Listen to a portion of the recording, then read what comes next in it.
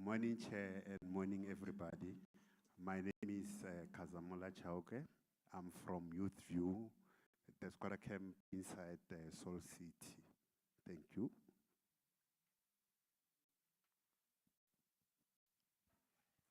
Hello, good morning, everybody. My name is Dora Matibe. I'm from Seoul City Informal Settlement, flood victims. Thank you. Good morning, everybody. Good morning, Chairperson, MMC Abul Tau. My name is David Scholz, Mamelodi flood victims, Wooded Farm. Thank you.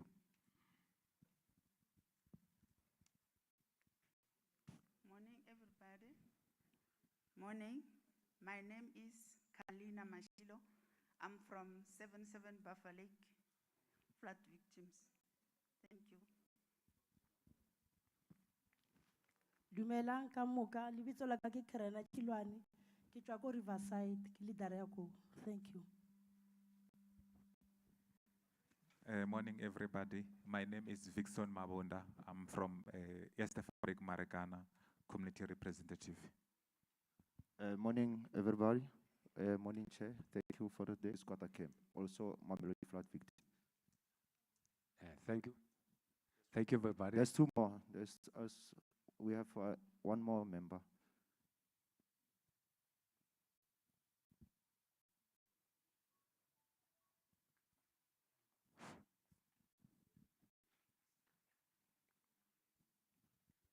Hey, good Willow Farm. What minus Hagonasi Kukuni Estate.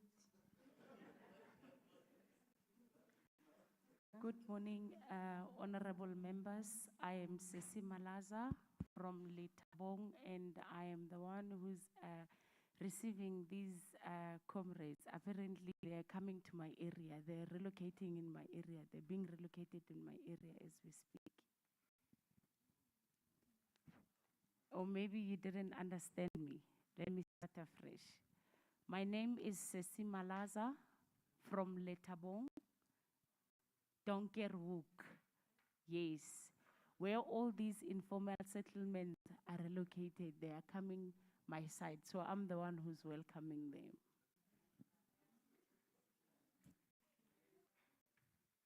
Thank you.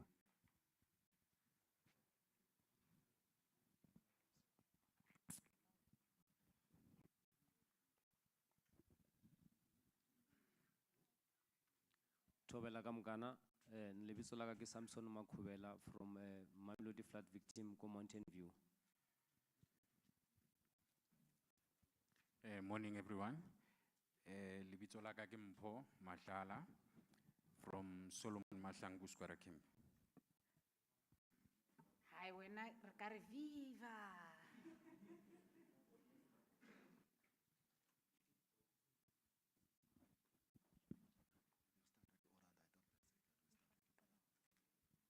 Are you also trying to establish new informal settlement as you are sitting here?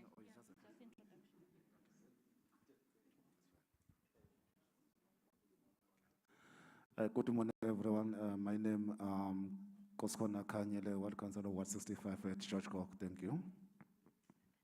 Where? George Cock, George Ward Cock. 65. Hey, Nick. Covering Denver informal settlement, George Cock informal settlement.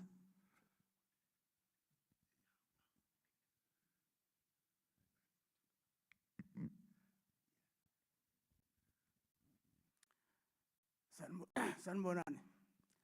Kadbegele Tabronke. Josh Goho. Let Denver, ne? Sabo. Ubabumbatha induna yase Denver ubabshalazi ade khuluma.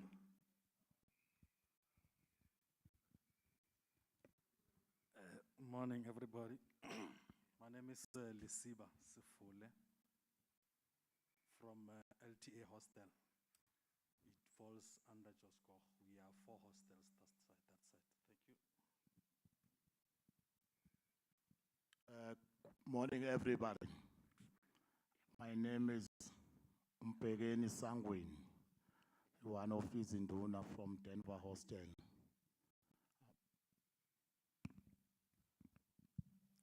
Sanbonani, nonke ngaphakathi endlini.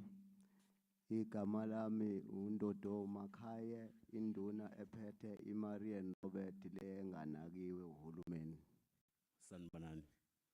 Igama lami Hlanguleli Ngobese ngibuya eDenver ehostel. Sanibonani. Ngumbatha ngilapha MPA ngabo. Sanibonani. Igama lami ngubhekizizwe waZondo oyinduna eDenver hostel. Ngiyabonga. Sanibonani. Umakhathini emadala hostel eJoshko. Ngiyabonga. Sanibonani Duduzi Nkosinathi ngaphansi kweJoshko hostel. Sanibonani. Okhulumayo Alphonse Manqele ngaphansi kwaseDenver uyinduna.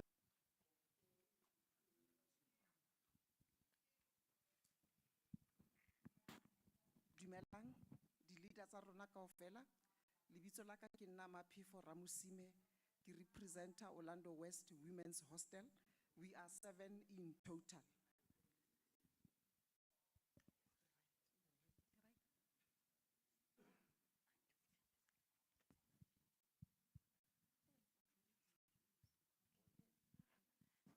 Dumelang kaofela. Nna ke Sibongile Moloi, ke tswa ko Orlando West Hostel. Dumelang kaofela. Nna ke Agnes Andries from Women's Hostel. Sanibonani, ngigama nguNonkosi wakakubheka, ngiphume Orlando West. Sanibonani. Sanibonani igama uNsizwa ngiphuma eWomen's Hostel eOrlando West ngiyabonga. Sanibonani, igama lami uShelboy wakahlatshwayo, ngiphuma Orlando West Hostel, Women's Hostel. Sanibonani, igama lami nguBusani Hlubi, ngibuya eOrlando West Women's Hostel. Thank you.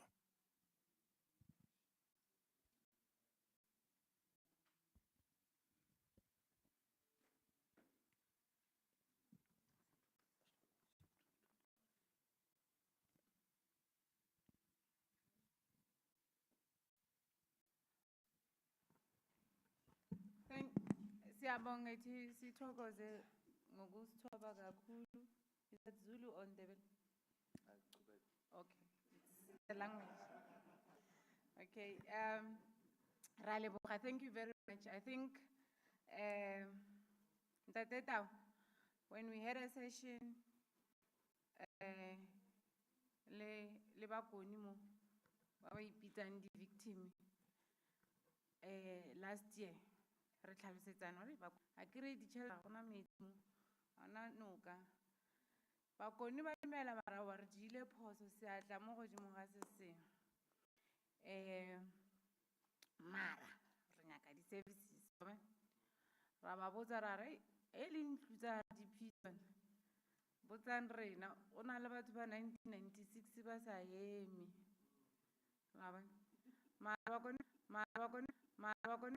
ka re tlile mošomong mo re nyako go šoma re šomele bomma kwa gae beanong lena la ba jika-jika man akere ka Sepitori ba le jika-jika City of Tshwane. So we called you here to come and take us through what is the progress from what you said you will do to date. And as this portfolio committee, batla go botsa gore e re tshwere taba re tlohele re suputsana le yona until we get it right. And then bomme ba sa le Mandela tswile tronkong a ba leader ba tlhokofala ntse ba eme City of Joburg le department ya rona ntse re Ntate Dlamini in December 2020, because someone in the department and someone in the city said, people with big signatures said, the problem is solved. service providers are appointed. We even went to the hostel with the service providers being introduced, but to date, nothing has happened. So those are the difficulties we are finding ourselves in as public reps that we have. That's why I said in my opening, let us not forget who we are and where we come from, because I do not know inequality, because all of us in one way or the other are from such a background. It's only because of these three things. And when they become DDGs, HODs, DGs, people with big signatures of big money signatures, who are appointed permanently and are governed by LRA, so they can choose not to go to work, because when you are a DG, an HOD, chief director, they don't care about you because obathole la uzobashiya la. Mawuthi corruption, we look at you as the HOD. We are not looking at them because when they are comfortably sitting there as deputy directors, and the one that are running the machinery of the administration, and they're messing us up because people of George Goch will tell you, hey, bahlala basithembisa njalo nje. Bayaza la, basitshele lokhu, and they don't come back to say siyahluleka, yes. Sinikeni isikhathi, bayanyamalala until rona we come and say, how far are you? And the problems are many and stubborn challenges remain to be there. So I'm going to check if we have apologies from the Department of CoGTA and Human Settlement. Anything from your side? Who's not here who was supposed to be here? Sipo?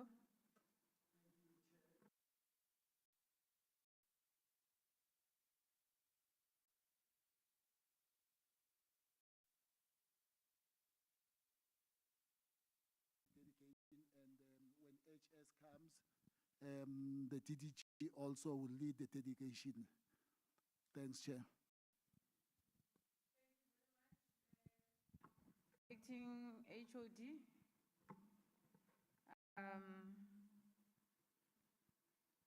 You are all welcomed, and yeah, we note the apologies. I get it, honorable members. To CoGTA, and then it will guide us on what is going to happen on the presentation. So over to you, acting HOD. You'll find a way of arranging. Also, and thank you very much for inviting the MMC. And thank you very much, MMC, for.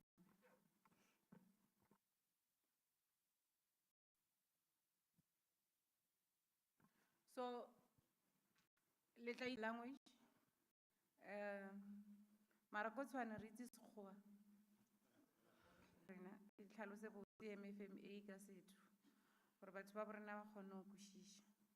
I'm told that they will also see that we are trying to do our best on behalf of the people of Gauteng, and we are also saying to them, don't get tired to knock on every door, but start in municipalities. Don't rush to come to us. They are leading, they must lead. Thank you, Chair, and members. Chair, we submitted two reports, or rather two presentations. One from terms of the CoGTA presentation. It was presented before a simple a background to what has happened, what are the issues up to the time in which there was a meeting with the committee as an intergovernmental team. Thank you, Chair. So, and Dateta will lead us and the team with regard to progress as you requested. Thank you, Chair.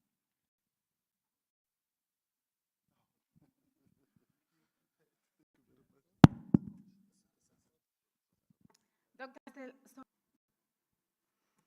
Rasalamo disaster.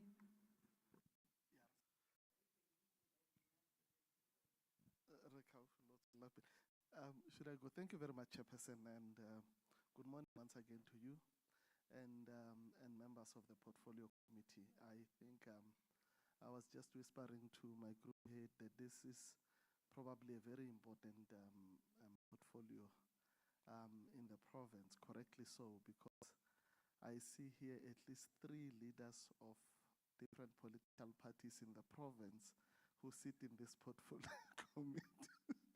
So it tells you this portfolio committee. Well, actually 5. Okay, no, I could, maybe I'm guilty of the It's ones I know powerful. from the coalition talks.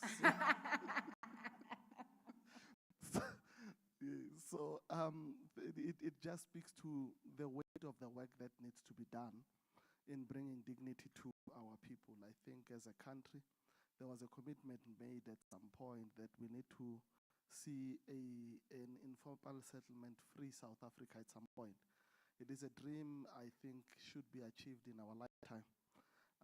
Chair, from my side, we like you correctly said, I am not new and I lead a team of men and women who we have worked together. And the cooperation between us and CoGTA is quite well established, and it is something that we have committed to say, if it ain't broken, we are not going to fix it.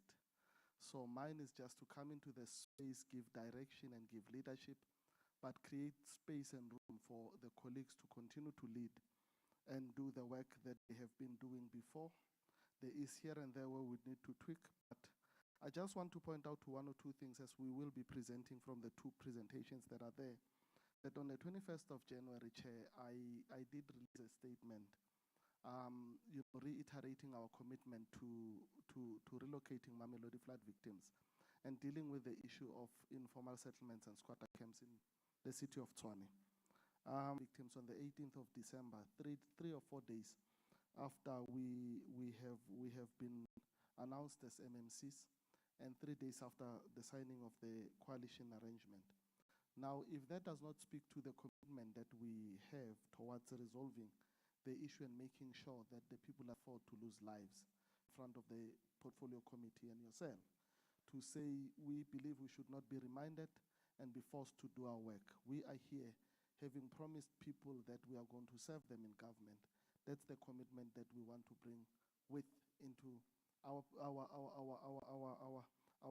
accounting to this portfolio committee. And I hope that next time when we meet, we'll be meeting saying there is a different issue on the human settlement space that we're dealing with, other than the issue of flood victims and or people who are living in areas that they are endangered by elements. So I have with me the group head who will then introduce Ndate Lochipu. They will obviously, but thank you very much for the opportunity, Chairperson. Thank you, MMC, and thank you, Honorable Chair. Chair, I'm not sure who's flighting the presentation, but I would like to just indicate that at the meeting of I think it was the 10th of September, we did, our colleagues make a comprehensive presentation of the milestones that, and the journey that has been traveled in addressing the issue of resettlement of Mamelodi flood victims, not only Mamelodi flood victims, but Donkerhoek areas. So the plan is not only to focus on the victims, but to focus on the program that the city has been implementing all along of providing security of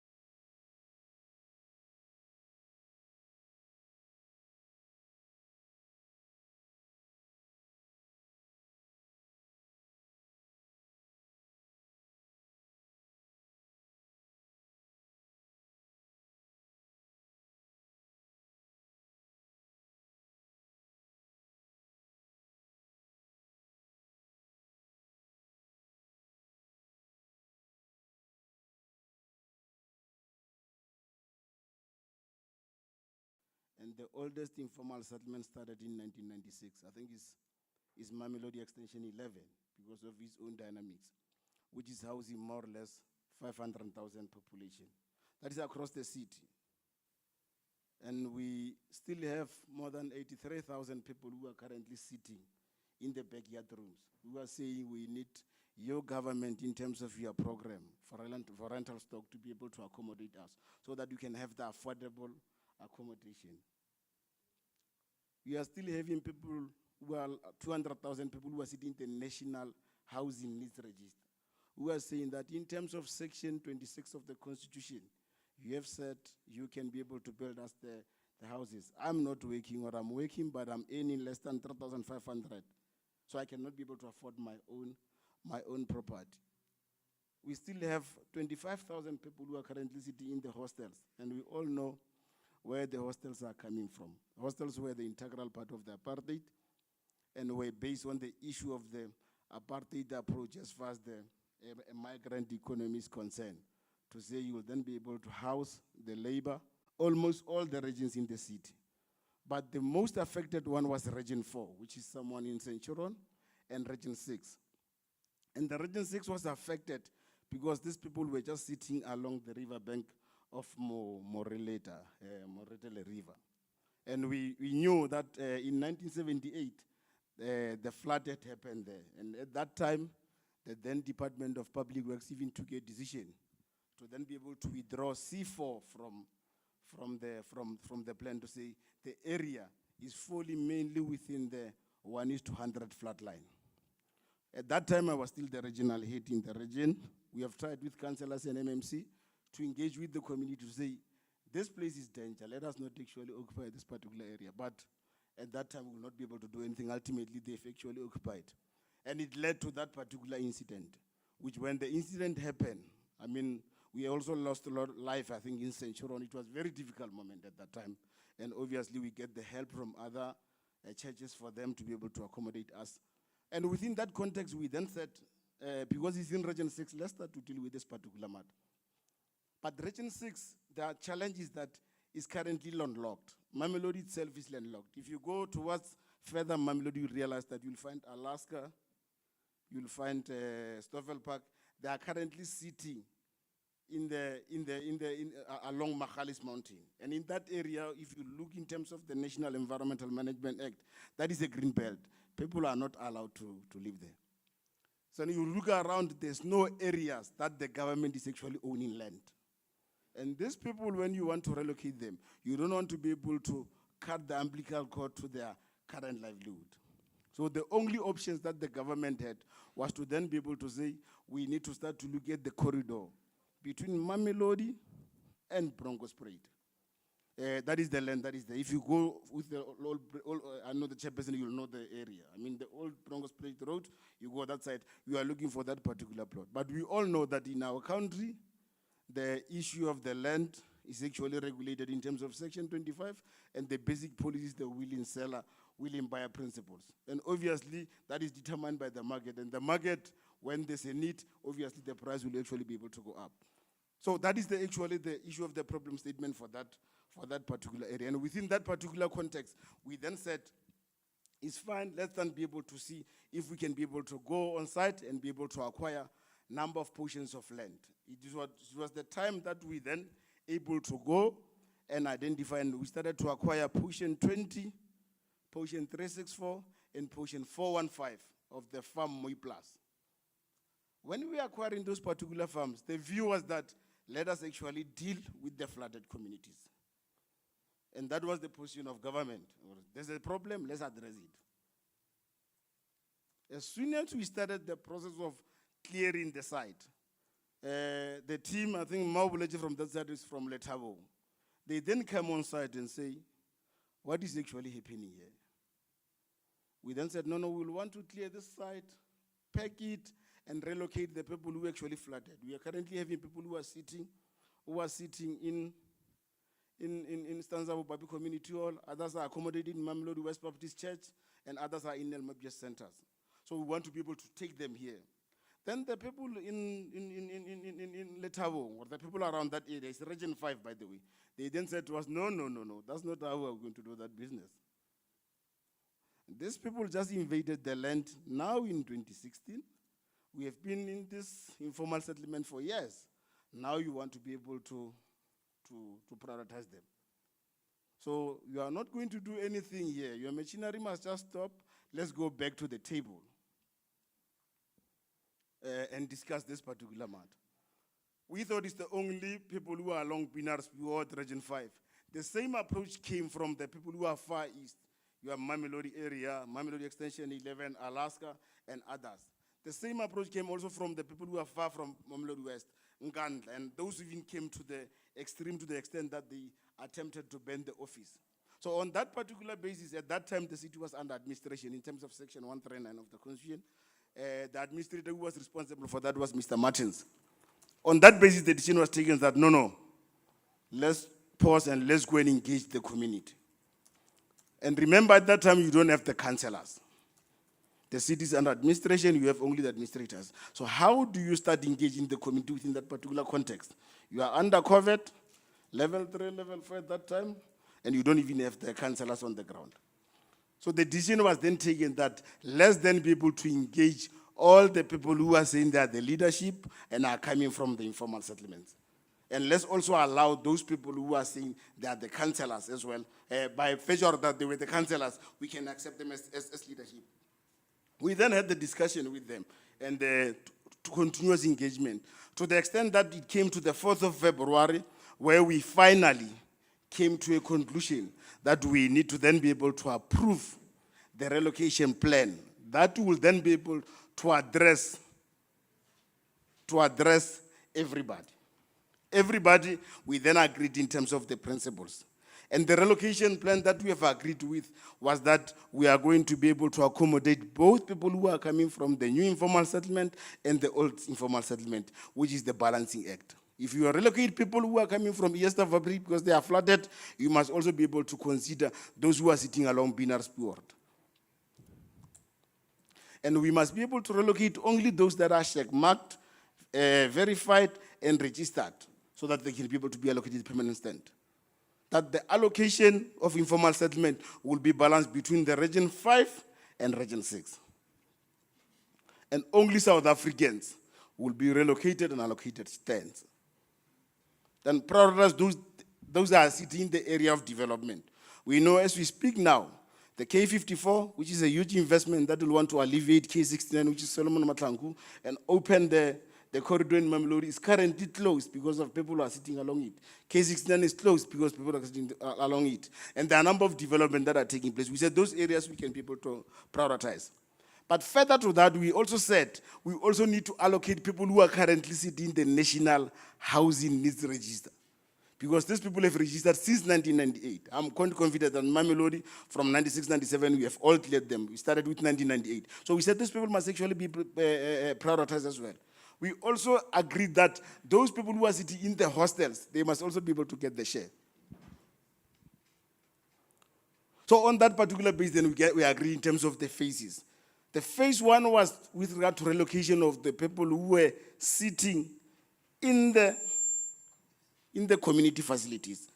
We had at that time 21 who were sitting in the Nelmapias Community Center, 21 who were sitting in the Stanzabo Papi Community Center who were coming directly from Riverside, and we had 39 who were sitting in the Mamelodi West Baptist Church. We then said we'll relocate those people and we'll also be able to balance them with the 60 that we are going to relocate from Mamelodi Extension 11. So that were defined as the first phase. And that was concluded.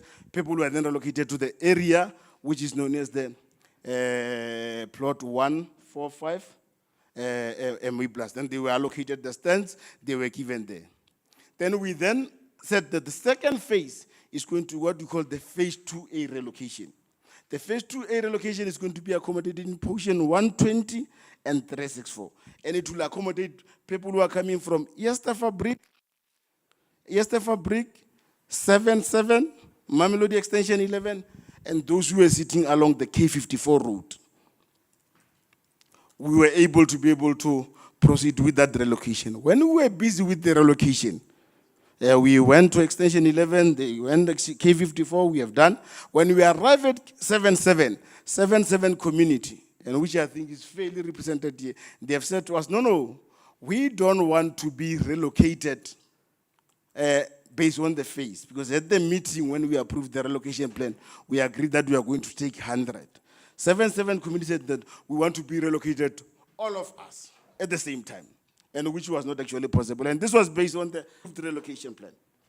So on that particular basis is when the COVID-19 was engaging on that particular process, and we are committed to that. So as soon as we conclude the budget adjustment process, he will then be able to go back to be able to give feedback in terms of the process. So where we are sitting now, we are in that particular position where we will then be able to proceed with the relocation as soon as that decision has been finalized within the current constraints. And MMCF actually made commitment that he will on continuous basis have an engagement with the community. Like he said, he has actually had that particular community. But what is key is just to also to appreciate the complexity of the matter. That's why I said maybe it's important, and you'll pardon me, Chairperson, to say, let me reflect from the contextual background, because there must not be a narrative or any understanding that maybe there's somebody who actually have stalled the process. We have never actually stalled the process. So we are saying after that particular process, part of the engagement, the MMC will be dealing firstly with the issue of the 77 with regard to them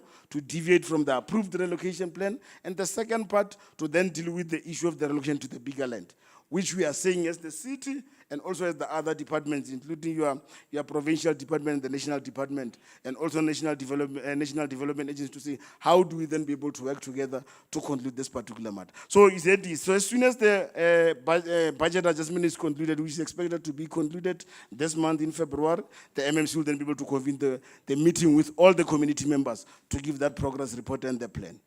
Thank you very much, Chairperson, and thanks.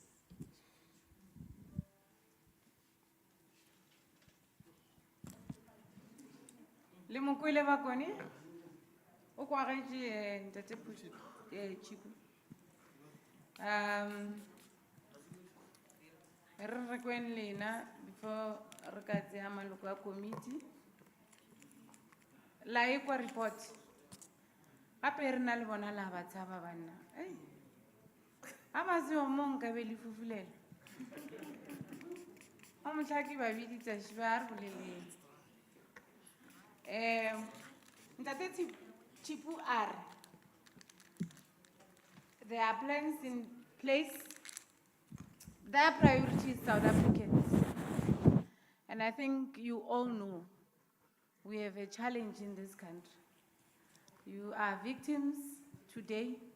Tomorrow morning you act as landlords yourselves and go back to Rasikukuni, and then you rent out the space that we don't have to bang.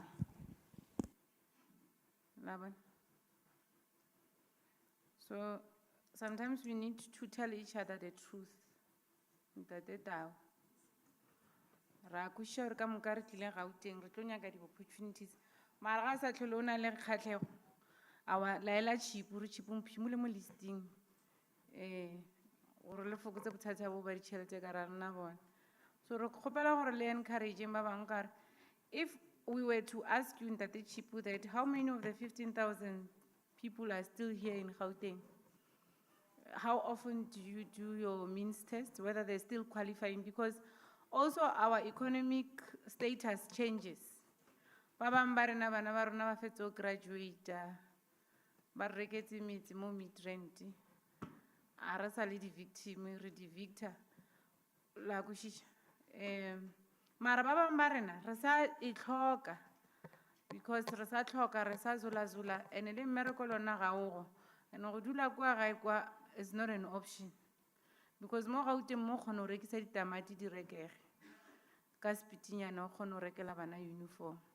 So those are the challenges, but also Ntate Chipu, what he just presented is still plans, and if I remember well, nothing has changed from the time we met last year to today. So I'm going to open hands from anyone now to speak. and tell us whether you are satisfied, what are the issues that you think can be quick wins for the city. At least we have the new MMC. And what are the things that needs to be done on your part? So this is an opportunity to express yourself, community members, and then we'll get honorable members. Ntate wako, no, it's River something. Riverside. Oh, Willow Farm. Liranin Sukukuni Estate. Yeah. It's in the pipeline. Okay. Get like road nagote. You are welcome. Yeah, thank you very much, Chair. Ere no ute batho ba banya go bolela pele o bolela ka re tla re o bolela mo wa create mathata banya go bolela ka moka. A re no ute ba nya go bolela. Landlord Mastene Abu Cyril Ramaphosa. Ntate mo ke bana fela. Okay, Martha, I've noted Ntate wa Willow Farm ke number 1, Mastene wa ko Lethabong ke number 2, number 3 ka Kepise Blue, number 4 next to Willow Farm, number 5 mo. Omo gabe ke sefofunyana, so ke sa go bone hore le nna o number 4. I hope you are, yeah, Luene. Thank you very much, Chair. My name is David Scholz, Mamelodi West flood victims. I also want to acknowledge to our new MMC, Ntate Abeltau. Thank you for the wonderful work that you have done for us, and be always in contact with us as community leaders after you've been appointed as the new MMC. And I hope the communication that we have with you will continuously go professionally till the end of the road of the removal of the flood victims. Firstly, I just want to come back to Ntate Chitli. Last year, there was supposed to be in Willow Farm a reallocation, if I'm corrected, reallocation was being taken place in June, but it didn't take place, and we've been in contact with your officials, Ntate Soroka, Opa Apis, and the promise was reallocation will take in June, and nothing happened. And then your officials, Ntate Soroka and Apis, told us it will take place in August. In August, nothing happened. So it was a jive Soweto, which community leaders, we didn't understand what is happening now with the municipality. And on the 6th of September last year, we had a meeting again with your officials. The same officials, Ntate Soroka and Opa Apis. But when we have a meeting with your officials, there was no professional update that they could give to us as the flood victims. The only thing that they could say to us is, the city is in shambles of finance, and there is a problem of a removal of a house that must be demolished, and the contractors still have to be paid. And we asked them now, what is the way forward and the exact date that we know that reallocation will take place? But they couldn't give us any date till today. And so funny, even the previous MMC of Human Settlement have been never in contact with us. So we had a problem on that. But now I heard that on the 23rd of September that you have a meeting. So surprisingly, I just wanted to ask, did your officials come back to you that the meeting was being held on the 6th of September and of the reallocations that was being postponed till today? And we also will be acknowledged from 2022, the spreadsheets that was always allocated to all the flood victims and also to all the other informal settlements. Let it be taken place from today on, and we must be keeping up to date on a prominent date that we will be know when reallocation is going to take place. The last thing that I just want to find out that, as we have said on the 4th of February, I don't know, is it now this year, that you have said now approval of the removal will take place. Now we want to know, is there a land and when reallocation will be taking place this year? Thank you.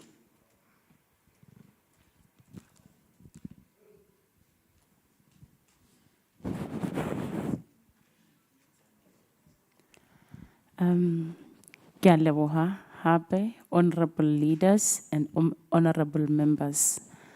You see, it is well said by Ntate Chipo, and the way he's saying it is well understood. Everything is prepared, prompt, done. But now,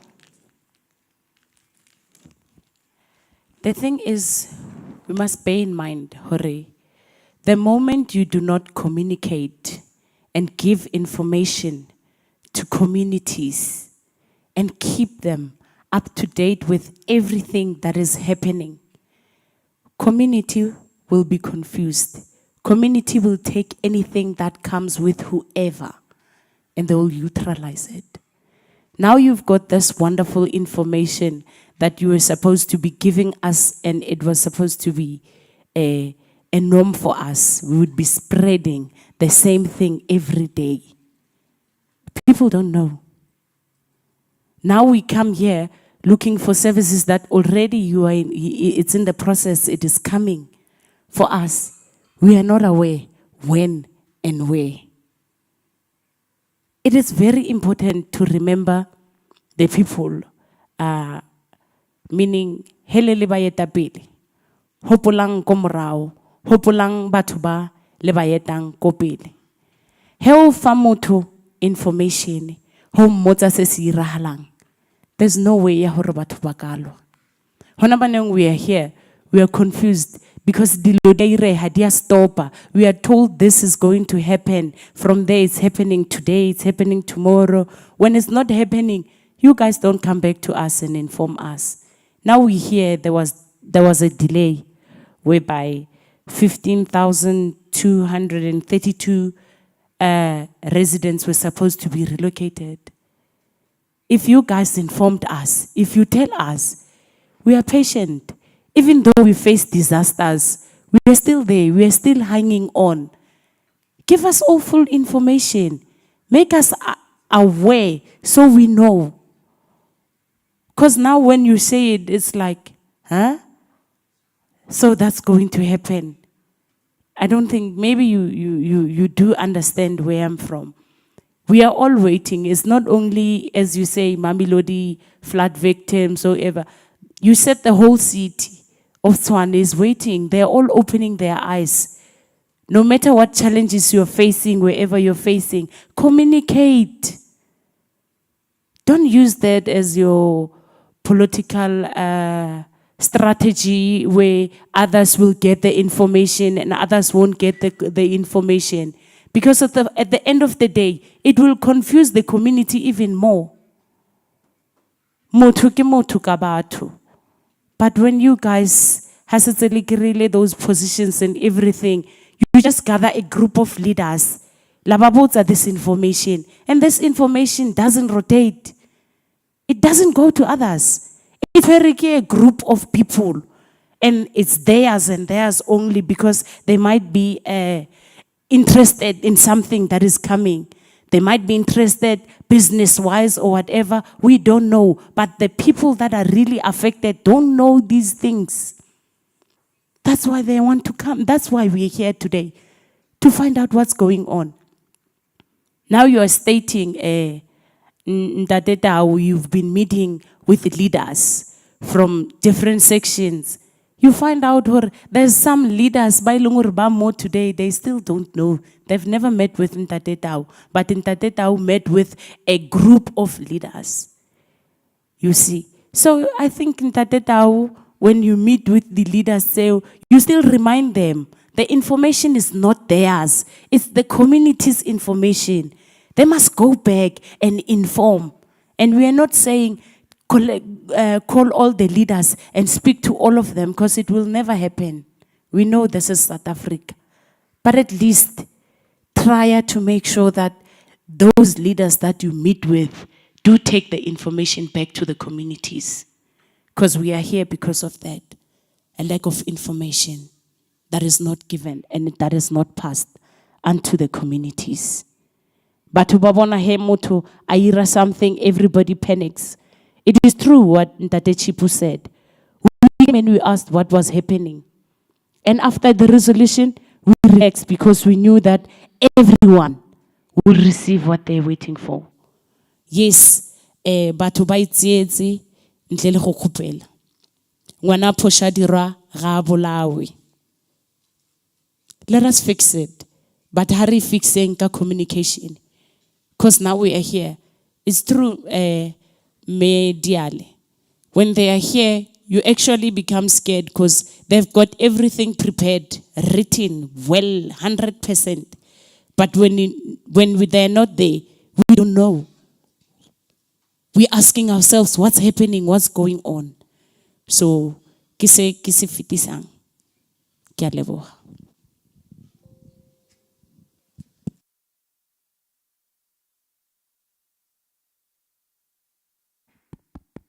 Okay, no fine. Ki Vixon Mavunda from Este Fabric Marikana. Akere le boditse gore le live mo Facebook ne.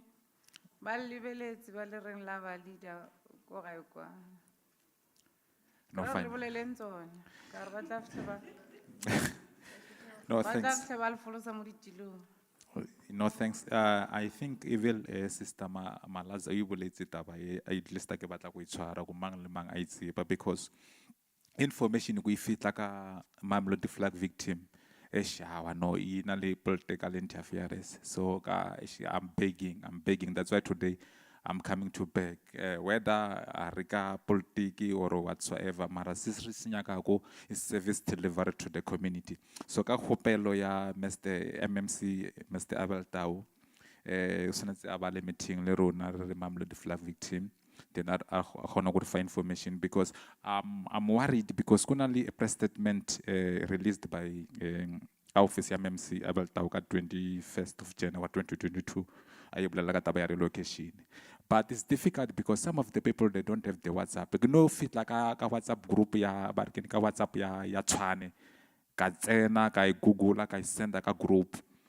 So batho ba bangwe bana di WhatsApp. So if maybe a commitment ya MMC le panel ya hai gona go berekisana le community. Ke nagana go information ita fit like a community. Then ke bua ka HOD Mr. Selochipu. Ka concern ya tata ba go politic di tsenela mo setšhabeng da senya, because you mentioned that batho ba 77 ba hanile go tsamaya. Motho a fit like a split that gospel ba hanile go tsamaya. O tla go etsa if maybe we can make the investigation as motho wa go dula mo 77. Kuno ba moya wa politic after batho ba nga tsamaya because are lweni ku batho ba nga tsamaya go because if it's 100. Yes, we all know that the municipality have the budget for 100 people. So go tsamaya bona. So re nga dumele le city of Tshwane go tlama bonda a mdulo wa Marikana a batla go intervene ka taba ya squatter camps sengwe, because o senya batho ba ba dula go kamola. Let us allow the people who living at 77 bona ba di arabela ka question ya bona. Because if we have class 77, but if you can find kuna le motho a fit like kamala rao batho ka mola a split that the wrong gospel to the community kuno hanane a dumeleni go re tsamaya ka moka. Budget e tswe ya masipala, we all know that ki budget ya batho ba 100% wa tsamaya. So my question to ka ba since ba araba sabe okay fine. Kona no, because relocation ba hang up ya 2A. Ayatsa my gata ba go sunetse ba feleletsa 100 ya 77. If batho ba 77 as they said ba hanele go tsamaya, ringa se gone go re gona go jumpela ka 2B what they supposed to do ka go bona ba hana go tsamaya, and di squatter camp ke tsinchi dinga se tshwaroloke squatter camp se one go progress tswela pele. ke batla go tseba ko ba dira eng ka dismat if ba re 100 e hanele go tsamaya le no if ba nga feta ka bona ba hana go tsamaya tshwanetse relocation re nga kgone go proceed re kgona go feta ka 2B na. That is my question. Thanks you so much.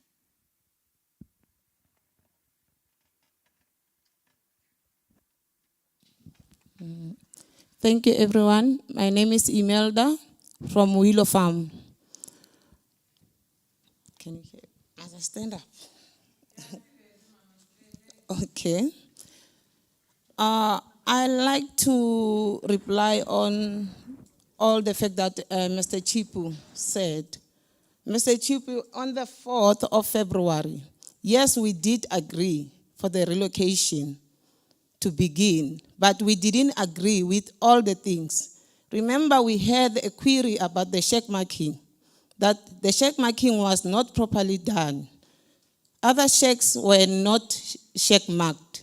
You have promised that you'll send people to come and check mark, to redo the check mark, but you didn't send anyone to come and do the check mark. The only words that we got from you leaders, you told us that all the check marks, all the not check mark, they will be removed after relocation, which means you are not gonna be relocated because your check is not check marked. We tried to explain to you how was the check marked go. We were part of it. We explained to the leaders who were working with us that the process was not right. We even take the matter to the councillors. You have promised us, and Mr. Billy Sipuru, we did go to him, we raised the problem, that here is the issue. Can you please send people to come and check mark all the checks? You have promised, but until today, you didn't do that. So I just want to find out for the community that are you still gonna come and check mark all the check mark, the checks that are not marked? Or those people, they will be moved away. So I just want to find out to you, Mr. Billy, that how are you gonna fix it if you are going to fix it? If there is no solution, can you please find someone who can help you about it? Because we came and raised the issue to you, guys, before you start the relocation. Another thing, we had this conversation about the numbers. Almost all the informal settlement that were infected, we told you that all the numbers that you came with, they were not right. For example, Willow Farm, you said all the community that are staying in Willow Farm, they are 132. We said, no, Willow Farm, we are not 132. We are 800. You said you'll go and fix it. You'll send the official to come and check Willow Farm. You didn't do that. And it's not only Willow Farm, it's all the squatter camp. You didn't send anyone to go and check the squatter camp before they shake mark. So I just want to find out that are you still gonna come to Willow Farm or all the informal settlement to check how many are we? We have sent the list to you, the officials. All the squatter camp, we did send the list, but now we are surprised when you come with the different numbers. So we want to know, the remaining ones, where are you going to take them? Are you gonna chase them away? Are you gonna give them place, or they are going to be homeless? Because the purpose of evicting the land, it was to have a place to sleep, a place to stay. Even though we knew that that place, it was not right, so we did apologize to you guys until you end up saying to us, we will help you. So as you said, you took our apology. Why can't you help us as you promised? Because now we are talking about relocation. Yes, we did promise that we're gonna relocate you guys, but you keep on stopping. So now you make us fight to each other. Like now Marikana has been relocated, only 200 people. You were supposed to relocate 77. It's where the conflict comes. Then you were supposed to come back to us again and ask, how can we proceed? Must we jump 77? or we must go and try to solve the problem. So I think if you have started solving this number problem, things will be easy. 7 will understand.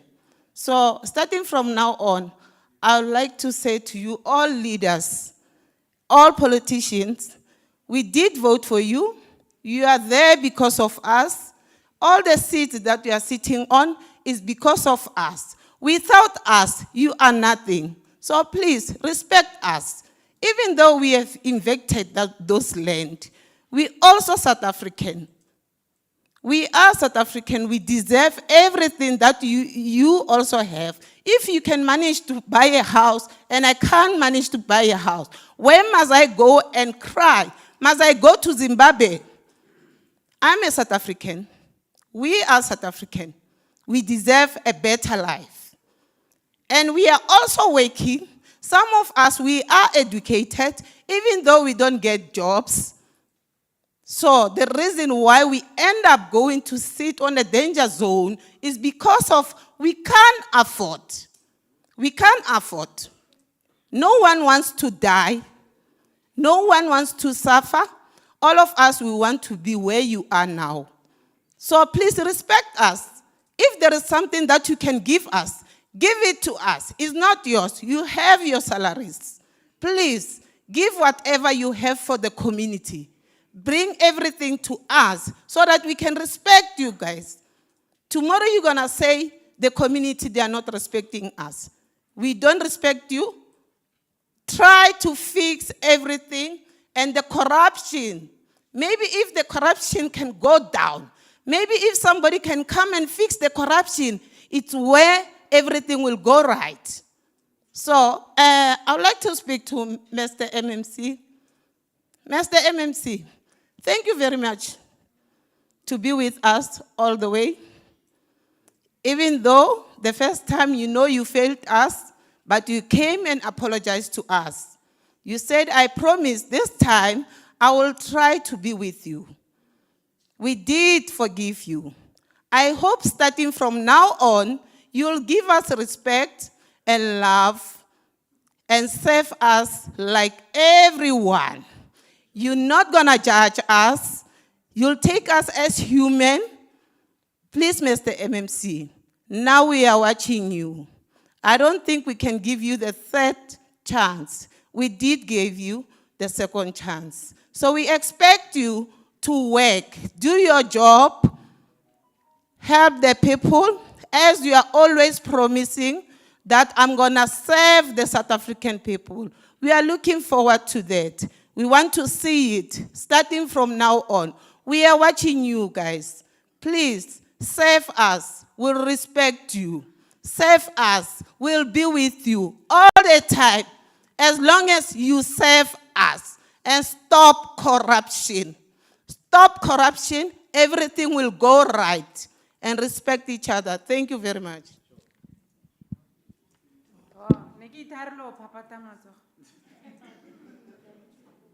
Thank you.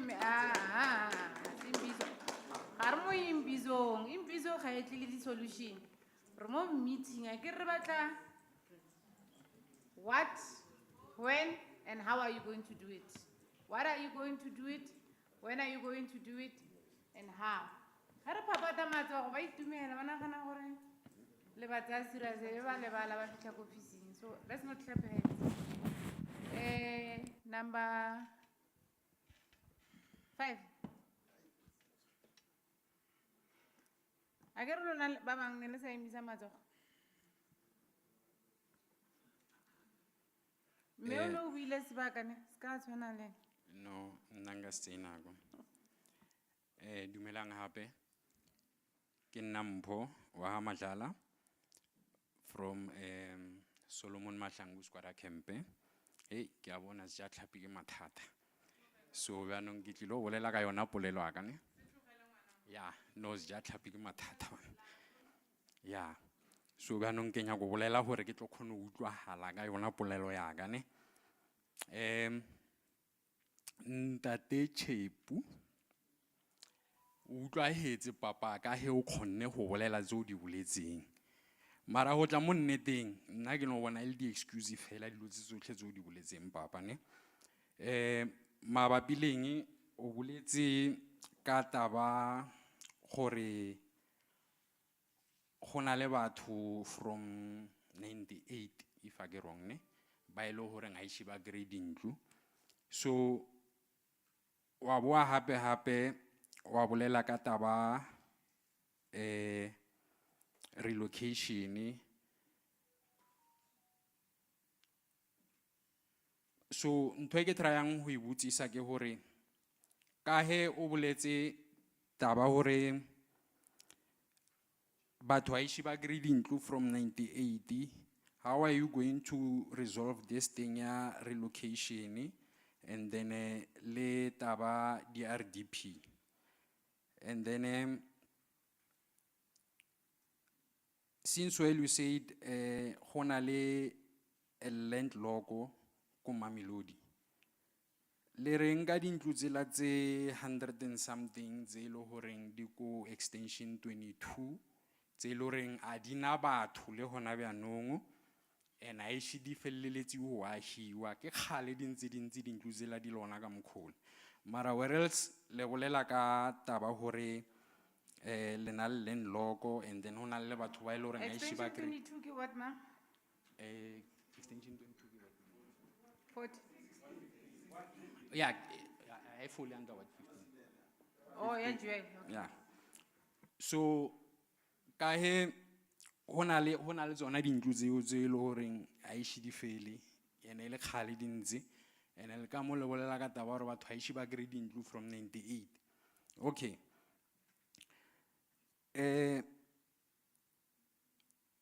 Ntho ene ke rata ho itse ke hore mo bathong ba informal settlement ba ile horeng they are supposed to be relocated le batho ba ile horeng ba tshwantse ba grade dintlo, who are the first priority? And then the other thing ke taba gore Mr. Chipu le re feitsi ka ditsela tse ntšhi, le re feitsi too much ka ditsela tse ntšhi, se le sirang ke di promise fela mara a hona action e le horeng ya tseiwa. Lona banong ke bona ne le bolela ka o ra re ne le more focused mo problemeng than go bana le solution. Ha ona solution se ke se utlwileng from lena. And then mo tabeng ya di squatter camp gona le di messages tse se leng ra di kreya, di messages tse le reng re di kreile ne ho liwa ka taba electricity. Mo tabeng ya electricity no bolediwa ka izinyoka and all that le hore mafia se go tle e tripe ku di substation ne le lebaka la hore ke izinyoka. If ne le izinyoka, why le sa iriso le tsie batho ba ile horeng ba squatile le ba fe temporary electricity for time being, le na le sa lokisa ditaba tsa lena tsa relocation. And then coming back mo tabeng ya batho ba ba squatileng, ke tlo hata modima mantswe a usola na bolela ka taba Sheikh Making. I was one of the people ba ile horeng ne ba Sheikh Makela batho ka yona nako ya Sheikh Making. Sheikh Making azang ya iriwa ka tsela ile horeng ne tshwanetse because hona le di sheiks tse ding tse ile horeng ne ba le a di bonahale mo mmepeng o ile horeng no tshwerwe kana kwe le capture di photo kana kwa squatter camp, but where else di sheiks tseo ne di ntse di le hona mo. So ne ke nya go itse re how are we going to go about ka eo le yona na. And then honestly speaking ku utlwile o bolela le ka taba ya hore di councilor they were not there kana kwa di meeting di COVID and all that, so that's why le bonna hore le tlo khono bitsa di leaders. I remember very well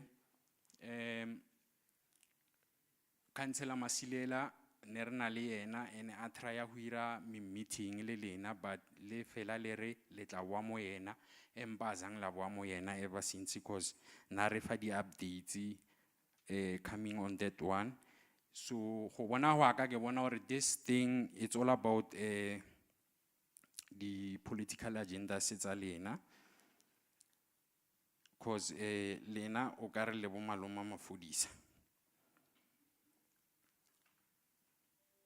Ka he re na le Mr. Msimango e le mayor wa rena.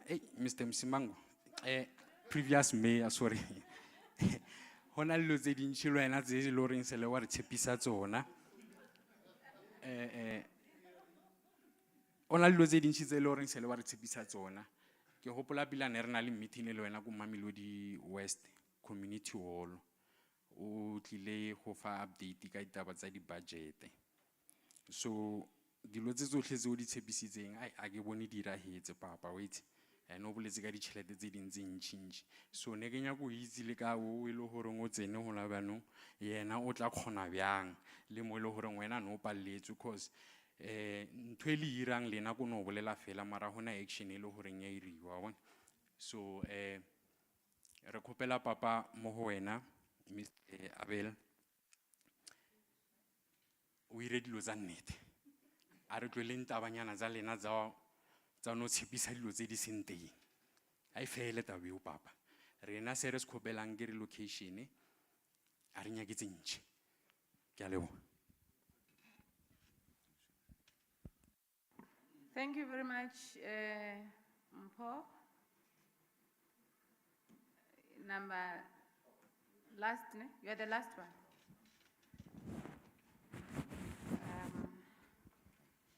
Ke a leboha Chair. Ke lo dumedise gape. Na potso tsa ka di tlo ba simple. Ke Sello Lucas Modisa from Mountain View mo Ward 28. Ke potso ya ka di straight and because of the reasons and information and lona le HDO also MMC HOD, apology for that. HOD and MMC ka he ba re tlhalosa ba re fa report ya bona. Nna ke tlo botsisa fela hore when are we getting relocation? Only that. If ba ka re fa date, I want that. And then going forward ka di reasons tse ba re fa tsona hore ke di excuses tseo di fall into politics. So rena as Mamelodi Flood, we are a real flood victim leaders.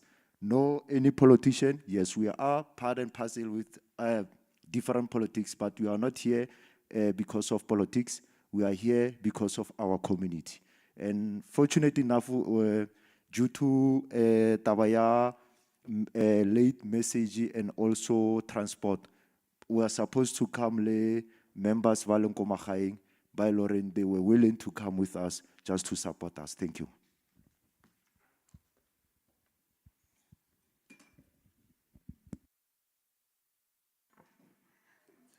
We decided to do it ourselves because we have seen that the technical team was on Facebook and left it.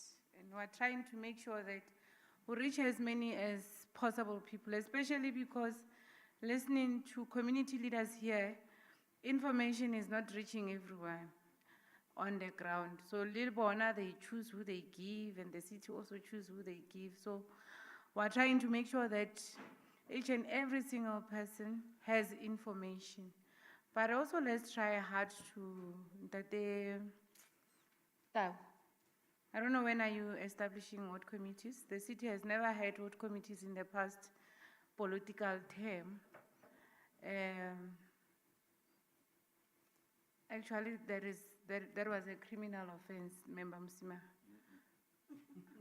Because by law, you were supposed to have ward committees. So we wouldn't have that Chipu stretching and trying hard to ensure that there's consultation and stakeholder engagement. Because also in communities, there are community dynamics. So today, Bompho the leader, tomorrow abasa monyaka go thoma another concern group ha sa batla mpho. So Chipu gets stretched. I was an official of the city, so I know these things. So then Chipu sentse re mpho ke leader, then go tlile Dineo a re ke nna leader, then things get confused. And I think, but from where I'm getting, you seem very organized. But then let's also make sure that we organize ourselves in a fashion that there's a center. Wabana masteno rile batla kwa ka batho ba. So ke mo ke nna ke ba amogela. Cause o batla ba le audit ya gore who's coming to kwake. Yabona?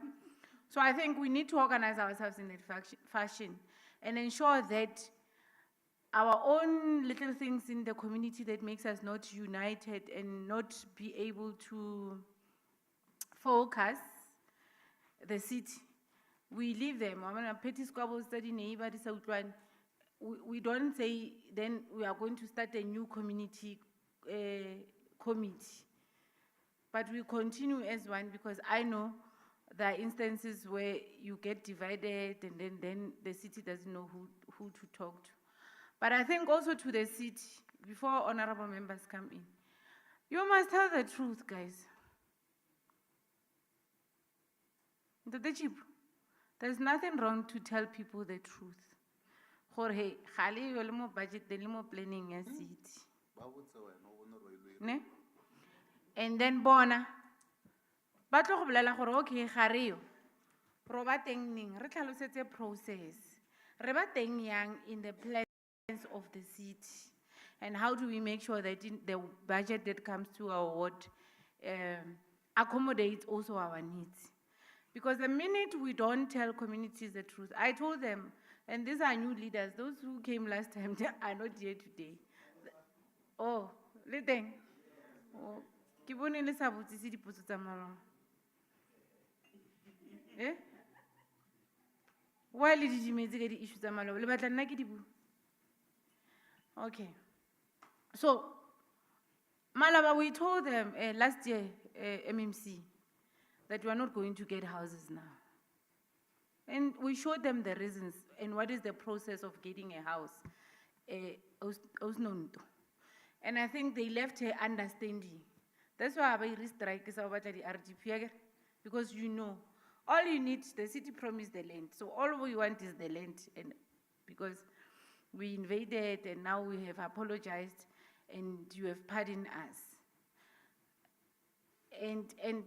But then I don't understand why would 77 refuse to relocate when the city, because it will be difficult. But then more than anything, that the discrepancies of 112 versus 800, why is that? You know, is it the fault of the community, or is the city not choosing to count others, like you said clearly in your presentation, that this is to accommodate South Africans? I get Bakhonyana are accommodate. I get la base Bakhonyana ra accommodate South Africans. So if umme unale Mokhonyana, rofa wena sita Mokhonyana ayo batla sita ko gae. Kwatwa. So 800 ke rona fela ausi ore rena le Bakhonyana le Bosbali le bo my friend, because o kra cheap and account le lona ba mo gae a tlogetse Bakhonyana le bo my friend, and community etswa ke batho ba 800. But then when I say let's tell communities the truth, there's no money in the city.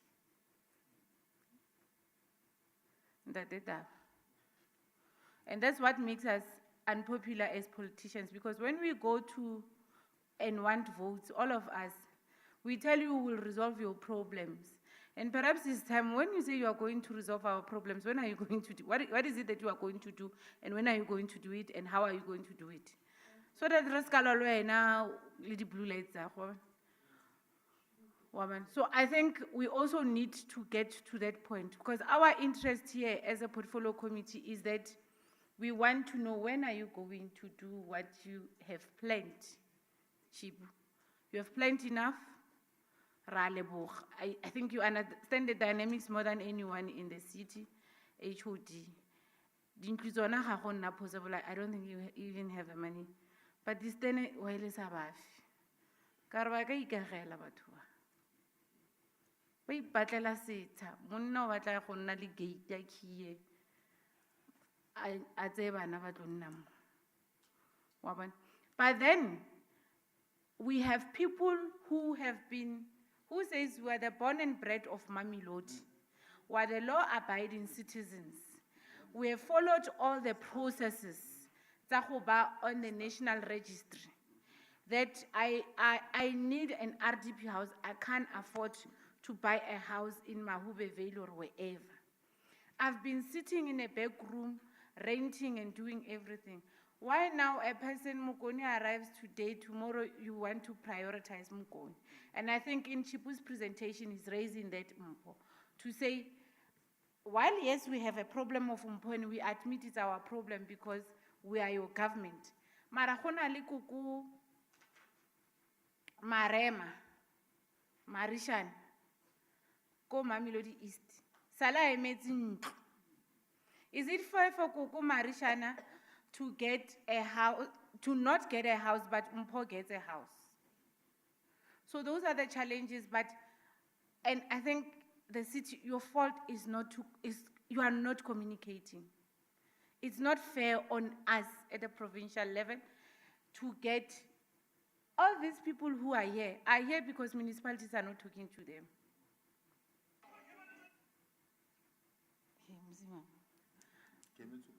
So, how do we make sure that these communities have information that they have? Outside the press statements, the Facebook pages of the city, you wanted also to only do consultation on what committees online, and I was like, hey, when you do it online, it means we are closing Bokuku Marishana, Libo Kuku Albertina, go Atrishville, you know. It means they will not make input. But how do we make sure that information cascades down? But then how do we make sure that we take care of the spaces not to be invaded? I think you are better placed to tell everyone the challenges you are faced with now. As you call yourselves victims, I don't want to believe that. As victims, you will be stuck and be taken from one pillar to another. When it comes says this, Tau says Musimang, because also leadership in the city is not stable, it changes every day. So it means your problems remains there because you didn't go out and vote again. You stayed at home. So popular about change. No, I'm just saying that coalition government is coming with its own challenges. No, I'm not speaking political. Coalition government is affecting all of us. And we said, as these leaders, and Libotao, we're still going to meet with councillors as this CoGTA, that when you are in council, fight your political battles. Mara, go and ensure that your portfolio committees in the city work, because people in Tshwane, in Johannesburg, suffered because of coalition government. Because councillors, when they get to council, they play to the gallery. TV is watching them. And then there's no service delivery. Then all your projects, what Chipu and Nonto will plan, will not be implemented because hakuna solution, hakuna resolution ya council.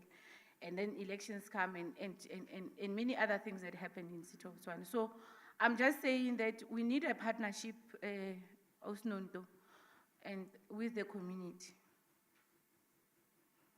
You know, let's get to a point of when, how, where is the money going to come from, when is it arriving, if it's about the money, from wherever, and how do we make sure that everything that we do, we implement, but also how do we guard the space, because you relocate them, they bring, January nune, about 10,000 new people, and they are in this space now. So the number is increasing, it will never go down because all of us want to be in Gauteng. So how do we make sure that we secure also our spaces and secure the spaces that they are occupying? As they move out, what do we do with the space? So I just wanted to raise those few issues. I'm going to allow honorable members. Please clarify, I think the bone of contention here, why are you not communicating? When are you going to relocate us? I wanted to ask Willow Farm, no, 77, why have you refused to be relocated? Because this planning goes with resources, it goes with a lot of monies and all this. So, hello, Nalekana, there's a process of approval, and maybe Chipu, you must tell them what is the process. Okwala report, take it to Meko, Meko approves. Once they approve and say Chipu is relocating people, and when Chipu goes to people, people refuse to be relocated. It's wasteful expenditure because he's not going to spend that money, and then Luna Lehane, and then you want now to be relocated and reportedly. So those are the challenges that we need to clarify. What is the process? How do we make sure that all of us are comfortable? Because ba gana relocate sometimes because of maka, abanaganang gore ba bolela ona re le di leader, le gore we are not consistent on how we do things, and you tend to divide them as communities. So I think let's clarify and get to a point of when are we going to do what? Because as a portfolio committee, we want to dispose of this matter. We can't leave it because it came to our attention and it's recorded in our records. We must make sure that we close on it and give feedback to say we are done with this Mamelodi flood issue and this is the report that we are giving to the legislature. Honorable members, who wants to ask questions? Member Msima, Baronoli Meyamun, Member Adams, Member Malema, Member Dilange, Member Nguve, Member Schneeman, Bakoni, right? Oh, Member Ledwaba. So, these are your leaders that you elected to lead you. Thank you very much, Chairperson. Kidumiri Shabagolo and Kitomeka Ore. You know, I think as government, we also now need to learn to tell the truth and tell people what can be done and what cannot be done. Is one of the people, when we said you cannot settle in the flood line, they started blocking the streets and banning the streets. And when water comes, then they are victims. So you say to them, look, you cannot be in this area because you're going to create problems for yourselves and you're going to create problems for the city. They blocked me from coming to Mamelodi when we wanted to remove them where they went. Chipu, you would remember. But I'm raising this, Chairperson, because at some point we need to be honest. Hore, you are sitting, government has limited resources. We don't have unlimited resources. Limited resources says there are people, as you correctly said right in the beginning, there are people who have been waiting from 1996. There are Banabaku Mamelodi. You would remember the Hidali situation when people said, no, the people cannot occupy these houses. We are children of Mamelodi. We cannot allow people who are not from here to come and occupy houses first while we are here. There's that problem as well. There's also a problem. Mama Nablela Kwalere, government must stop having corruption. And I want to say communities must also stop having corruption. How Utamaya, Utanamu, and build there, and then say, no, build for me, and not build for somebody who has registered legally and waited for their house legally. Luena, you are doing corruption. Because so we are saying, let's not build for Koko, let's build for somebody, then we forget about people that have been waiting for years. I think that is also corruption. Corruption in once then people are being taken to stands.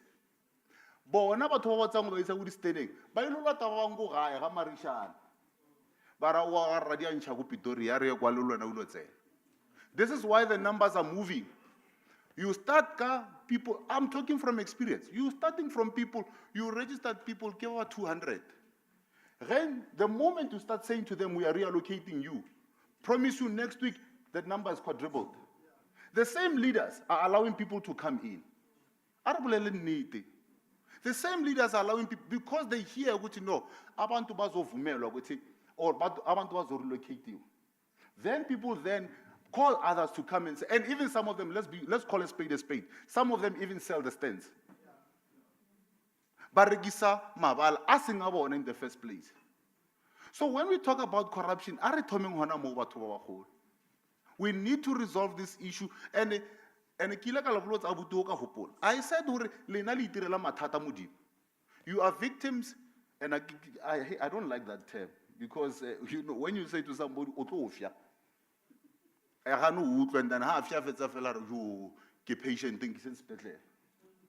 But I'm saying the problem is that when you say to people, we are going to assist you, and then the problem. And then the reason why they refuse to leave is that they say, no, you cannot only remove us, remove everybody. When you were registering, or registering over 150. The day Otlangor, no, I'm relocating, I sell 150 to 400. And they are saying, no, Okasi relocating 150, you must take everybody else. But the resources are not allowing for everybody else to be taken. Then it means need to go back to the drawing board and then say, how do we then accommodate everybody else? And Chairperson, I think it's high time that we really stop around these issues and be honest. What government can do and what government cannot do. I get about it, we must stop lying and tell people the truth. We must do that. We must say, oh, no, this cannot continue to happen. Msimanga can be unpopular, but Msimanga needs to tell the truth. Or we cannot continue to do no, government is not doing anything. Time and time again. You spoke about, but call it the Banaba Mamelodi. One of the things that we have asked back then was that we need to do a list of the bedroom dwellers, and that has been done. And these are the people who are saying, we are patient, we want to follow Malaw, but don't push us. Don't push us. Because they are saying there will be a time Lerena will make this government not to work. So what are we saying about that, Chairperson? So when we do these allocations and reallocations, we need to make sure we are able to accommodate everybody and make sure ultimately you are balancing. Because then I am saying, and that's the only way that government should work. And I don't think that's how government should work. And we should not promote such going forward. We must stop and not promote. I think there's something that needs to stop with immediate effect, Chairperson. Lastly, I think there's also an issue, Chairperson, when we're talking about relocating people. Malawi is very clear. It says, as government, when you're relocating people, you need to relocate people to where you are able to provide services for them. Now, from a provincial perspective, we also now need to ask ourselves a question. The municipality can then say, here's a piece of land, it's there. What are we saying from a CoGTA, from a human settlement perspective, to then say, what are we contributing from a municipal, from a provincial perspective? It cannot be left to the municipality alone. I can tell you right now, the problem not only Mamelodi, you go to Atteridgeville, Extension 19. Mr. Schneeman will talk about that. It's one of his great pet projects. Ward 7, where people go on a municipal piece, not municipal, on a provincial piece of land, settle there. After settling there, by Lotuala Church, by Lotuala Mawinde, by Lotuala Siso Street, and they say, no, we want services. Not even 4 months after no, you are going to give us services on a provincial piece of land. What are we doing from a provincial perspective to make sure that land doesn't get invaded, number one? But once that land has been invaded, what are we doing to make sure that we assist municipalities to ensure that services are given to these people? Because it cannot be left to the municipal devices, especially on the land that belongs to the province. And we've raised this thing before, where once land is invaded and you don't then, from a provincial perspective, do something to prevent that from happening, then you should take the responsibility. Because the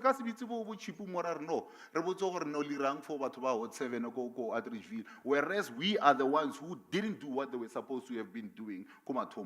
I think let's be honest about what needs to happen in government, or what is happening in government, and stop playing the games. And I don't want to go politics, Chairperson, and go calimate. Let's not do politics when we are in these meetings. Let's not allow a situation where we want government to fail. Because it's not controlled by my party, then I will allow government to fail. Because it's controlled by that party, government must fail. And we continuing to do that is going to lead into a disaster where no party will be able to govern. Because then everybody will just be doing as they want. As we've seen now, double story, bulk service, I cannot put bulk service already plan. So these are things that we're going to need to talk to when we address the issue of human settlement. And I'm not only talking Mamelodi, I'm talking human settlement, I'm talking Tawagudu Hostel. We know we're going to talk to them. We've said, things are my room, I'm a hostel. Or outside the hostel building, if you get hostel. These are some of the things that we're going to need to confront and talk about and say, how do we address these issues?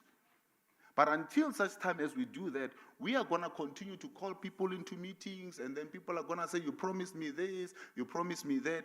The question is, what are we doing from a provincial perspective? The second question is, what is that we are telling the residents out there, and how are we correcting some of the wrongs that are happening? And if we can answer those questions, then I'm sure we'll then have some solutions going forward. Thank you very much. Number 2. Thank you, Chairperson. Morning, everybody. I think everybody must know that the first key to service delivery is not resources or budgets or plans or strategies how to build, but I think the first key is communication. And we fail miserably when we do not enact and activate the first key, which is communication. I think our communities needs to know that they want timelines that needs to be respected. The communication factor for me is whether it is negative news, positive news, whether it's news that they wanted to hear or not hear. All of us must make a concerted effort in this room to be able to build together. We are working in silos. We are working compartmentalized. And in this South Africa, if we are not going to take hands together and work together, it's never going to get anywhere. The agitation of division and how we deal with each other needs to change drastically. And when the communication comes to communities, and being an activist before I became a legislator, was that we find that projects would come to communities and the communication would only be done with certain stakeholders. Stakeholders, you think, would have business interests like contracts and SMMEs. And those are the people that are being spoken to, and the communities are left out in the cold. And I heard what one of the speakers said is that the community doesn't really know what's happening. My view, Honorable Chair, is that when a meeting is called with officials and with government to the communities, it must be community in the full sense of authentic community. We must not meet with some stakeholders. In fact, let me haste to say that all stakeholders form part of a community, whether it be business community or religious community or SMMEs, it doesn't matter. The whole community must be present, and I think that is where we miss it. So you get this communication just going down to certain people and certain stakeholders, and the rest of the community doesn't know what's happening. My last point, Chair, I have grappled with this for a long time. The issue of, we have in what we call in Gauteng, the Gauteng Rental Tribunal. My prayer today has always been is, when are we going to put in place housing tribunals, not just a rental tribunal? Because we're not talking to each other. In fact, in the whole spectrum of the housing challenges we have all over our regions, not just in Tshwane, that it's Tau. Everywhere. You go to any community, the greatest challenge and need is housing. And we're not talking to each other. There's no place where people can go and engage disputes. There's no place. They go to certain housing departments, and the help they get there is just that non-existent. So we have to rethink, Chairperson. We have to rethink, if we really want to make impact, how we're going to change the housing challenges and the land invasion that we are facing. Because we are speaking here with a certain group of people, and yet there's other people are left out of this meeting. And when you pacify this group, the other group will start being dissatisfied. So for me, the key would be that to resolve challenges is to put in place a dispute resolution, possibly a housing tribunal, if I call it like that. Not only where the land is concerned, invasion of land, but all other challenges. And then you will not get people going ahead of other people who is supposed to get houses, and other people will get shortcuts and go before them. And I think I'm just a lateral thinker to say, how do we solve it, and how do we put our heads together to make it work, and how do we begin to lastly respect each other and stop being suspicious of each other and stop trying to win each other, and yet our generations, the next generations, are suffering. So everybody in this room, in my closing statement, we must make a conscious decision and a conscious effort. How do we leave this room today with a solution? How do we change the status quo that is currently there? Thank you, Chairperson.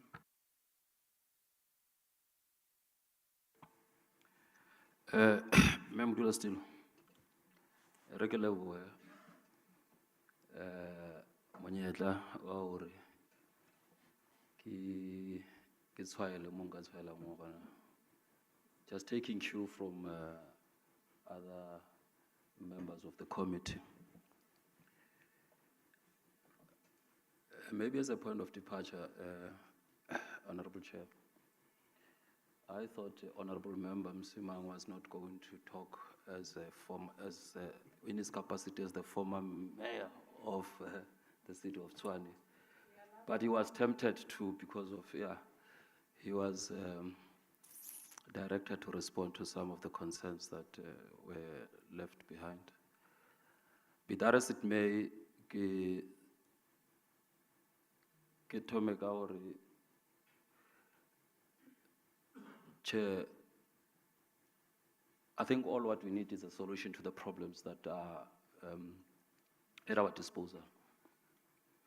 And I think all of us in the House, we carry with ourselves that responsibility to have these issues, these pertinent issues resolved. How do we resolve them? How do we then begin to put ways and means, the mechanisms in place in making sure that this does not become another talk show for grandstanding? We need to resolve this issue. And I think it would be tantamount to a travesty of justice, Honorable Chair, if we are to attend to these issues in a manner that seeks to present a scientific content to our knowledge of what transpired in the past. How did our people arrive to this point?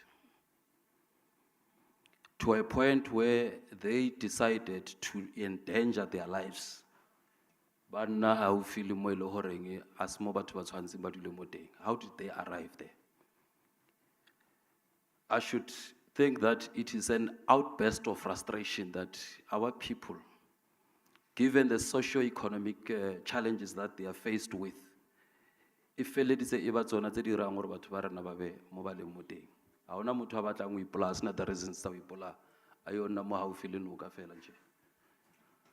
So I'm saying that in as much as we may want to somewhat, to a certain extent, condemn them, but we should also put ourselves in their shoes and say, hangabe ele rona relikara seemo se ba leng ka ra sona.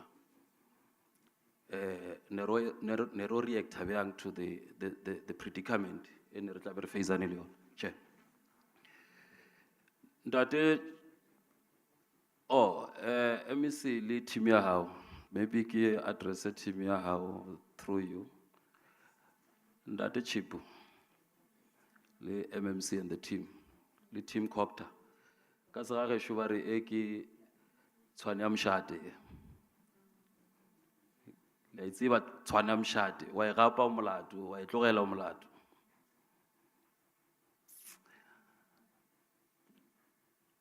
You are obliged to relocate these people. You don't have any other choice. They have to be relocated. The commitment has already been made. But the predicament, relocate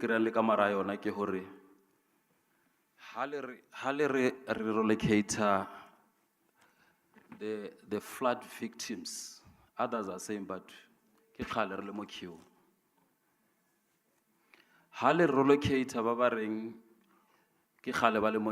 then the flood victims are saying, but what about our lives? Because we're in danger. Hence, the other thing, literally pressure to a point where you were even forced, one way or the other, to make commitments based on something that does not exist.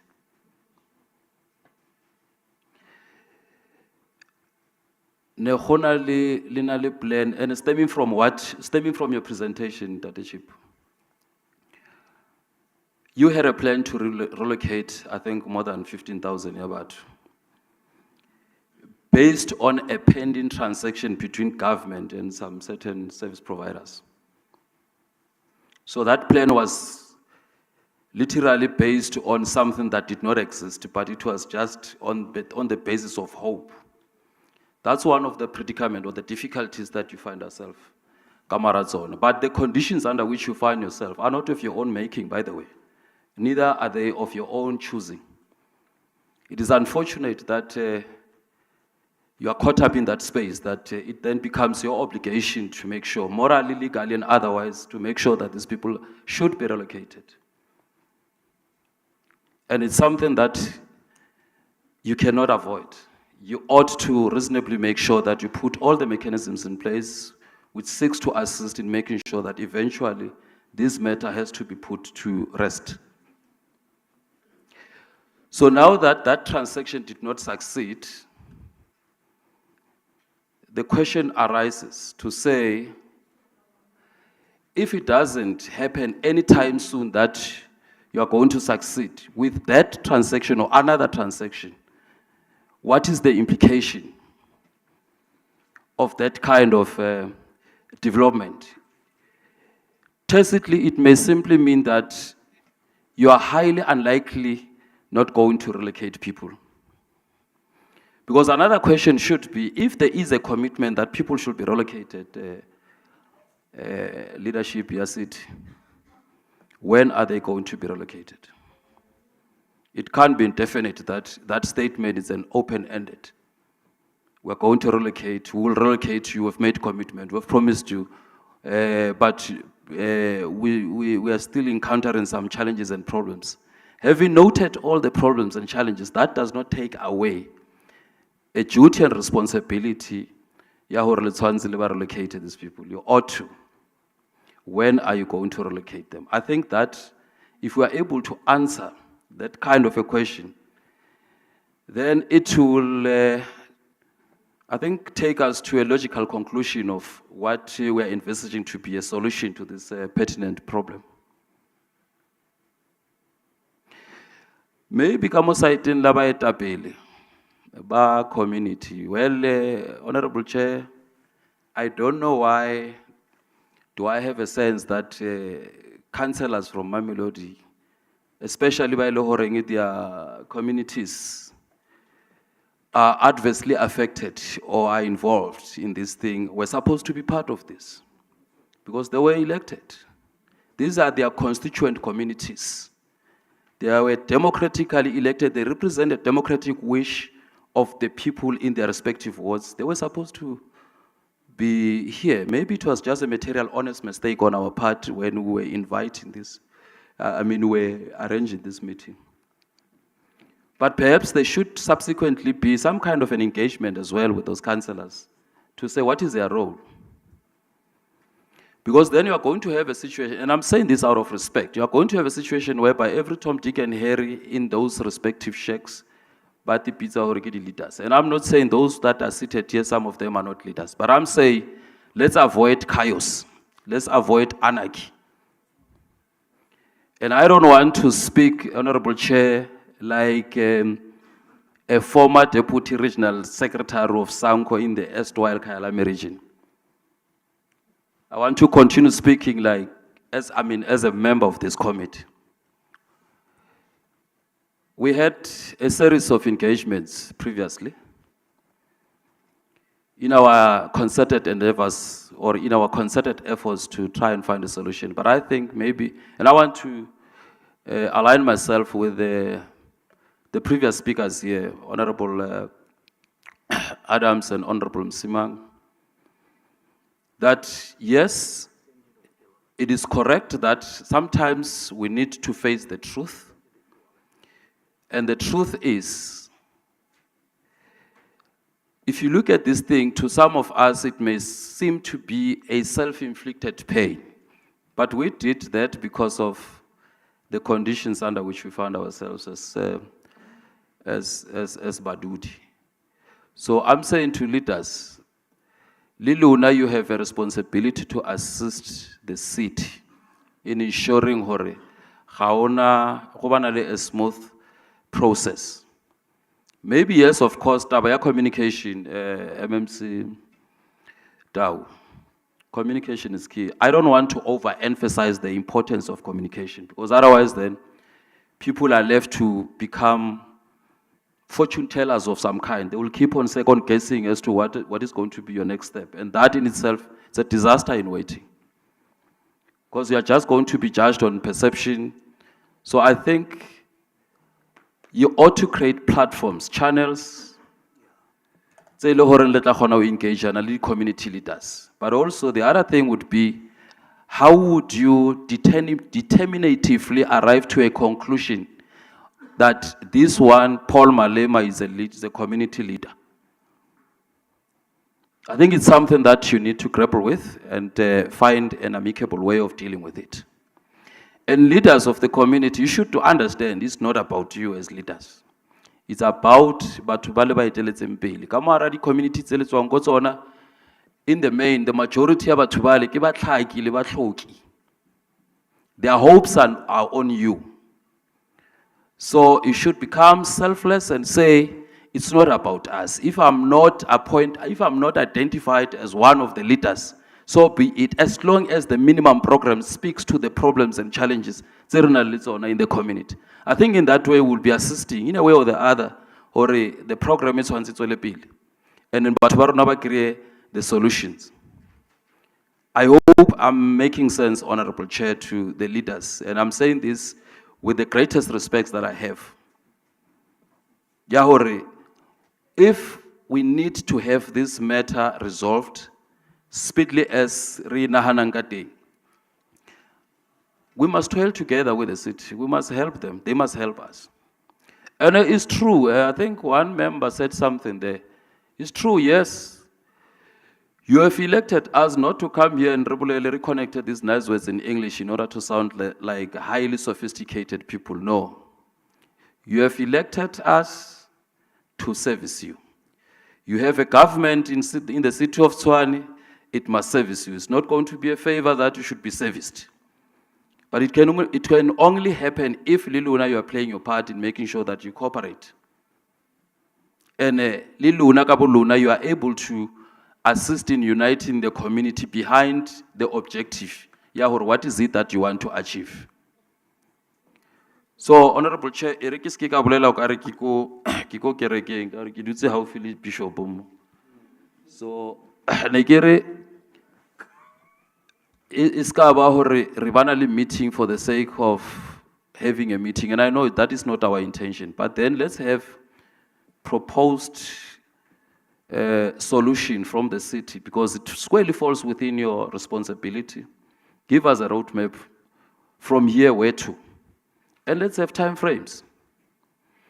should you encounter some unforeseen problems, then you would be able to communicate. So I think some kind of an implementation plan, both implementation and communication plans, you will be able to guide us stemming from this meeting, so that it be recorded, or from here where to.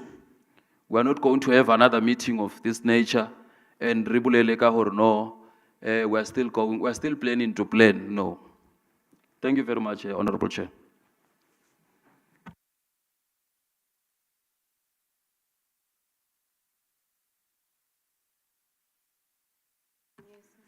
Chair, thank you very much. I think, let me start off by saying that I'm not sitting here because I belong to a certain party and anyone here elected me. I'm sitting here because I'm part of CoGTA.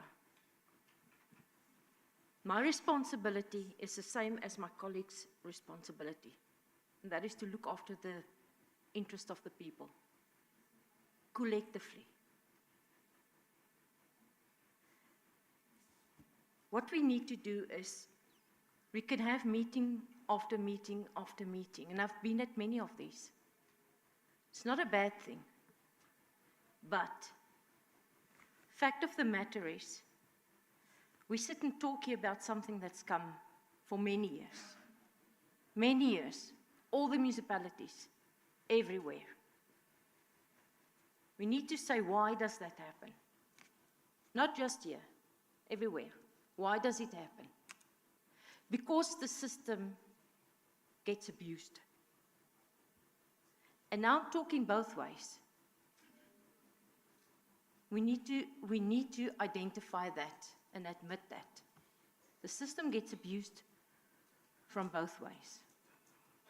In many cases, the leaders of the cities are not doing what they're supposed to do.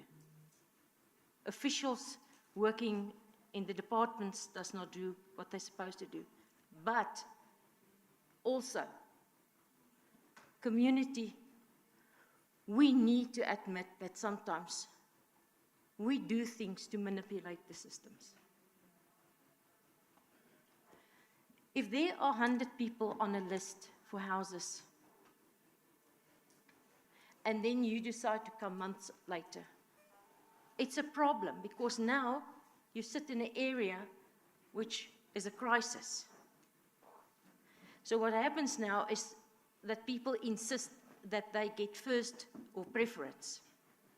What about the 100 people that came before you and that's been waiting? So when we come to an area, and there's a lot of influx in Gauteng, and we know it's because it's the economical hub, there's more work here, and so forth.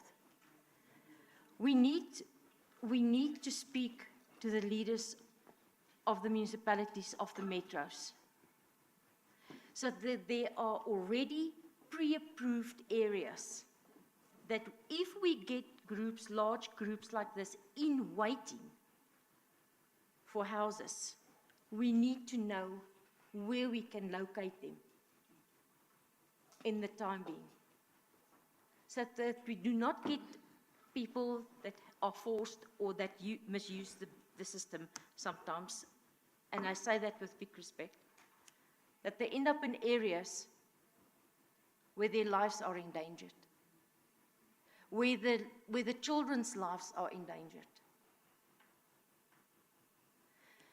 So what I'm saying is, leaders of the municipalities, leaders of the metros, leaders of cities, do what you are appointed for.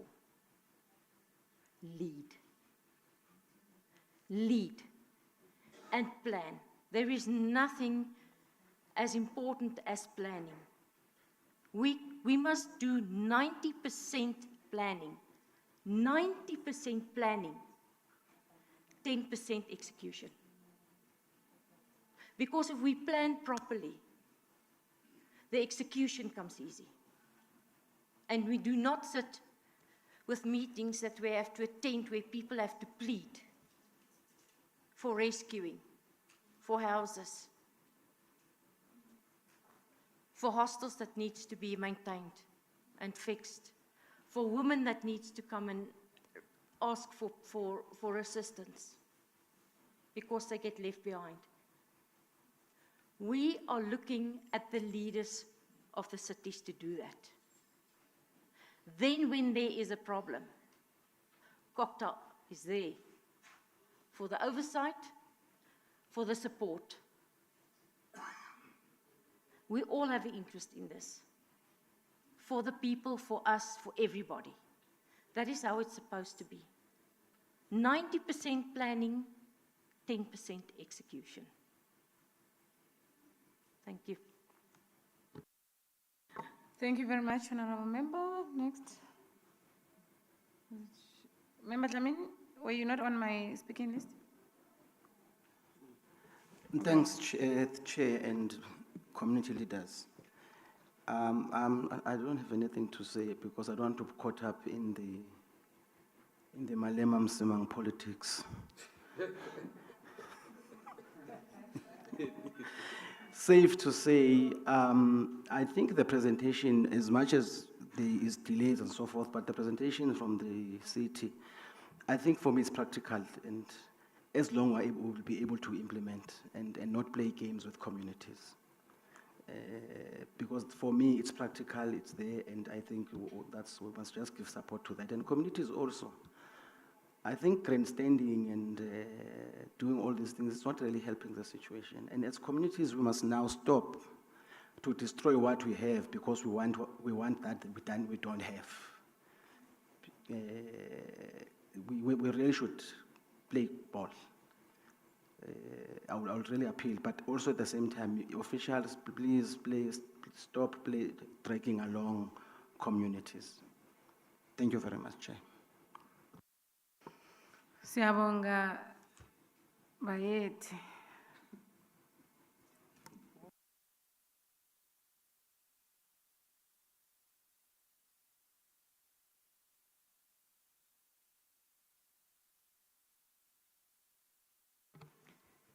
Ngiyabonga Mphathishlalo. Where I'm going to start, it's the presentation was saying some were relocated. My question would be, what did you do in that place where they were as you relocated them, because they're in the flood lines? So what have you done? There are many lessons where people are taken from the flood line, allocated houses, then they decide to sell or rent out those houses and go back to the flood line again and do it. So what have you done? The other one is the question of, what have you done so that it's not a vicious cycle?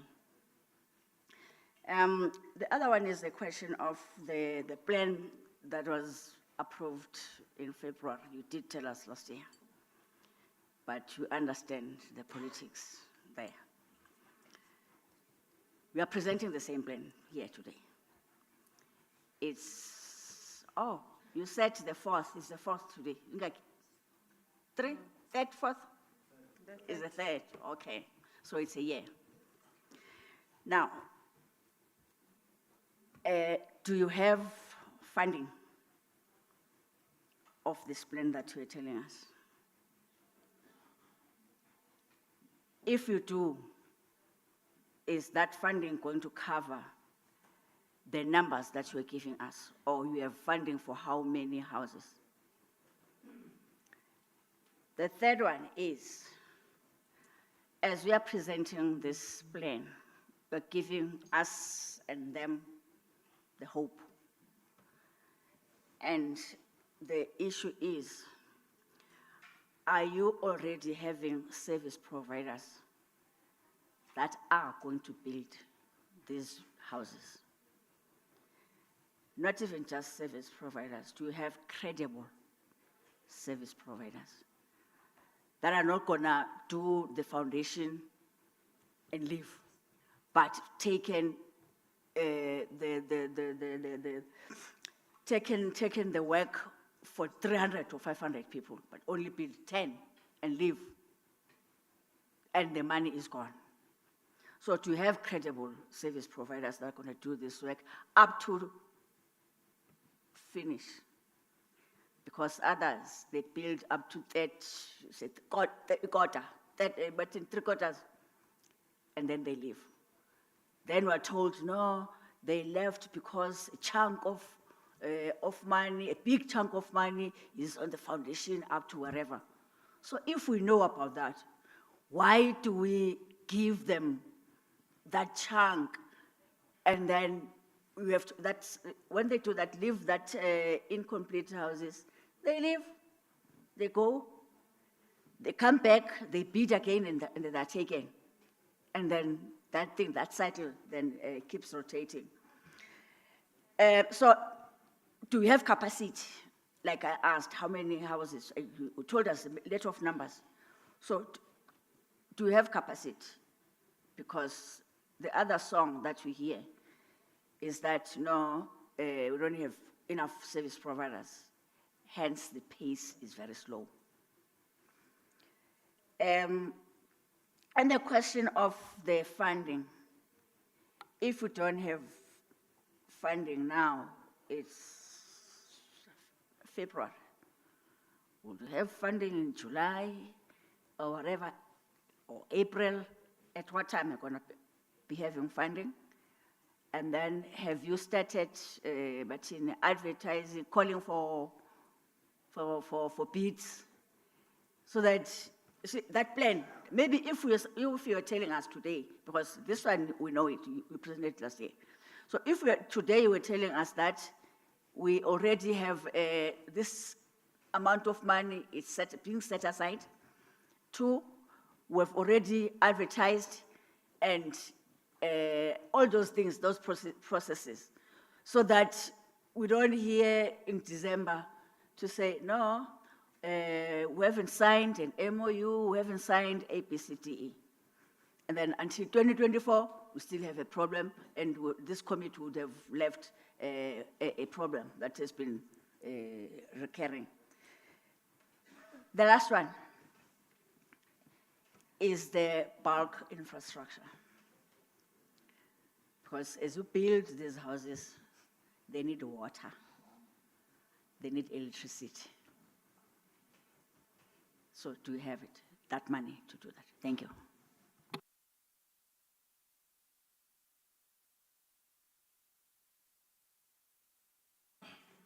Thanks very much, Chairperson, and thanks for the presentations, etc., and also the inputs from various community leaders as well. Last night we had a committee meeting here, and one of the things that we spoke about, and I think we were quite frustrated about, is that we undertake oversight visits to particular areas, and we are always, we go back sometime later, and we still find things haven't moved properly, and things just take time. And so the committee was in that area, and if I can say, in my previous life, before August 2020, when I came to the legislature, I was there at that area about 2 days after the floods. I worked in another office, and I was there when MEC Maile was there. I was there when the national minister was there, and officials from CoGTA, etc. And here we sit now. And this situation took place quite some time ago. But we're sitting here now, we're still talking about the impact of what happened, what, 2.5 years ago?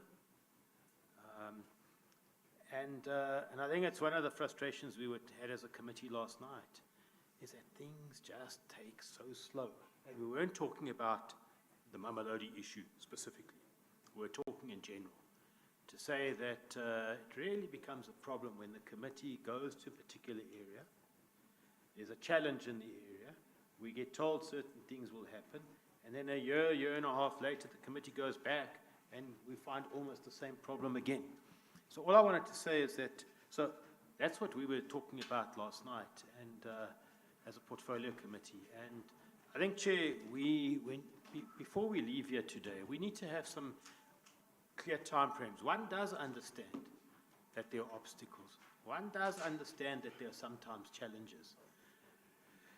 But I would hate a situation where in a year's time we engage on this again and we still find that we're sitting with challenges. So I think, Chair, that when we leave here today, we need to be able to leave here with a clear understanding, or if it's not today, but at least this week, we must get a very clear time frame of how we intend to proceed. But also, we mustn't be given commitments that just because to make us happy. One of the things that we spoke about as well last night was that we want to see impact. We want to see things change where we find problems. So I thought that's the first point that I wanted to make. And I think I've been covered on the rest of the points, but just to amplify the point that's been made as well. There's a need, when there's a situation and communities need help from government, we've really got to ensure that we all work together. That's absolutely imperative, because if we don't work together, we're going to struggle. So I wanted to amplify that point. Chair, there's just 2 points that came up in the discussion. Gentleman over there in the black suit, I don't remember your name, my apologies for that, but you mentioned the K54 and the K69. Now, in my other capacity, I'm the chairperson of the Portfolio Committee on Roads and Transport in the Gauteng legislature. This K54 and K69, we've been there on oversight visits last year to have a look, and we saw for ourselves, I mean, this is a massive road, a major road. It had stopped in the middle of nowhere. There's a bridge stopped in the middle of nowhere because of the fact that the city needs to be assisting and working. Not hold on, can I finish? No, the city has a role to play. The city has a role to play in the relocation of residents who are there, all right? So all that I wanted to say is that it would be useful if, as a portfolio committee, we could get information as to when is this matter going to be addressed? Because these roads need to be completed. And it's government money, it's taxpayers' money that's been spent, it's got to a certain stage, and it can't continue. So we didn't raise it from our side, yourself raised it, sir. And I think it would be useful if we could get some commitments, some timeframes as to when are we able to deal with this. I'm only addressing it because you raised it. It wasn't part of today's deliberations, but you raised it. Hence I'm responding to it. And I think we need help on that. My friend is not here, or my colleague, Member Msimanga, but he raised the issue of Skurvaba, Ward 7, where these land invasions have been taking place over a long period, quite a period of time, just next to Attridgeville. I went out there early last year because people that I know called me to say, we are desperate, we're getting no help. Nobody's responding to our pleas for help. And I know that the committee wrote to Tshwane before the local government elections. I think it was to the executive mayor, but to ask for information, feedback on this particular challenge. I don't know if they ever responded.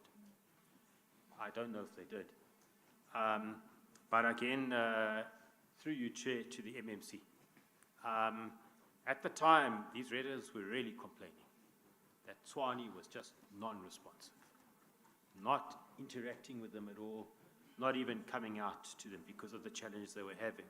And I think it would be quite useful if, again, because it came up here, we could get some sort of indication as to what work has been done in that area, and what are some of the challenges still, because it was a big thing. And the impact of those land invasions was resulting in businesses closing down in the area. There was a big international restaurant, I think it was about to close down last year as well, when I'd gone out there. So I just thought I would also ask if the committee could get some sort of updates on what's happening in that area. Thanks, Chair.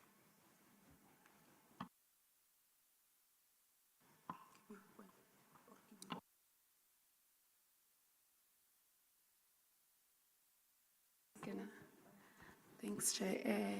I just wanted to know about how are you going to improve the communication between you and the community? Because of it seems like there are those who are getting the information and then there are those who don't get the information. And again, about the issue of if there's a relocation that is going to take place, can you also inform us which date maybe? Thank you.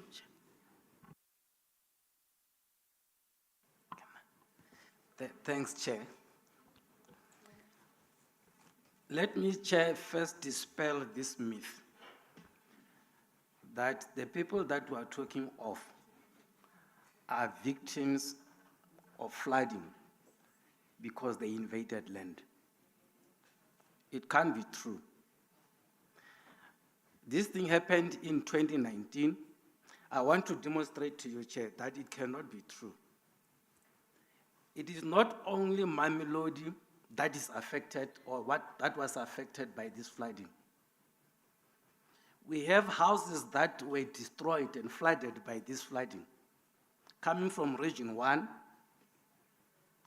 I can state Ward 9, 31 houses flooded, 132 people affected, etc., etc. I can quote Region 2, 10 houses flooded, 26 people affected. Again, the infrastructure was flooded. You go to Region 5, on Father, whatever, 2 houses flooded, 12 people affected, main water supply pipe damaged, water tanks provided. What another region here, 96 in what Region 2, bridge washed away, road surface damaged throughout the region. Now, the situation that is created that this flooding was as a result of the shacks that were there, it can't be correct, Chair. Even in Centurion, the infrastructure suffered a serious damage. It is not only shacks that were affected. So that myth must be dispelled, Chair. On top of that, let's not be all over. The presentation is specifically targeted to the Mamelodi victims. And the presentation talks about the plans of the municipality in general.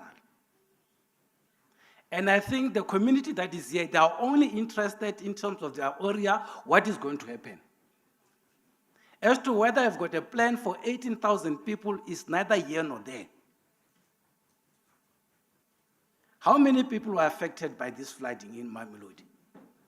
The records that I have is that there were 1,384. And then you can mention these areas. We're not talking about 18,000 people that were affected.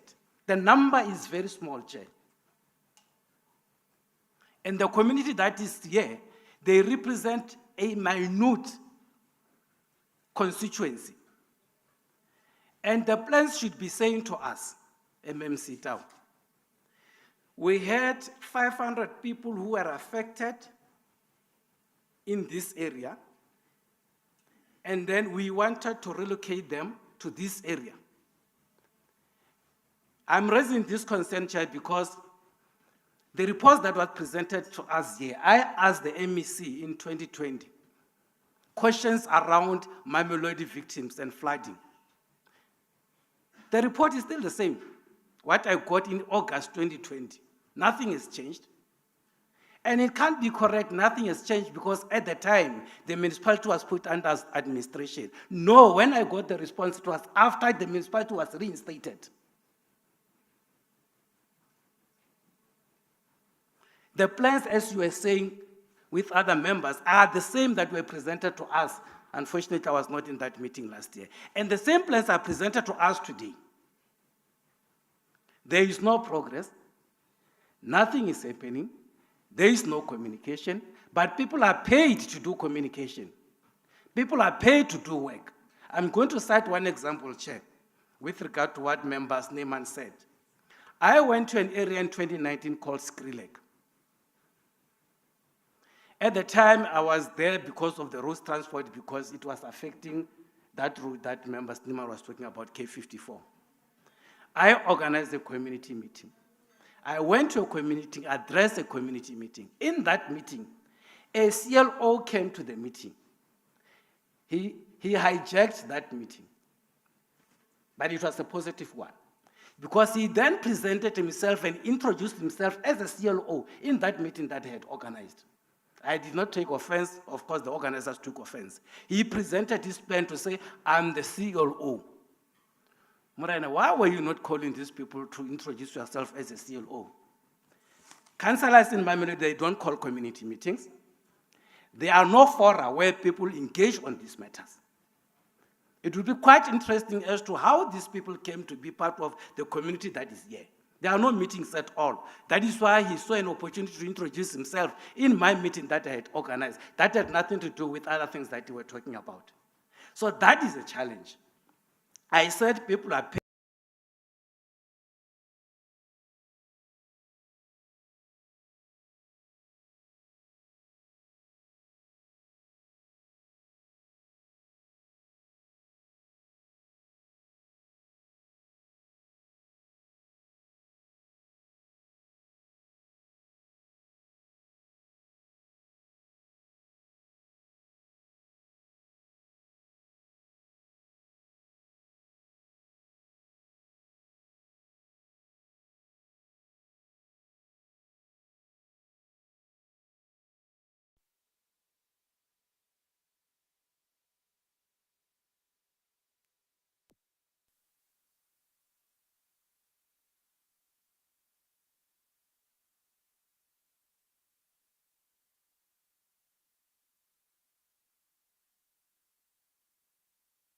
Let me wrap up, Chair. I had other things to do, to say. But let me conclude with this insinuation that because of this 7-7 area, people refuse to be relocated. Honorable, I can't believe it's you guys who are doing this. This is the kind of officials we have. Chair, we are told that we can't move people to plot 415, 20, 364, because other areas that were established before, they wanted to be relocated as well. I mean, as government, are we saying 500 people from, their claim is 700, 500 people area as government? With the resources that we have, the machinery that we have, there is nothing we could do. We can't even persuade our own people to understand the need that these people that we are talking of are not people who all of a sudden decided to invade the area to be there. Their houses, their shacks were damaged. I mean, how insensitive could we be? That a person's shack was destroyed. Now we talk of a person who registered in 1996, 1997. But this person doesn't have a place to stay in as we talk. Now we're clouding it with other things. I don't think we can be such, I don't want to use that word. I don't think we must allow ourselves to get to that level. We're talking of people whose shacks were demolished here or were damaged. And we bring all sorts of nice things about allocation and everything. We've got an emergency. That is why the disaster was declared there. 3 years down the line, we're still in an emergency, but nothing is happening. Thanks, Chair.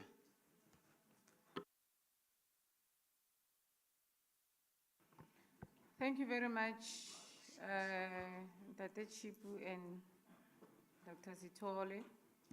I think if we are to wrap what honorable members have been asking is, what is it that you are going to do and how are you going to do it and by when? The point is the Mamelodi flood victims needs to be relocated. We just want just a simple answer like that. Honorable, do they call you honorables in council? Honorable Councillor? Councillor Tau? Thank you very much, Chairperson, and maybe let me acknowledge the inputs by honorable members, as well as community leaders, in attendance here. I think we spoke to the weight and the premium of this committee, and why it is prioritized by all political parties, because it talks to really a central issue around the dignity of our people. And I think the topic in question definitely is one that can really get us all, at loggerheads. But one thing that we can say is that solutions need to be found, and found fast. Maybe I'll start from the back that Honorable Ledwaba, you are right to be infuriated that 2.5 years down the line, we are having this conversation. It's unacceptable. It's unacceptable that we can run the risk. In the figures that you are talking about, you did not talk about the 2 lives lost. Now, I wonder how much do we cost them at? Because if you look at the reality that people get frustrated to come into those spaces, true. I genuinely want to be very harsh to them that they shouldn't have been there. But now that we are there, it's pointless, colleagues. It's pointless, honorable members, that we can say this should or shouldn't have happened. The reality is we've got a problem. I think coined well, Honorable Malema, to say, and I think we need to choose a side, like you are saying, to say we take a side to say let's save the lives of those should we have a flood, and take a firm stance going forward. I was asked, Chairperson, to say, and I'm not going to go through everything in order because I'm trying to wrap up so that we give others a chance as well. And my colleagues will answer to other specifics. But we were asked to say, how do we make sure that going forward we communicate better? I think it's something that we have spoken to from the first days when I took office. I said to my team, we need to have some form of an indaba. Normally when we have an indaba, we come to places like this and we have blue lights and bring developers and everyone who speaks better English. But I think we need a conversation with the ordinary man in the street. And when we came back, in fact, that's a commitment I made to the leaders of the flood victims. I said, go parking close to Seoul City, and then we are going to call all affected communities and have a conversation to say how do we move forward. Because the reality is, the next day, so it's a problem. We're not going to get past that problem. So we must agree. And when we bring red ends, or we are bringing back the apartheid style of doing things and whatever, and we get all worked out because it's emotive. The pictures, we live in an era of social media. The pictures are worth 1,000 words. It becomes difficult to explain. No, there'll be a picture of a child there, and all of those things. So these are the challenges that we have, and we are not going to present problems. We must find solutions. Like I said, I believe in being solution-orientated. I told the team I'm not happy with certain things that we've had meetings on, and we need to improve on those. We need to give timelines. I can tell you now that the next rain season will not find those people where they are now. That is a commitment that I made right from the beginning. Now, I'm conscious of the fact that the city is in a precarious financial situation, and I cannot come here and say there we as a city we don't have problems. In fact, even after we could acquire the land, there's still other costs that are involved that we need to take cognizance of and be conscious that we need to have money for. Now, local government, as we all know, is highly regulated, and it's difficult sometimes to do some of these things. So we are going to a budget cycle in June where we need to prioritize these things and plan better. We need to have rudimentary services when we put those people there, because from day one, when we leave them there, someone must go to the bathroom. So these are some of the elements that are there. And I know I'm talking to the converted, but I'm saying our commitment to relocate them with a timeline that the next rainy season that is anticipated, which begins in October, November, will not find them there, will not have this conversation. I think we need to also give fair timelines, that we are not just going to be populist and grandstand here, and then the next thing we find ourselves in this space. But another conversation that needs to happen, that Chipu spoke to not cutting the umbilical cord. And maybe that's a conversation in that Indaba that we'll have with the people, because the reality is the area of Mamelodi is landlocked, and trying to find space in that corridor with challenges of bulk that Msimanga has led the city knows. We don't have bulk infrastructure, both for electricity and water. In the area that we're talking about an infeed station that still needs to be built to take the load of Njala substation. Now, you can imagine there's not even an agreement between us and ESCOM as to how we get past that point. You have people in Refilo Extension 10 who've been there for the past 7-8 years, no electricity, no water. And we cannot move in that space. This is the same area that we're putting these people in, and you are going to have problems in there. So we need to have a conversation where we are also consciously going to be saying to our people, let's cut the umbilical cord and put you in the north of the city where there is space to grow and there's a bit of capacity there, and really be conscious about how we reframe human settlement. And that's a challenge I've given to the team, to say, maybe let's think out of the box and see how we can do things very differently as opposed to the traditional way of doing things. Let's talk to issues such as, how do they then establish livelihoods from when we dump them? Because then there's another problem that's there. So I'm saying to the portfolio committee, we are conscious of this fact, but we are not planning about planning. We are going to implement. The one thing is, we've got a plan on this identified piece of land that would house 15,000 people, and we need to move on it. But moving on it, we are also reframing our mindset into how we are going to look at the city going forward, confronting all these challenges that are there. I don't want to go through, because through all of them. Bishop, we will communicate. I think it is coined well between Wenal and Tatele Dwaba to say we need to communicate much better. Even if it's bad news, let's go give the news. And that's a commitment made. In fact, like I said, 4 days after I became MMC, I actually went into this space. I remember the councillor accusing me of coming to his ward, having not told him. And I said, Councillor, I had a responsibility. This is an issue that's close to my heart. And I couldn't wait until you came back from holiday so that we can talk to the people, because people need answers and they need to understand. Now, that is the kind of commitment that we have, and we need to communicate. Now, if I know that leaders may have not, because the recognition of leaders, and you are right, Honorable Sebola, we should not create chaos, because we're creating problems for ourselves. And that's one thing that we need to agree as leaders, to say we must respect leaders. Elected councillors must be brought into the space to take their rightful place. If communities chose people they cannot trust, it's about time they live with their decisions of choosing people they don't trust. Therefore, we must start not recognizing or not agreeing to allowing everyone to be a leader everywhere, because that's a problem we have. I mean, people go out and register Tau civic organization, and you must see them, and they've got plans about everything in that area, and there's a ward councillor, there's all these things. So they delay us these issues, because then it becomes an issue of preference, creating even for themselves a gray area where I, as a politician, if I know that I cannot deliver in time, I'm going to play in that space. I've spoken to this group, therefore they understand my plans. And because we've had coffee and Lemarota di Triangle in my office, they are happy. Then they move on, and then I can therefore buy myself time. And that is why we don't deliver. One thing that I've been very, very vocal about and very clear about is that as a country, something is fundamentally wrong. And until we confront ourselves that there's a problem, it can't be correct, colleagues. You go to other countries, all of us are well-traveled.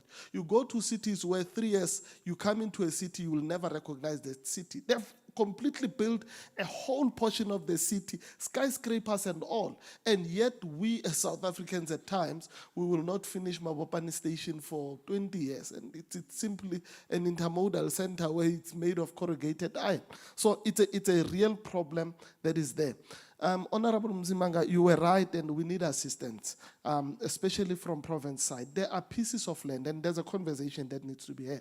My attitude is that we need to have zero tolerance to land innovation. It's about time. that we became very firm. But unfortunately, legislation holds us, and sometimes the pieces of land that are owned by province are a problem because people invest precisely those pieces of land, and they tell us, this is not your land, you are not going to touch us here, this is provincial land. And when we sit with these problems, then it becomes our problem. So there need to be cooperative governance between Rona and Lona to make sure that we address some of these issues. So I'm going to give some of these through to my team to obviously deal with, but the way and when, colleagues, I can tell you, I will not come to this committee and account for this. If needs be, we will have to move people into a different part of the city, whatever the case is, but we are going to engage and think out of the box as to how we get things done. I'm glad that leaders are here of flood victims, as well as probably councillors and everyone who sees us from afar. They'll get to understand that we need to think differently in order to confront our problems that we have, the current solutions have not really been able to address. For that, I think I think I've literally covered the 3 issues on communication. Definitely there's a plan around that and we'll communicate better. The timeline, I think I've given to say in the next rainy season we'll not find them there, and that's a commitment that we can make. And then based on, obviously, subject to the challenges, the fiscal challenges that we all understand. And I think finally it's the issue around and the costing and infrastructure. I think those are some of the challenges that we will take offline. It cannot be exhaustive in this forum right now, but I think more than anything, you would say there is leadership that is currently there, and I'm not suggesting that there was no leadership. I'm saying I am there. And hey, but more than anything, I think we remember, Chairperson, and this is my closing statement, where we come from. We normally, as politicians, tell people, Nako I was born go Winterfeld. We squatted Kopila go Masha Maite. There was a match made next to Patco Depot. Here we are, Winterfeld. Thank you. So we understand where we come from, and it's important to our heart that we relocate our people. That can never be something we move away from. I have a problem with the time frame of the next rainy season in this global warming. It will rain tomorrow morning and we'll want them relocated. But let's say, and I hope Osnondo will talk to technicalities of your political speech that you just spoke to. And perhaps maybe agree, before you speak, Osnondo, that the adjustment process is on. Because of the new leadership is in place now. They're coming with their issues. And perhaps request MMC to influence that we prioritize this, and maybe through the adjustment process, find a way of allocating resources to what needs to be done. And we don't want to resolve the problems of everybody in one night. We want to resolve the problems of the victims, as they call themselves, and as it's known in the country. And then once we finish, and it's not many things, guys, according to my understanding. Yes, there's a need for infrastructure and other things, but can we just relocate to somewhere? You know, let's get a commitment, let's be clear what is going to happen moving forward, and then let's also find a way of the chip, not having them communicating to province. Because we can always push you to talk to your people. These are your communities. And once they come to us, it means they're pained and your doors are closed. So let's talk to that chip. Impossible as experts in local government. What is doable? A message these leaders will live with today to say, this is a commitment from the city. The MMC spoke, committed himself, but then this is what is practically possible. And by this time, we'll have relocated. That's our interest.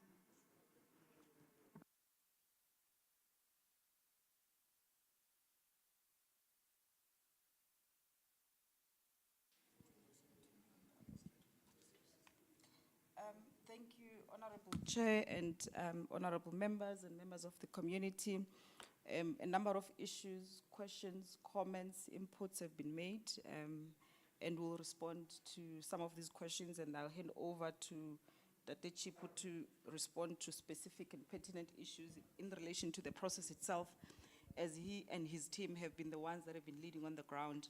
Chairperson, the first point I'd like to talk to is something that MMC has raised, but I think it's important that I weigh in on it as well, communication. It's come out very clearly here that it is key, and we're probably sitting where we're sitting here because the frustration is that there hasn't been sufficient communication. Chairperson, ourselves and the team, two parts to it. One part was raised by Honorable Malima, is the fact that for us as officials to be able to communicate, we need to communicate through structures that have been put in place. When we started this process in 2020, as Dati Chipu said, we did not have public representatives in the form of councillors. And the community members that have walked this journey with us would attest to the fact of how difficult it was to start by saying who is the leader of this particular community. On a daily basis, when we met with them, would meet different faces and would say to them, it is difficult for us to, at every meeting, you engage and you make decisions with different people who bring in different interests and are not in conversant with what has been traveled, the journey that has been traveled and the decisions that have been made in the previous engagements. I remember a day when we actually had to leave them in a room and ask them, each community, to sit in the corner of that hall and make a decision on who exactly is their leader, because amongst themselves they were contesting who's representing them and who's not. So it's not an easy issue, it's complex, it's dynamic. The last time that we met with the community, which the last time we had a public engagement with them, the day that this plan that Ntate Chipu was presenting to this committee and the community, we said we have received concurrence, agreement, and approval from the community. It was the day when we actually said to them, going forward, the city is no longer under administration. I think it might have been around February, March 2021. The city is no longer under administration. We have councillors who are duly elected to represent communities. Going forward, we will be communicating with your councillors on the progress that we're making in this regard. And Honorable Malima, you did correctly so point out that maybe it is an oversight that the councillors are not in this gathering here today, because maybe that's where we need to improve, and we need to tighten that interface between ourselves as officials and the communities. So I'd just like to indicate that yes, there is room for improvement. We have been engaging with the leaders of the communities before then, and we did hand over the process of communication at some point to say, going forward as officials, we will engage with the elected councillors in your areas. But that doesn't close the doors for community members to also engage with us directly. So I thought I need to clarify that, Chairperson. The second part is, Chair, you also to some degree spoke to it, and I think Honorable Msimanga also spoke to it, about the housing demand and prioritizing and striking the balance between addressing the needs of people in the informal settlements and people who say, we as the residents of Tshwane, we have respected the law. I continue to live in the back room in my mother's house because I'm waiting for my turn. I've registered in the needs register, and I will not break the law and invade land. So it's not only striking that balance. In this community, and that's what has taken long, we're talking about the fact that this incident took place in 2019 and we're sitting in 2022. It took us almost 7 months to get to a point where we're all in agreement on how the process of relocation is going to take place and how we're going to prioritize people. Because you had people within informal settlements who said, but why are you starting with that community when we've been living in informal settlements for 25 years? I'm not even talking about people that are registered in the needs register. That's why Ntate Chipu was presenting a slide where we had to agree on the principles of this relocation. So it's not a process of saying today we're making a decision that we are relocating, it's gonna happen tomorrow, because you need to make sure that you've properly engaged, there is a buy-in from the community, and there is a clear and transparent process that has been laid out so that there are no comebacks at the end, because those are the comebacks that will delay you even further. So it has been a very engaged process that we've worked with this community, 7 full months of engaging and reaching an agreement that we can come and present to you. And post that, there has been milestones that have been achieved. Chipo spoke to the relocations that have happened, and there's been continuous engagement with the community when all those relocations where the city had already purchased land, has provided rudimentary services, has done the actual relocation. And I was actually looking at this last slide that we used to put up every time we met with the community to say, we're running a parallel process here. Not everything is in place. We don't have all the resources for us to see us to the end of this process. We did indicate that the next phase, which is the phase 2 that is frustrating communities, not happening. The processes of acquiring land are underway. Up until those processes are concluded, we'll not be able to start with that process. MMC, you've made a commitment that in the next 3 months, did you say 3 months? Rainy season, we should be relocating. The-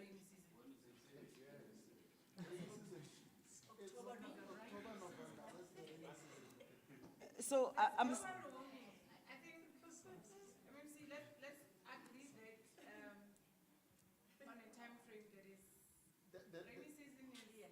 No, that is why I'm saying around October, November, Chairperson, because we can promise you tomorrow morning, and then it's not going to happen, and we'll be sitting here. And we say that conscious of the fact that we have a budget process that still needs to happen in June, where we'll also prioritize this. Because looking at the city's financial situation, it's quite precarious, and it would be irresponsible for us to come here and promise things that we know sitting here won't happen. So I'm not going, hence I'm saying around from October around there, they won't be there by the time the rains start in October, November. But we are going to relocate. Like I said, we will look outside of the space there is, we'll engage them, and chances are we might be able to move them if we agree from the side of Mamelodi in the east to the north of Pretoria, where there's a piece of, there's a bit of play in that area. Whichever solutions that we come with, that engagement will happen, and there will be there. That's all. So we are safely saying in November 2022, there will be progress. Absolutely. What I can assure you, Chair and member, and Honorable Member Mncube, is that there is a plan that is very specific. It tells you in each of those identified informal settlement how many households will be relocated. It also tells you how much it will cost us to get the land that we are pursuing, how much it will cost you to peg it, how much it will cost to provide chemical toilets and water tankers, because we don't have bulk in that area. So we know the exact amount to the last cent, because already we have contracts in the city where we could get these quotations. The only thing that is standing between that plan and the day where we break someone's check and move them to the land is 2 things. Is finalizing this land transaction and us getting money for the relocation costs and rudimentary services. And we started the discussions on Tuesday, MMC. We're fighting the best that we can within the city, competing obviously with other departments to make sure that even if we don't get all the money, we get sufficient money to commence with the process and roll out in a phased approach. So we're starting the fight now with the adjustment budget, and also as we plan in the new financial year. Those are the 2 things that are standing between us moving people to the land that has been identified. So the other thing that we're also looking at is if resources are an issue, we're pursuing bringing the landowners around the table to see if we cannot go explore a development partnership approach in this. So it's something that internally we're discussing. I'm not going to reveal some of the internal discussions, MMC. The third point I wanted to talk to before I hand over to Ndate Chipu is the dispute resolution mechanisms, Honorable Bishop Adams. You talked about Gauteng Housing Tribunal, which really focuses on rental. within the city, and I think the Systems Act does provide for that, section 62, if I'm not mistaken, of the Systems Act, it allows for municipality to put in place processes to resolve dispute. In this regard, in the city, there was a resolution passed many years ago by the city for housing specifically, human settlements, to establish what we call DRC, Dispute Resolution Committee, which is a committee that is chaired by the MMC of the Port of Human Settlements, is represented by the offices of the Chief Whip, the Executive Mayor, Legal, our department and other stakeholders, where people bring any kind of complaints for resolution.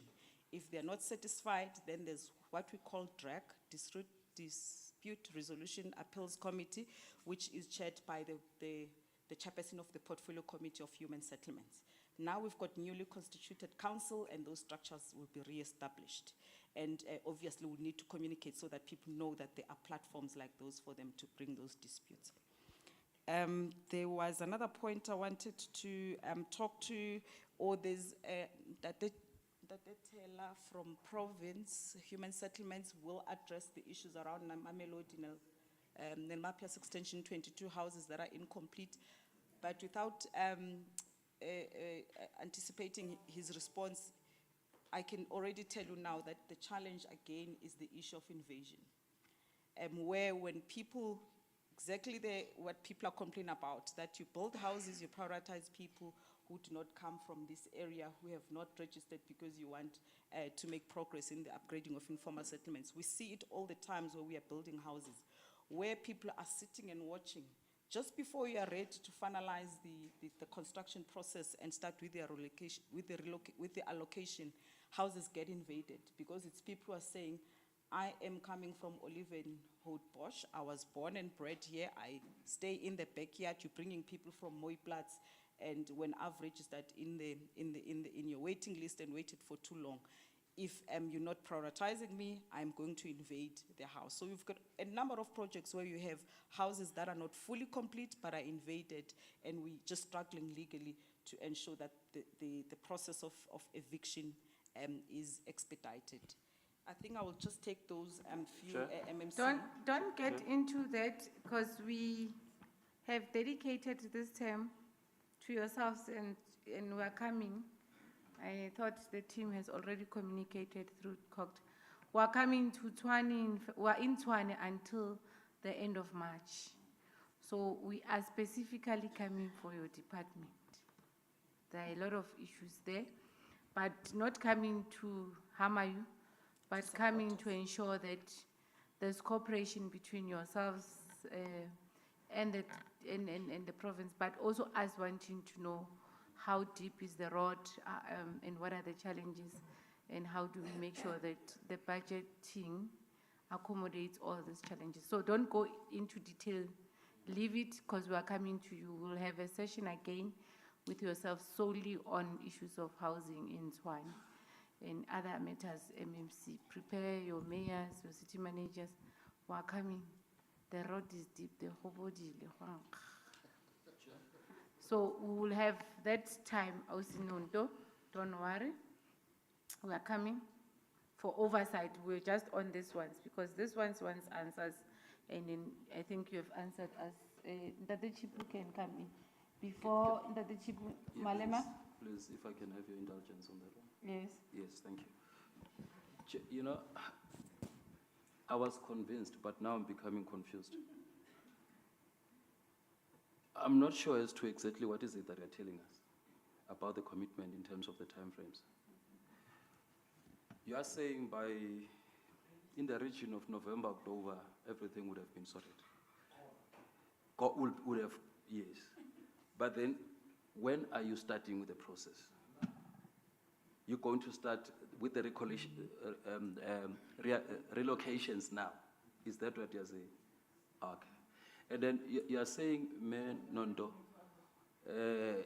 this process that we are saying we're starting now is dependent upon the finalization of two things. If those things are not finalized, what then? They will explore. Let's avoid dialogue, Member Malema. The understanding I have is that, and the commitment is that there's processes in the city and discussions within the city on how to resolve the matter.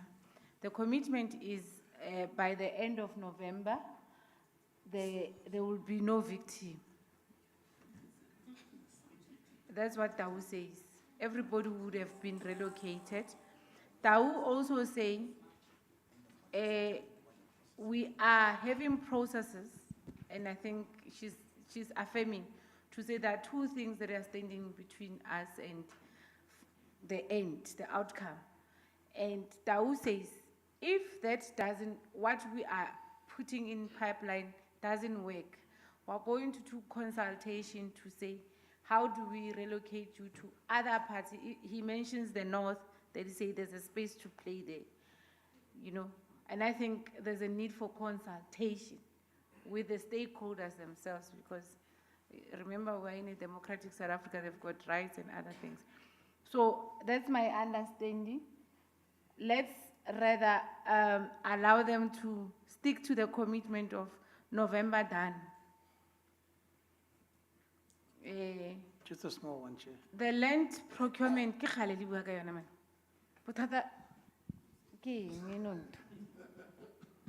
Member Adams. Sorry, Chair. Thank you so much. Just wanted to find out, Pakistan. I'm just joking, I'm just joking. So when you relocate the people that are currently there, how are we going to secure that the property that they removed from won't be invaded again? I think that must also be part of the plan, please.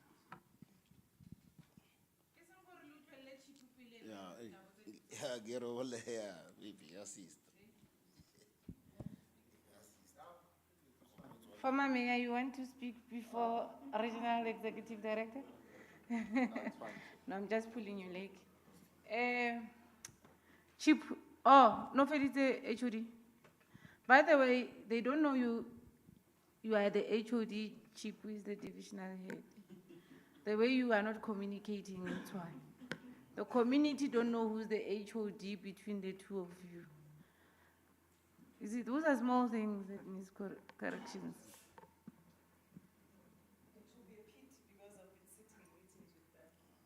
Or the Patraka.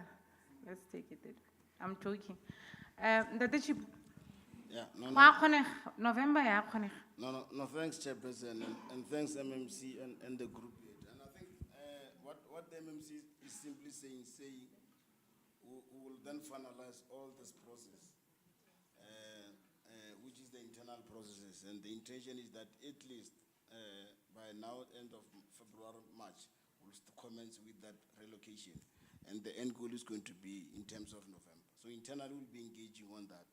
But it will be a two-way communication. While internally we are engaging on that, we'll also be able to engage with the affected communities in terms of the process, so that as soon as we finalize, we are able to run as such. And I think that's how I understood it. And if there's a need for us to be able to give a continuous progress report to CoGTA to report to you, I think we can definitely be able to do that.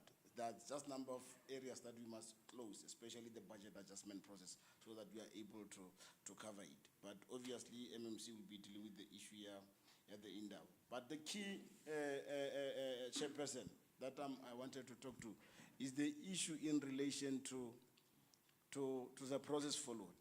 And I know the issue might be attributed to issue of communication, and Group 8 have captured it well.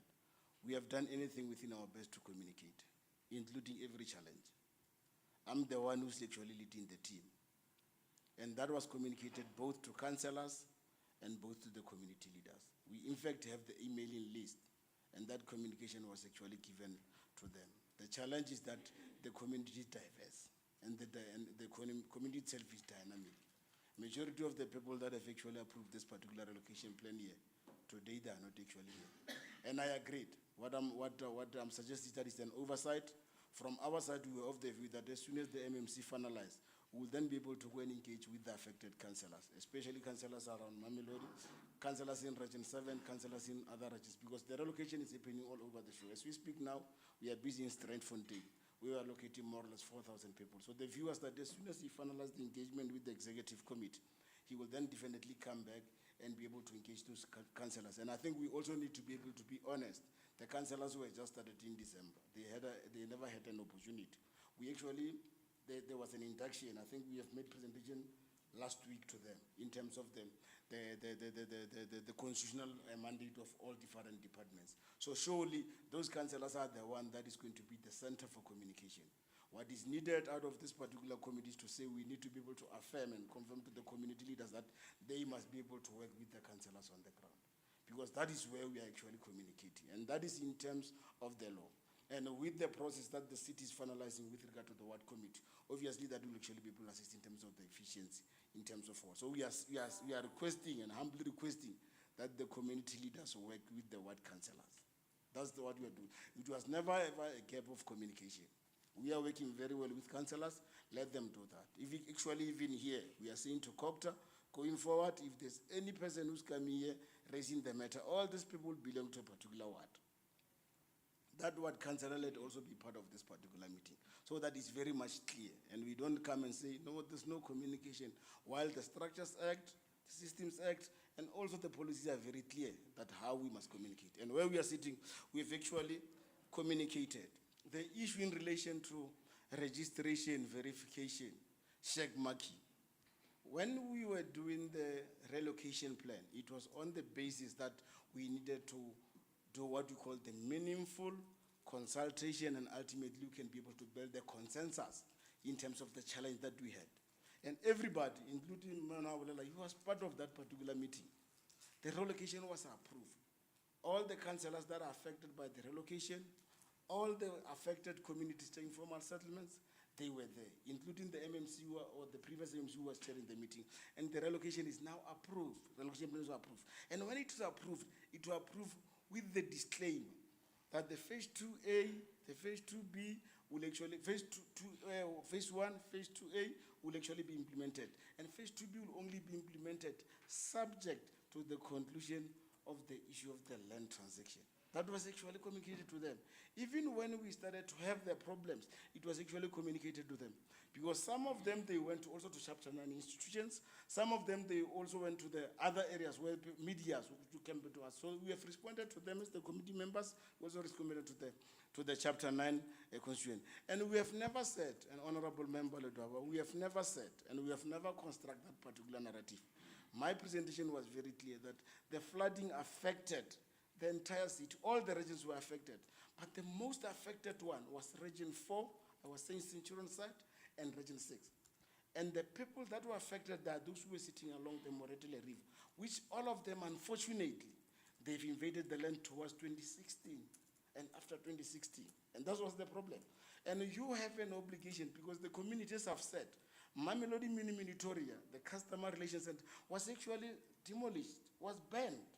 To say you can't be able to relocate these people without actually considering us. The ladies that is talking that side, they came, they stopped the service provider. They threatened to ban the machinery of the service provider if we don't actually engage them. That was the decision that was taken, that the leadership of the city must go down and engage. They then come out with this particular relocation plan to build their consensus. And that is the consensus that is currently approved. What is needed now is that the city must then finalize the transaction of the land and everybody being relocated as approved by the plan. So that is actually what is actually outstanding now. So as soon as we finalize that, and if the city, with the help of the province and the national, we get that, we will then be able to run with the issue of the relocation. But we have also put the disclaimer. We have said where we are relocating you, there is no bulk infrastructure. We don't expect you tomorrow to go and close the street and say you want electricity. We don't want to expect you tomorrow to say you need water, because the rainwater have actually kept us. It have said you cannot exceed this. Region 5, Region 7, and part of Region 6, they don't have the capacity anymore. And that is the problem that is coming from the source. It's coming from the VAL. They are waiting the completion of the Lesotho Highlands in 2027 and 2028. Over and above that, we have said to them, Nyala, which is the Infin substation, is currently running at 700, the total MVA is 760, it's currently running at 745. So there's no person who's going to get the electricity now around that area. That's why, Chairperson, if you are there, if you realize, if there's any electrical failure in the Pretoria East, it's starting from Midloop Sub, Vapatrand, Wadlu, up until Pumulan.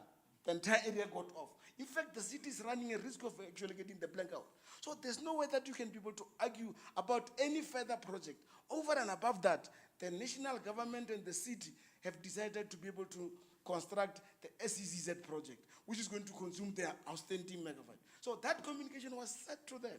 So there's no one who could get the temporary electricity. There are some of the areas that we are unable to electrify. Where she's living is Spinal Sport Extension 21, is Letabo. In terms of our layout map, they have allocated in terms of the stands, but we are unable to electrify them. The same in Refill. We are unable to do that because we don't have that capacity. And we are currently engaging with ESCOM. ESCOM was saying to us, due to our problems, we can only be able to build the Veldebeer substation, infeed station, in 2028 and 2029. We said, no, you can't wait. Let's actually bring it now. So that is the discussion that we are actually having. So wherever we are taking them, we are going to be able to use what we call the rudimentary services. We should then be able to say, in terms of the expenditure of the city, you will not necessarily be creating an asset. You will actually be able to go up in terms of the high expenditure of the rudimentary service without any asset on the ground, which in the long run, it will actually be able to affect the city. But that's what we have actually said with them in the relocation plan, which they have actually accepted. There are those informal settlements that they came, they were not part of the relocation plan, like in Tatempo. Mpo is serving Solomon Matlangu beyond Mamlodi station. So those are the new informal settlements. They were not part of the relocation plan. What we have said to those people, we have said, as soon as we finalize these things, we'll start with the issue of check marking, registration, and ensure that in the future, they can actually be relocated. Because I've indicated to you that we have 4 aspects of the problems. The first problem is the informal settlement. The second problem is the hostels. The third problem is the people who are sitting in the backyard rooms. And the final problem is the people who are sitting in the National Housing Needs Register. And majority of those people are vulnerable. Either they are old, they are physically challenged, they are disabled, and they don't get people to go and occupy the sense. They are looking at government to be able to be helped. That's why even on the list, we have emphasized that let's actually capture them. Because I was the regional head for Region 6, and I'm confident, in Region 6, we don't have any person of 96, 97. What we have done, we have utilized Nelmabia's Extension 22 that they're talking about, for us to be able to accommodate everybody, including Mamelodi Extension 5, which was, everybody was actually accommodated in terms of that. The only challenge is 98. So that's the challenge that we have. So we are balancing this, because if you don't balance this in Tateledwap, you are dividing the community. And you don't have that particular situation. And that confrontation that we have between Region 5 and Region 6, you don't actually have it. Because the Region 5 people are simply saying to us, this is our land. You can't bring people from Region 6. And that's what we wanted to avoid. So within that particular context, we approved this relocation plan, which is currently waiting for that issue of the transaction. And the MMC now requested an option to go and speak to the mayoral committee. Because the process of transaction have started a long time ago. However, there were differences. The city has their own differences. Like I said, this is based on the market and is based on the section 25 of the Constitution. The market we know, where there's a demand, the price goes up. So the city felt that the sellers are actually taking for a ride. So there's an internal discussion from the city in terms of saying how we can be able to finalize that. But that message was communicated to the communities. The issue is the issue of patience.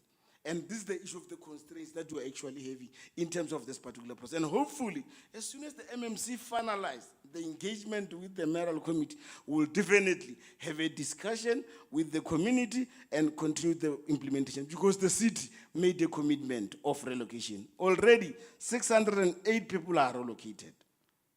So those are relocated, they are in their own stance. We are providing them with the rudimentary services. We are left with all others. And the moment we then win, that will be able to assist. The issue that we have identified in the relocation plan is that there are other development agencies, there are other spheres of government who are also investing in the space of the city. In this case, we have Gautrans. Gautrans have said, Mamelodi have only 2 entrants. It has the Simon Farmot on this side, and this side you have Solomon Matlangu. So it's very difficult to access Mamelodi, especially late. So they have said we need to be able to find a way of unlocking the economic potential of Mamelodi. How do we do that? They then said, in terms of their master plan, they have the K54 route. And the K54 route will then link Mamelodi to N4 up until Centurion. And then the K69 need to be widened so that we can be able to have the mobility. And that, from the economic and social point of view, is an infrastructure of the city. Unfortunately, along the way, they found that there are people who have invaded where the road must come out. And now, those people, as we speak, are paying the contractor for the standing time. If you go in terms of the PFMA who is regulating them, it's a fruitless expenditure. And then the question is to say, how do we then deal with this priority? Do we still need to be able to proceed with the flood community, or do we need to relocate this particular people? Because the unlocking of the K54, it will actually be able to give the economic opportunity, or to unlock the economic potential of the entire Mamelodi. Then the question is, how do we do that?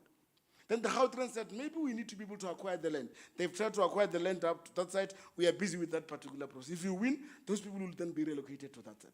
So it's the kind of the constraints that we have. And when you arrive there, because I'm the one who's doing relocation, when you arrive there, it's not as if all those sheikhs are the people who are in need of the stands. When you arrive there, you get foreign nationals.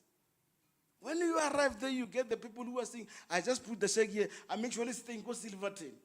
But I'm just putting my leg there so that I can be able to be empowered. I'm now relocating people in Vetfontein. All those people are from Lesotho. What they do now, they phone any person to say, no, because I cannot qualify, tell them that I'm renting here from your side. And that's the actual challenge. But a person who's coming from outside, especially US honorable members, you see poverty when you arrive there, which is not actually always the case. Then that's where we need the leadership. So the leadership, can we work together to assist? That's where we deal with the issue of the prevention. Because that's, when we share with the relocation plan with them, it was said the basis of that is trust. And them that as soon as we relocate, they will then be able to say, no, no one must come here. If any person come here, they will then be able to talk to us, and we can be able to engage, because the city, the only mechanism that they have for prevention of the land invasion is to appoint the service provider to do that monitor of land invasion. But they cannot be all over the show. So we rely on the leadership.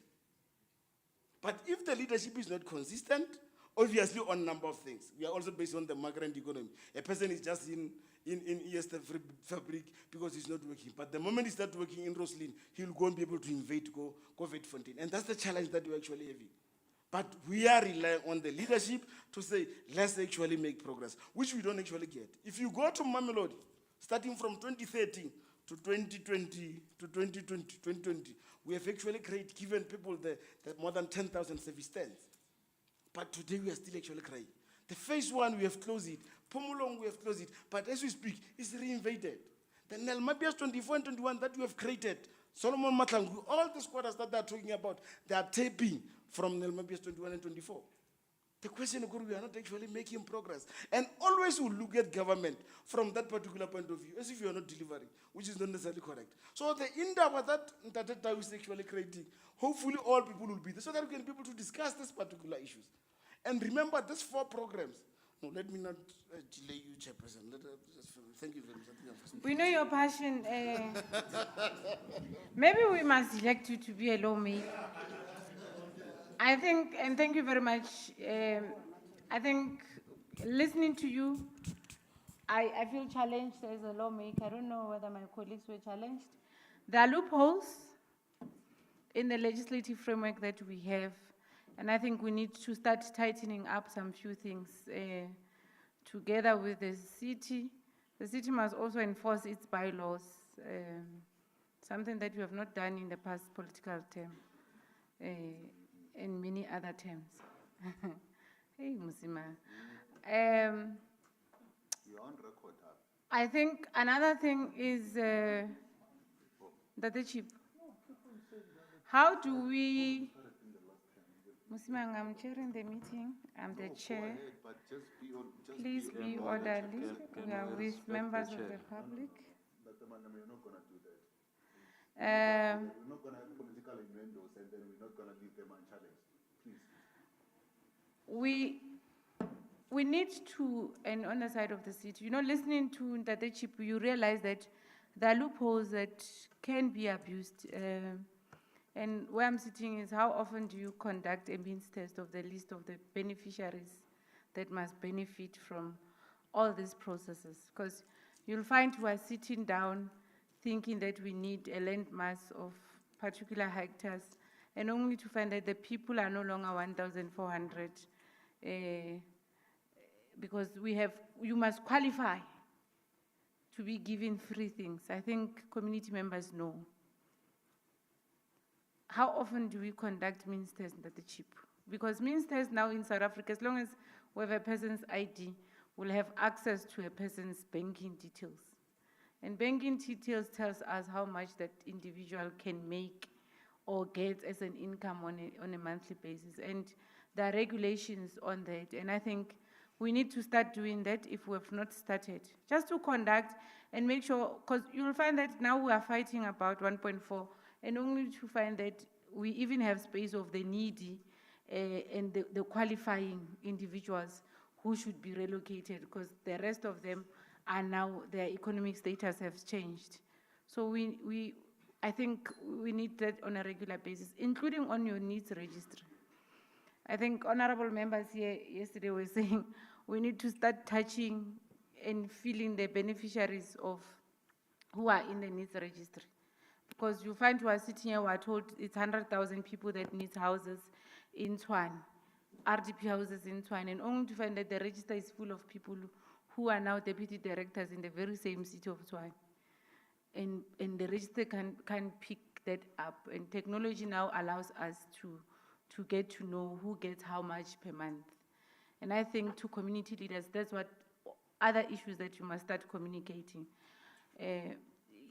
We have a whole lot, and COVID has also increased the numbers of needy people.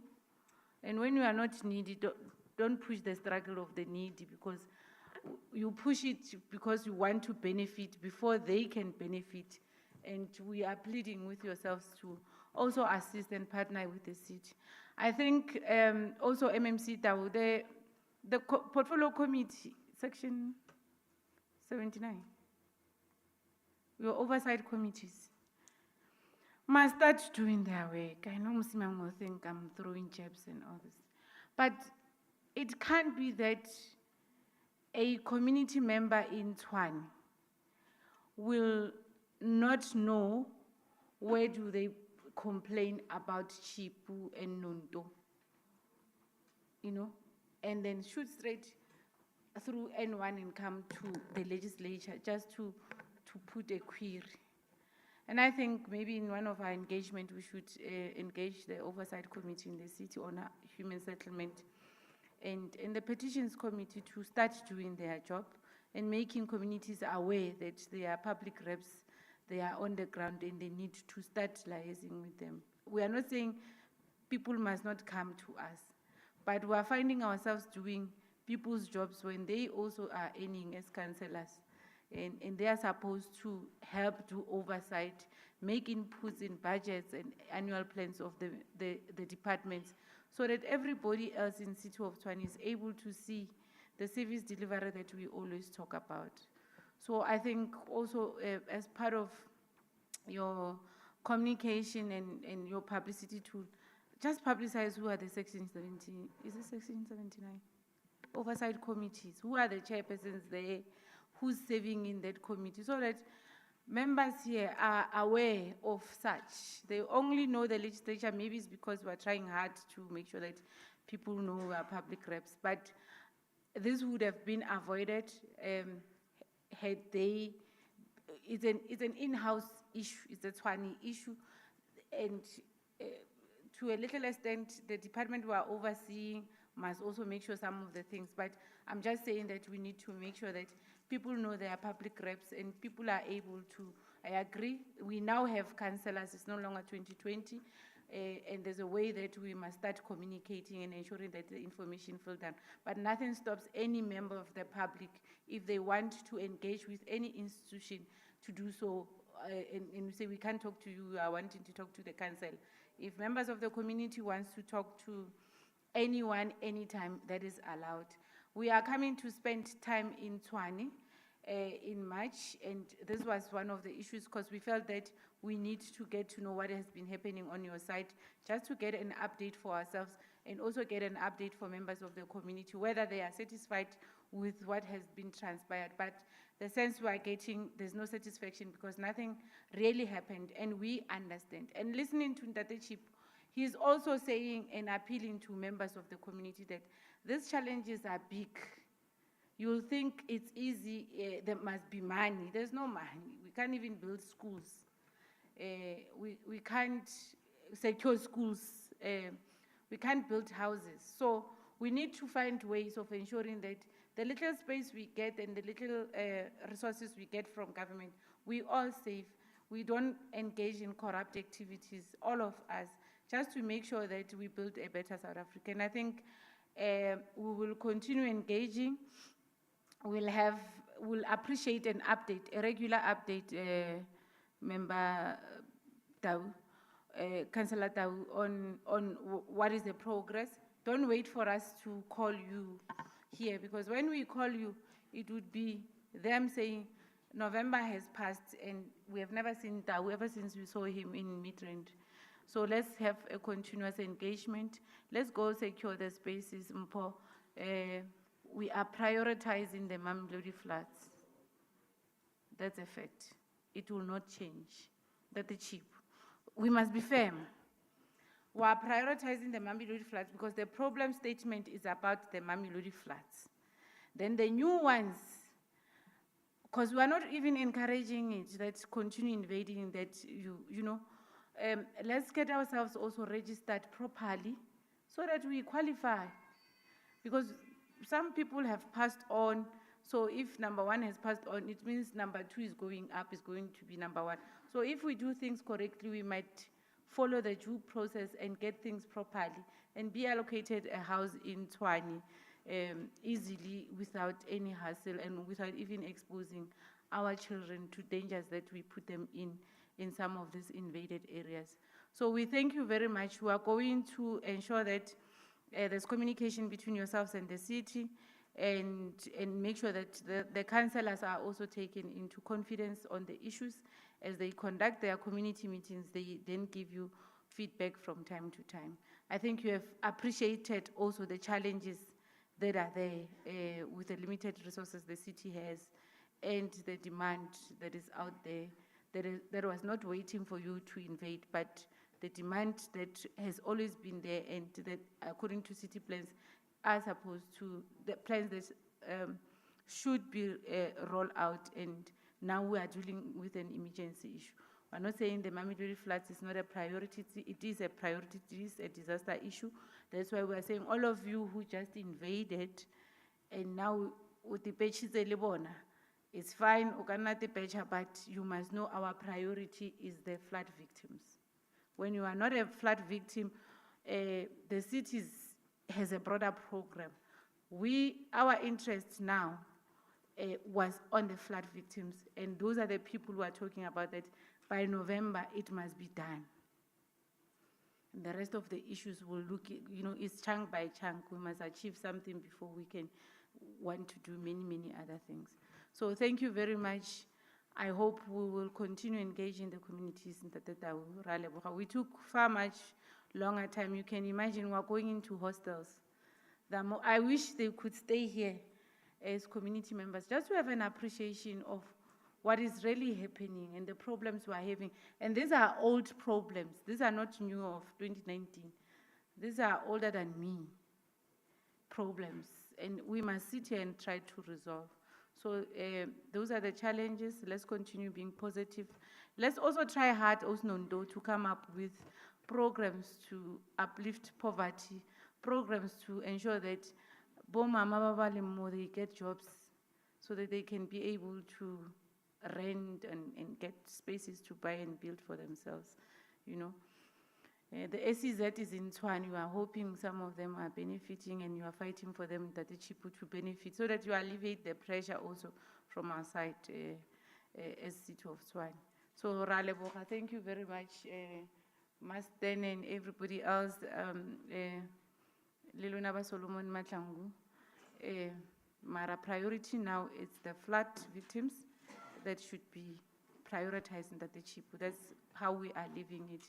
And thank you very much, everybody. Lunch is served. I don't know what are the requirements. Do we break for lunch or do we take the second presentation? And if we take the second, okay. Can we get the logistics? We are breaking for lunch for only 40 minutes. We request that Orlando and George Koch and Denver, Jackie, be the first ones on the queue. These ones are from home, so, and they're not going far. So that they eat and we finish, and they finish to come back, and then, I'm told there are two sides. So if they can go quickly now, eat quickly, and then we all follow after them, so that lona ba le yang ka mo Pitori ka mo, le tla sala le ja, rona re tsweletse pele ka meeting, ra leboga, continue being in contact with us.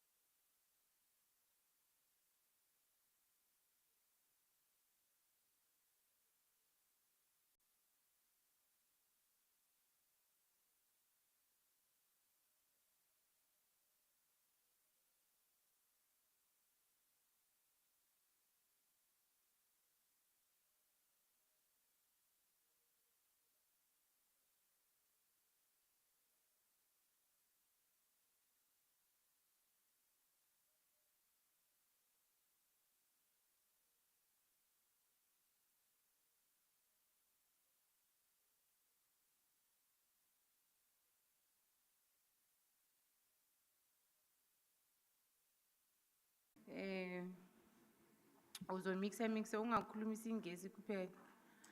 Kunabantu abadala bafuna uku-understand. So sicela ukuthi ube diverse. Sisesowethu manje, siseGoli.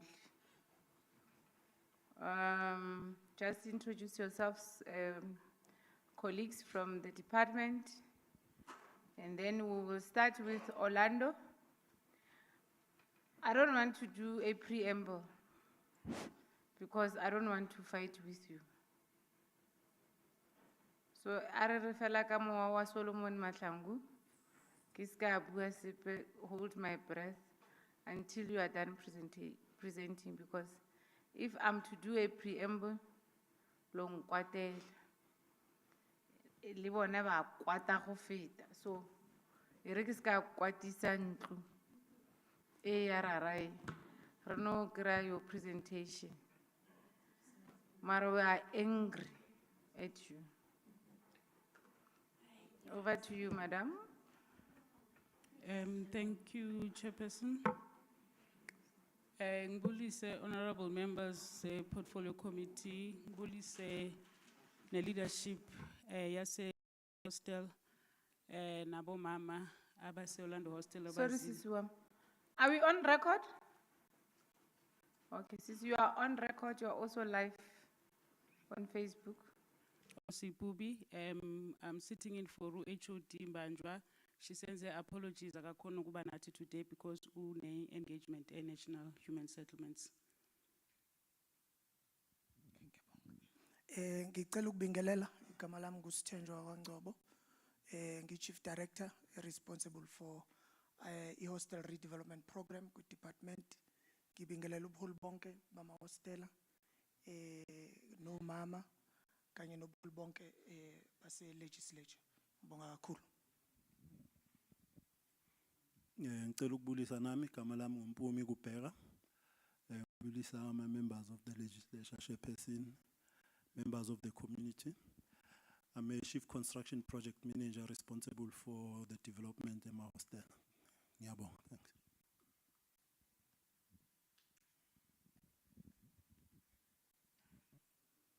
Siyabonga, Chairperson.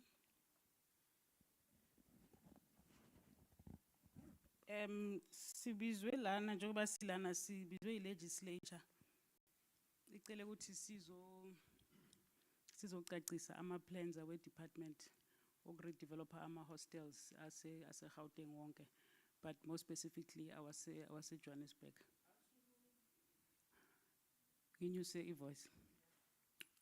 So si prepare a presentation. Ngiyakholwa ukuthi labo baba ababili engihamba nabo niyabazi yibo aba responsible for ama hostel our Gauteng. Nisebenza nabo kakhulu. Sin preparele I report I status ama hostel. But under general, I think I report yethu I cover wonke ama hostel wase Gauteng, but sizomisa kulawa se Joburg kuphela since abavakashi bethu namhlanje abase Joburg.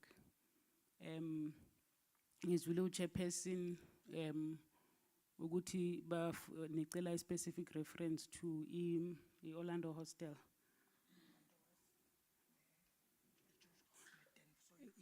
I inner city ne Orlando. So sizonthatha through ke I presentation I progress.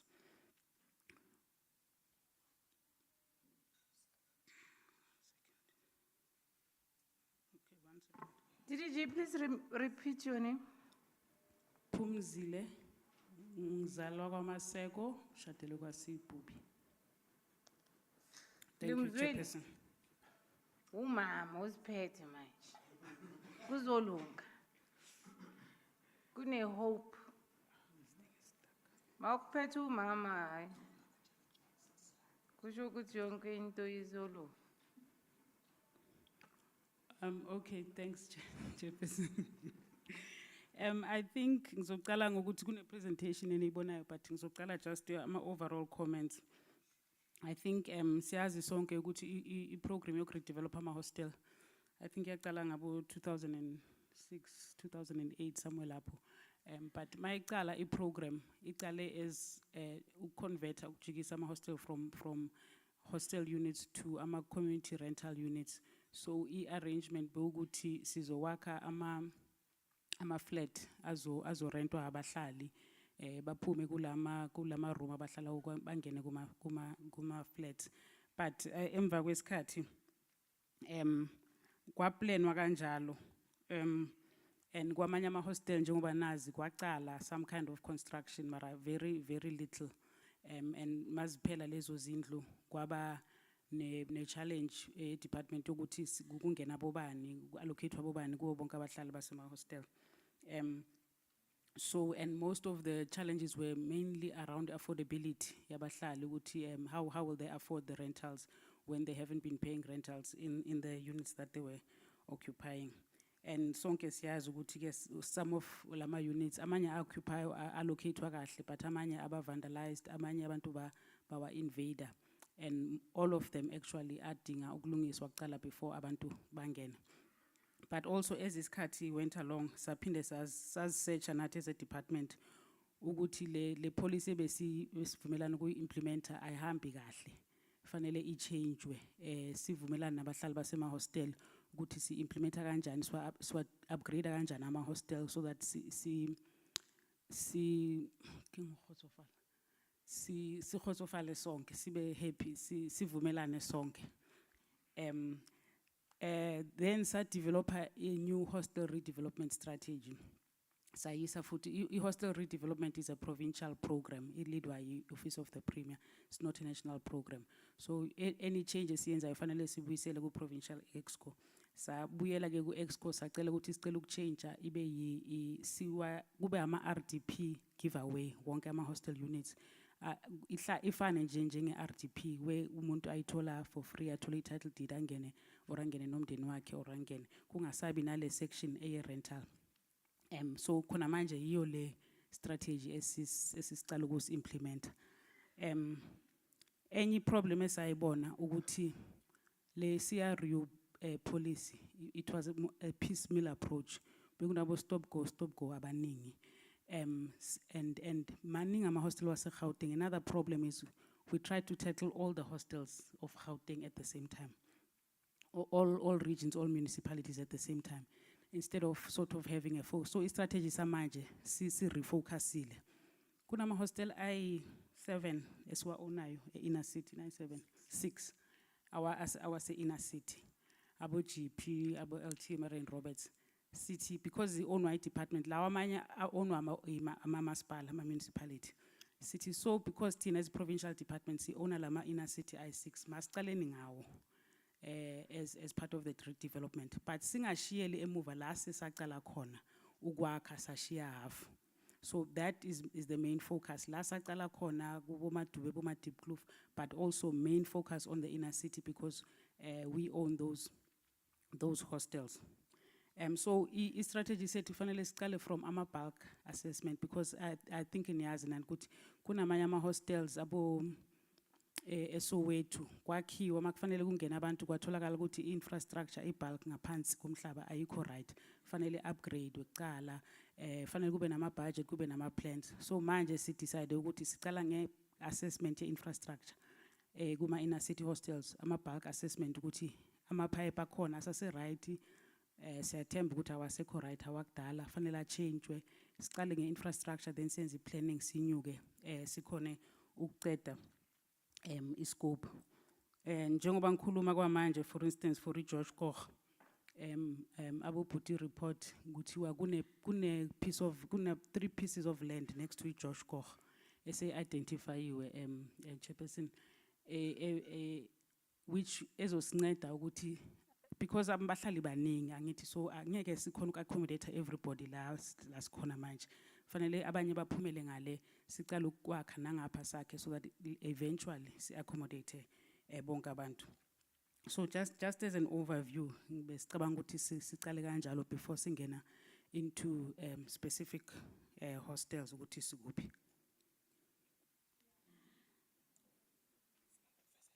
Yeah, ngicela ungivezele Jamile la. So khona manje i-progress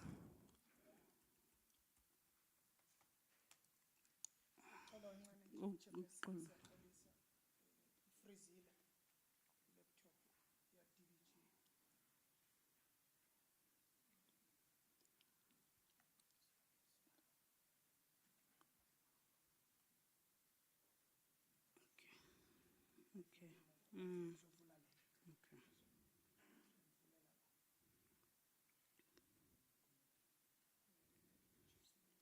Okay. Okay, nice. Yeah,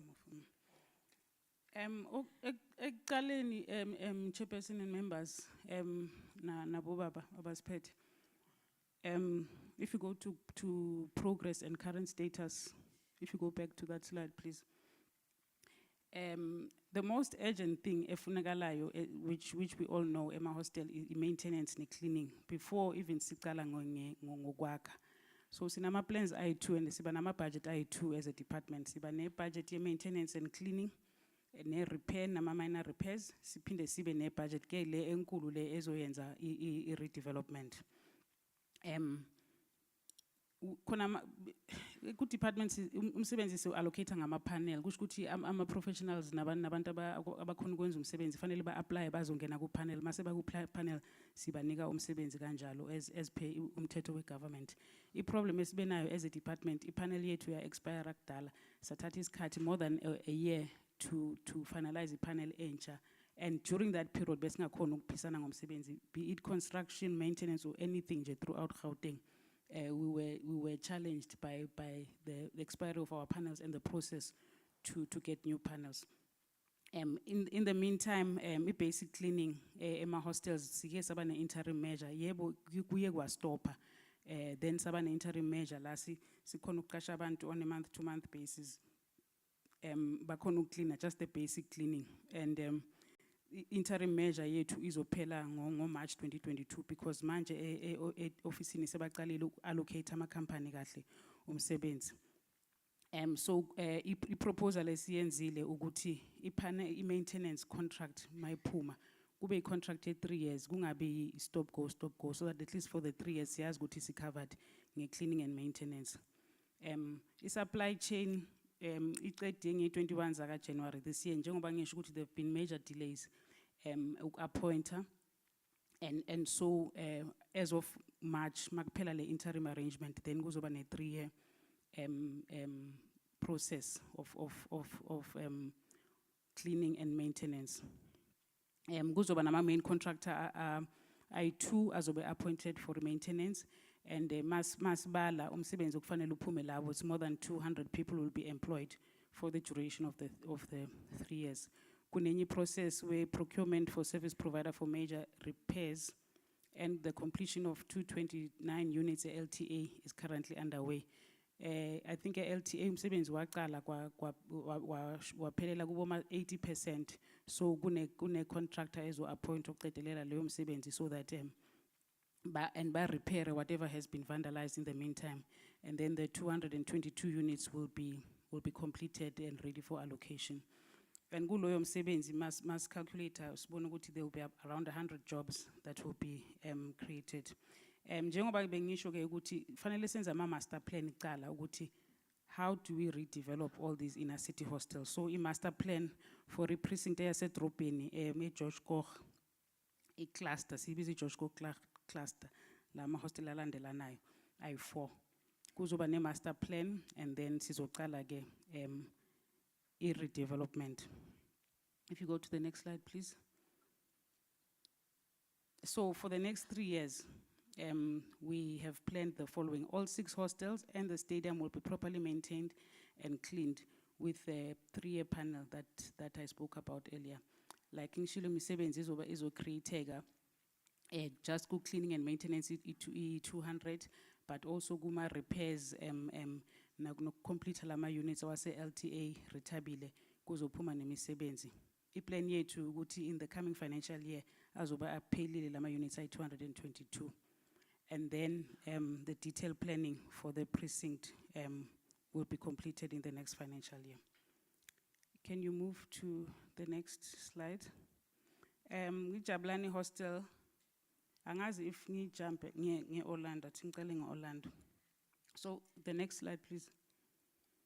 I Orlando West I project njengoba sazi ukuthi yaqala azange iphele azange sikhona ukuyiqedelela and I think it was a number of reasons that led to ukuthi ingapheli, and then kunama units ashiyeka angaphelanga which have since been vandalized. So they have been, Orlando Hostel has been placed on the list on a priority list for completion. I think what had happened in the past ukuthi kufanele sibe ne contractor yakhe, kufanele kube ne PRT ozoplana certify umsebenzi owenziwayo. Unfortunately somehow kwa appointwa I PRT yodwa I contractor zange appointwe, ngikhani manje izoba appointed. So in this financial year esikhuluma ngayo kuzo prioritize wake ukulungisa lawo ma units ay34 are vandalized and ready for allocation while the bigger plan is going on, because even if Orlando ngasi inner city hostel, but since sesaqala umsebenzi fanele si push it through. And one of the problems, like I said at the beginning, these hostels were planned as CRU, community rental units, but manje sesiya change as wenza ama RDP giveaway. So the whole design and the whole concept has to change to allow for even more people to be accommodated on the land, since majority abahlali abantu abaqualify for ama RDP. The next hostel, a Deep Kloof. A Deep Kloof, I think kona manje inkinga esibhekane nayo Deep Kloof, abantu abahleli nayo Deep Kloof yaphela mara yaba vandalized. Makuqala ukwakhiwa abantu baphuma bakhishwa bahlaliswa kuma TRUs.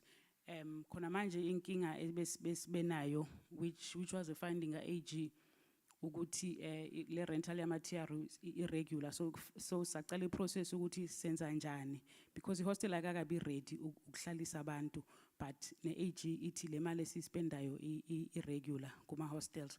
So what we did, we terminated the contract for the TRU supplier, but ke ngoDecember ubaba uNgcobo uzonceda ngama details kuye kwabane and must terminate angithi kufanele siyokhuluma nabantu abahleli kuma TRU sibatshela ukuthi no sizonkhipha sinyise kuphi if leyo plan beyikhona, but azange kwenzaka kukhonakala because bekuneyinxabano ebezenzakala ama hostels.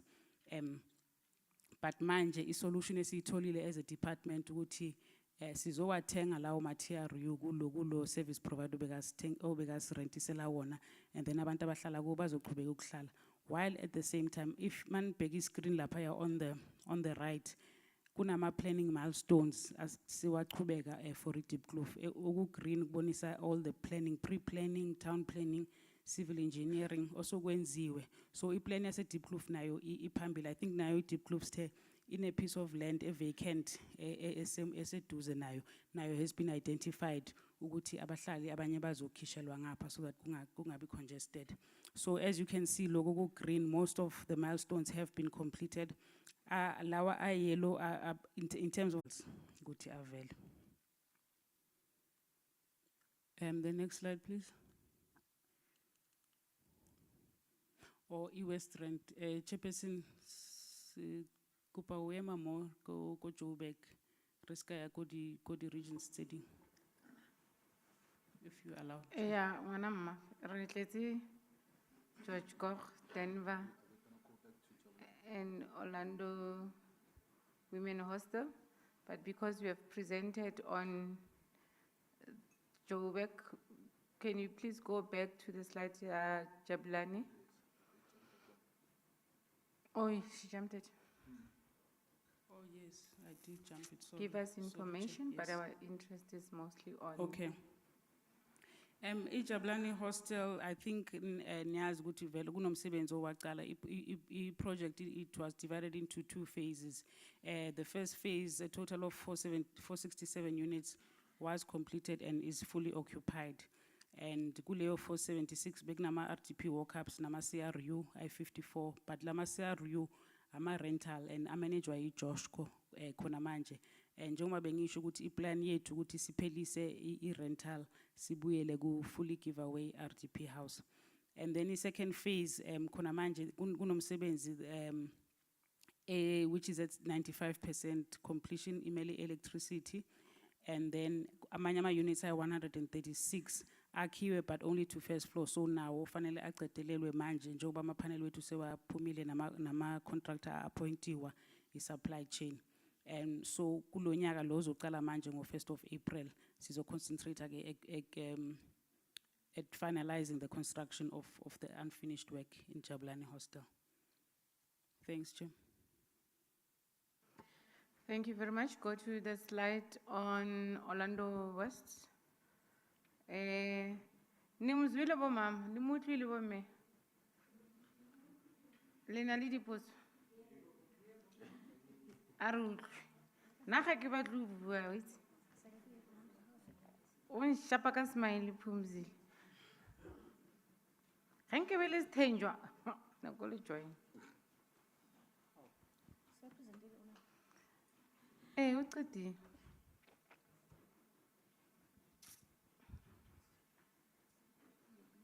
How are you, Stenjwa? We still love you. You are a very strong man. Usihlalo uyaphila man. Usihlalo is very peaceful. It's 2022. I don't want to fight anyone. Yes, Stenjwa. Ngago harelwe. Asilwe this year. Sabana kuno mama department. Okay, but me ashu me anong today really tliseditse me ka gore kgalelela ka bompumi le bosthanyi jwa man. A re utlwe le na le dipotso or le batla go comment. Ra itse gore re ile ra leba sebaka re le lekgotla la legislature la petitions le human settlement. And as human settlement, we took time to allow the department to organize itself better before we call you. Yaka bana ba ba stout tla bo tshaba ya gae ka gore re betse malunda. So re ne re tshaba go nna re founa re sa bui anything positive to yourselves. So sacabanga ukuthi it is sibalinde laba ba se department ukuthi ba itukise ba silungise. Hayi ngizothukana la. Ba itukise so that kubonakala ukuthi siyapi.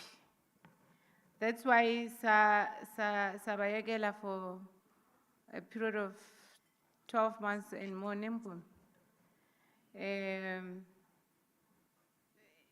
And that's why we called you today. You are on the ground, you know what is happening, you know what happened, you know the promises they made, and today they are making this presentation to us all. So we want you to ask questions, make comments, express yourselves the way you feel and see fit. You are our elders, and in more, where we have made mistakes, we request that you forgive us. We've been trying hard on your behalf to ensure that there's progress in the department. It's not easy. They make it look easy when they make presentations, but then when they leave, they realize it's more difficult than what they say to us and yourselves. And that's why they take too long. But that doesn't excuse them from not doing the right thing. So over to you. I don't know, Kimatlo Buang. You can all speak. I think you saw I'm a very patient person. I allow people to speak. Yeah, Arthomeka number, okay. Letlaiza ka bongwe ka bongwe. La itse gore ka bongwe ke eng ne? One by one. Omunye phezu komunye. Chair, seyathukana ke manje.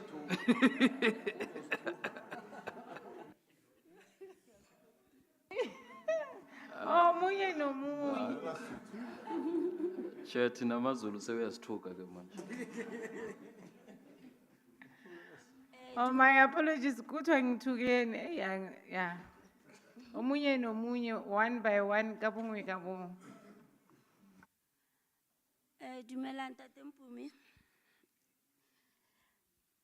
Na ke batla ho botsa acting HOD. I think last time legislature ne le teng ka di ba re promisitse main contractor ne kgethilwe le PRT ne le teng. But today fani ore PRT ne le teng main contractor na le siko.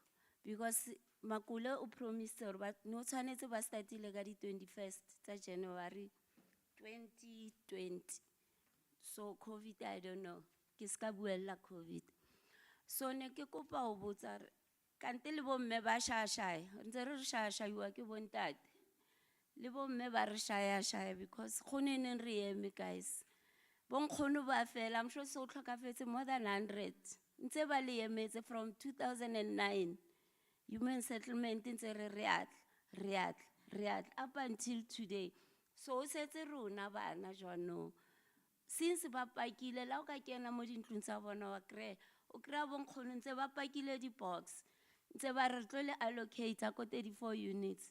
And another thing kutlo o bua ka this 34 units or di vandalize it. Tsa rona a di vandalize because khona le security esa kholeng.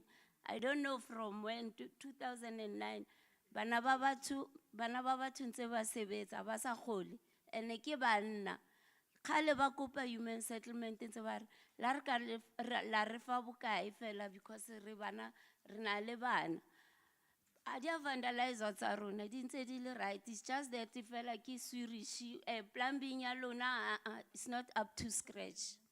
So re kopa please ha le khutla le re feng time frame le ska re bolella fela gore re tlotla ke a lebo.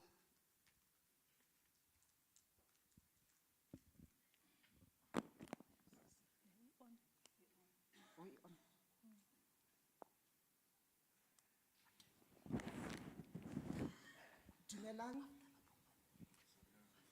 Ke nna Maphefo Ramusime ke dula ko Orlando West. Agnes o coverile some of the things. Security is thomile ka 2018 in March ho sebetsa to date ha ba kholi. And bathong ke kopa le ba naganele Ntate Ngcobo le wena mme Ke a thaba hobane ho na le mme ka mo hare ha lona. Le wena Ntate Mpumi, please. Thank you. Sanibonani. Shellboy lo akahlatshwayo. Usizo lomuntu omnyama. Kimi njengoba ngilalele lenkulumo kuzwakala ngathi ngilalele inkulumo eyodwa for 7 years. Kodwa ikhulunywa abantu abahlukahlukene.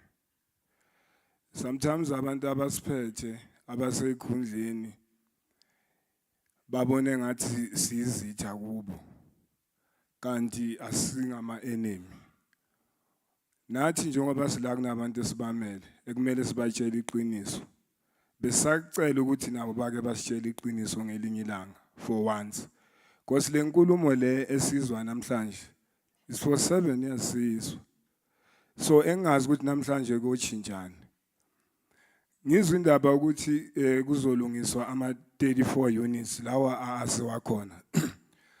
Sebashilo kabafethu ukuthi ayikho indlu evandalaziwe lapha eWomen's Hostel. Iqiniso lelo. Kodwa manje umbuzo wami uthi because the project uqala kwayo kwakumele yakhe izindlu ezi298. Kodwa manje kunalama 34 units esewakhona. Manje lezi ezisele zizowakhiwa nini? Nini ngoba kunalento esibalekela umphakathi. Uma sikhuluma ngama units ay34 sifuna ukuthi ngamanye amagama kuzongena abantu abayi34. Laba abanye abantu bona besebenza njani? O kuzolungiswa lama units ay34 mawaphela bese kuqala ezinye izindlu na? Umbuzo wami loyo. Ngiyabonga. Yebo sanibonani. Igama lami uNsizwa kaHlatshwayo. Yimi head of security yalapha eOrlando West. So kungcono ngoba osisi omama nosisi labe ngihamba nabo sebachazile ukuthi akulona iqiniso ukuthi izindlu zivandaliziwe. Izindlu vele kuyiqiniso impela since yahamba icontract since sisigadile ukuthi kungenzakala into errong kuzo. But since sinethembiso esiyithola kuba abobaba laba balapho phambili. But ithembiso zabo asikho nesodwa abasifezile. Ongakungokuthi if ngingaqamba amanga ugcina kwethu ukukhuluma nabo ngento ephathekayo. Sagcina ukukhuluma nabo ngisazi kumuphi unyaka kuba kuDecember unyaka uphele. Basithembisa imali ethizeni ukuthi leyo mali leyo kulokhunjani eMakole. Angithi khona ilokhunjani icontract beyikhona lapha eMakole. IMakole yasithembisa imali ethizeni ukuthi yona mayizoqala ukufaka isite izosinika leyo mali leyo. Azange ifike iMakole, azange siyithole leyo mali leyo. Nakhona ukuthi size silandelele sithole ama-answers ukuthi basiphendule ukuthi yini into ebangela ukuthi yonke lento ingabe ingasayi phambili singasatholi nombiko obuya kubo ukuthi hayi sesilana manje sesambe sahamba safika la akukho esikutholile. Ongangokuthi nayo iMakole leyo basitshela ukuthi manje bafune nenye icontract ayisekho leyo Makole leyo. Leyo Makole ayisithembisa imali ukuthi izosinika 150 mayizoqala ukulokhunjani ukufaka isite lapha yana. So konke kumile but izindlu zona ziright. So into esicela kubo thina iyodwa nje singabo baba sinemizi sinengane ziyadla ziyafunda. Nezikweletu wonkosi yami sesibala izinto vele ezingafuni nina kodwa but izikweletu asazi ukuthi into esingayithini. Singabo baba bemizi sidinga ukuthi nathi ezintweni zethu esizenzayo kube khona something esiba naye ezandleni sikwazi ukuthi sibhekele umndeni wethu but siyakhohliswa each and every time mabefikile basithembisa but egcineni singakutholi lo. So this time besicelela siyayicelela ukuthi sicela ukuthi bake basicabange phela ukuthi nathi singabantu siyaphila sinemindeni. Nalo lela side lelana I wish ukuthi kuyabajabulisa ukuthi njalo mabefika bathola ukuthi akumoshakanga lutho yonke into isese right sesimeni. So but akukho okubonisayo ukuthi bona lokho kuyabajabulisa ngoba njalo mabafika basithembisa ithembiso ezingekho banyamalale bangabuyi. So esicelayo manje sicela ukuthi nathi sikwazi ukuthi sibe ngabobaba abaqothe emzini yethu. Nathi sikwazi ukuthi sisebenze sinepower yokuthi siyazi ukuthi manje sisebenza njengawo wonke umuntu ovukayo egcineni uyazi ukuthi kuna something ayitholayo. So kuyisikhathi esithi siqeda 5 years lapha yana. Omunye umfethu besebenza naye akasekho emhlabeni. Abantu bakubo bafuna imali zabo kithi babona ngathi thina yithi esinamanga siyawa attend ama meetings sikuthole lokho esiktholayo egcineni sesimkhohliwe lo ngasekho emhlabeni. Umphakathi wase Orlando West usijikele wonke umphakathi thina sifana nabantu abanamanga ngoba bayibona imoto enkulu mayifikile lapha yana ukukhulunywa yonke into kuvunyelwana but end of the day lento ekuvunyelwane ngayo makumele yenzeka ayisenzeki. Umphakathi wethu lahlala khona udivide ke phakathi ngenxa yamanga wama official afika awakhulume mosuka lapha ngabe salandelela into abayikhulumile umphakathi wethu uchacheke phakathi namanje. So ebesikufisa futhi nangelinye ilanga ukuthi makungukuthi bangakhona lento sebayiqalile leselapha ngaphakathi le ukuthi sihlukane phakathi kanje siyafisa ukuthi futhi kube yibo abayilungisayo leyo nkinga leyo njengokwenza kwabo lento le eseyikhona lapha ngaphakathi. Uyabona ngoba ngiyacabanga ukuthi bona njengoba bayebasha abanye abobhuti la ukuthi bayacela ukuthi makuthi iqiniso mele balikhulume njengoba linjalo abalikhulume njengoba linjalo lona linzima but egcineni umuntu iqiniso mayeselazi uzogculiseka ngoba uyazi ukuthi lento ayilindile ngeke iyenzeke. So umuntu ulindile ukuthi into izoyenzeka yenzeki. So okungcono ukulinda into ulinde into abakutshela yona ukuthi uzozwa ngathi ngesikhathi esithizeni lesi abazosibala. So bona babala into engathi izoyenzeka manje izowenzeka manje ingenzeki. So siyayicelela kuleyo ndawo ngoba ayewasho nomama ukuthi at least kuba baba lapha kana khona nomama mhlawumbe uzoba nomunye umcondo naye ukuthi asizwele ngoba ngempela sinengane zihamba ama crash ziyafunda ezinye icedile esikoleni but sihleli sistakile endaweni e1 sigadile abantu bayithola imisebenzi bayamakethe bayasebenza nathi ngabe siyamakethe siyasebenza kodwa angeke sisebenze for 4 years sibe seshiya leyo 4 years leyo imali zethu invest isikhathi sethu sonke lapho abantu basebenza benza zonke izinto but thina kukho la siyakhona ngempilo esicela kuba bobaba sicela ukuthi thina kakhulukazi ezisecurity ngoba namanje bayazi mabaqala beze Orlando West izindlu zabo bayithola zinjengoba zazinjalo isakhiwo nje sasingekho right lapha bathembisa the time bakhona lapha eOrlando West ukuthi bazolungisa amapipe amasuwa lapha yana salinda thina ukuthi kuzofika abantu abazolungisa amasuwa kubolile lapha yana ibolile le ndawo le yani ibolile amapipe ayavuza siyafona sicela usizo ukuthi kunenkinga so asizakale. So siyacela nje kuzo zonke lezi zinto engibalile sicela ukuthi sisizakale akungabi ngathi izinto eze government kube ngathi izinto zethu. Sidlalile nathi indima yethu for 5 years isigade lezi zindlu lezi yana. Kodwa manje sicela ukuthi nabo bangenelele njengabanikazi bezindlu. Nabo bangenelele njengabantu abafike bakhuluma izinto ezithizeni lapha yana bajika bona futhi bangasifeza. Ngiyabonga sengicedile.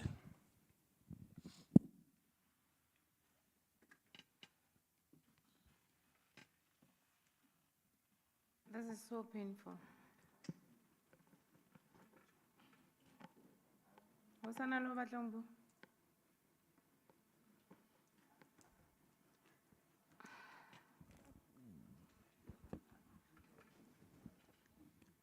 Le batla iphinda.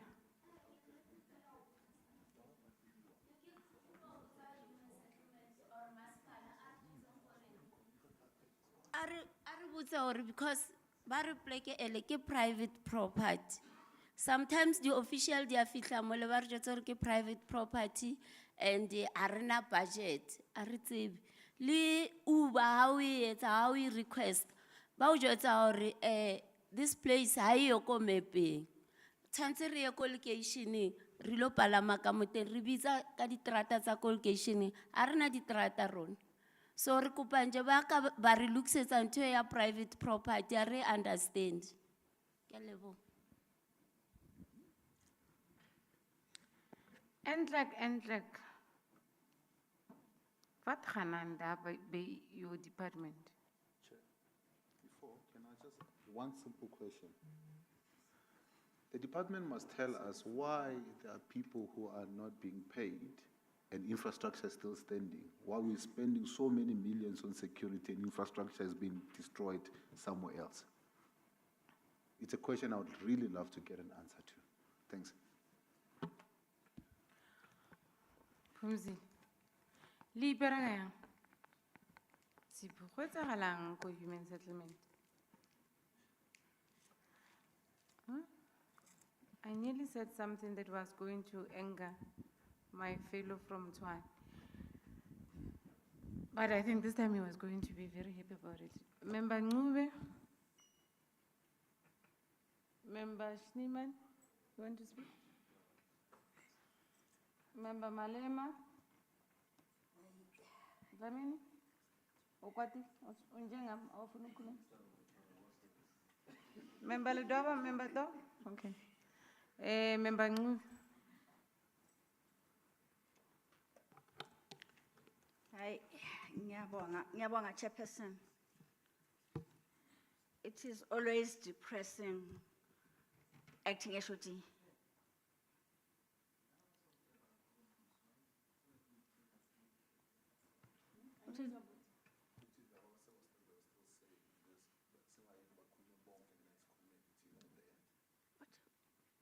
Abaqedanga yini? Presentation yesterday? Inner city, okay. Oh, ngoba ba presentile. Oh, sorry, my apologies. Yeah, I think that's the best way. Do you mind, Member Ncube? You can't because you'll be defying indonors. Okay. No, Dlamini usuggesta ukuthi ngoba ba presentile siyenze yonke togetherness.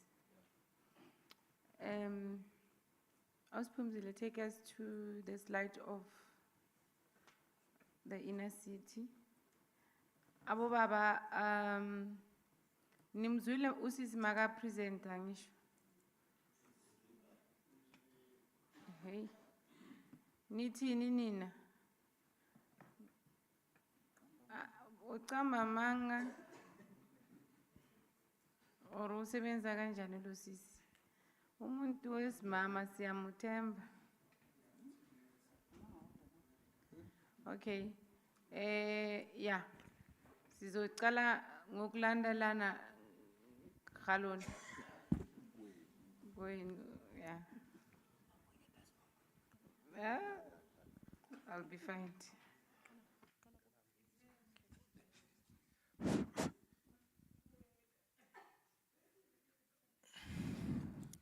Baba, over to you. Thank you, Program Director. Ngibingelela ama-members ethu from legislature, Mapholoba neThimbo hamba nalo. Ngibingelela uNgwane la i-colleagues yami. Induna esibuya naze mahostela igama nguThemba wakamkhize. Ngumhlali ke waseGP ehostela ophinde ebe yikhansela elikhona njengamanje lapha e61. Asibonge kakhulu sisuphumzile ngepresentation osusinikeze yona. Mhlawumbe ngizoqala ngokucela ukuthi ukuze sibe nento ebambekayo ngizocela ukuthi usiphe ama hard copy epresentation lobo sinikeza yona ukuze sikwazi amasifike emphakathini ukukhuluma into ephathekayo. Engizocela ke mina ngiyayizwa i-development enishoyo, maintenance, repair, cleaning. Kodwa i-suggestion yami bengifisa kube ilento yama-date. Asikwazi ukukhuluma nje umoya emoyeni ingekho into ephathekayo ukuthi sizoqala nini ukwenza lokho esikushoyo. Njengamanje ke ema-hostel acishe wonke lawa se-inner city sinayo i-project ecleanayo. Nakuba ke kuyinto engacacile leya. Ngizofisa mina ukuthi le ka 3 years iqale nge-1st zika March. Ukuze kuzokwazi ukuklinika ngendlela okuyiyona cause labantu abakleanayo lapha bana material yokucleana. Just a name ukuthi bayacleana ayikho lento abayenzayo lapha. Ngoba even ne-uniform I'm sure kuna 5 years bagcina ukunikeza i-uniform labantu abacleana lapha ema-hostel. So ngiyafisa kube nama-date ukuthi sizoyiqala nini lento yokucleana ka 3 years. Kodwa bengifisa mina kube yi-1st zika March. Okwesibili Sisalindele into ye maintenance ke engena idate ukuthi izoqala nini. Lapha eJipi iblock 1 yaphephuka ngo2016. I'm sure siyokwenza 6 years manje abantu behlele endaweni engena iroof. Mhlambe nisalindele into maintenance ngicela niyongifikisela le nto lapha eJipi. Ngicela noyifixa le nto lapha eJipi sithi silinda kodwa laba abantu bebehlele endaweni efana neyabanye abahlali lapha ngaphakathi.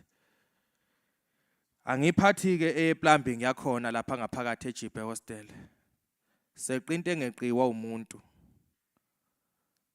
So ke ngiyacela ukuthi akube nama date ukuthi lento ye maintenance ne cleaning siyavumelana nokuthi nge1st zika March siyiqale ukuze uma kungezukwenzeka kanjalo mhlambe sibuke ngenye indlela ngoba sesisidi isikhathi sihlala lemhlangano sixoxa sivumelana kodwa kungenzeki lutho.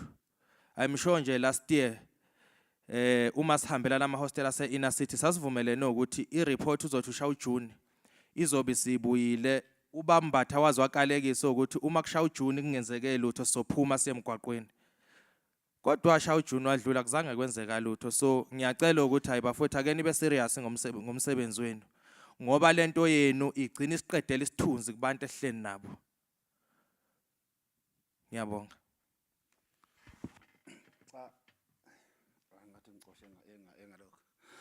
Chairperson, member of the legislature, whole benduna bukhona ngaphakathi. I-department ubuholo bukhona ngaphakathi. Yes, Okay. yes.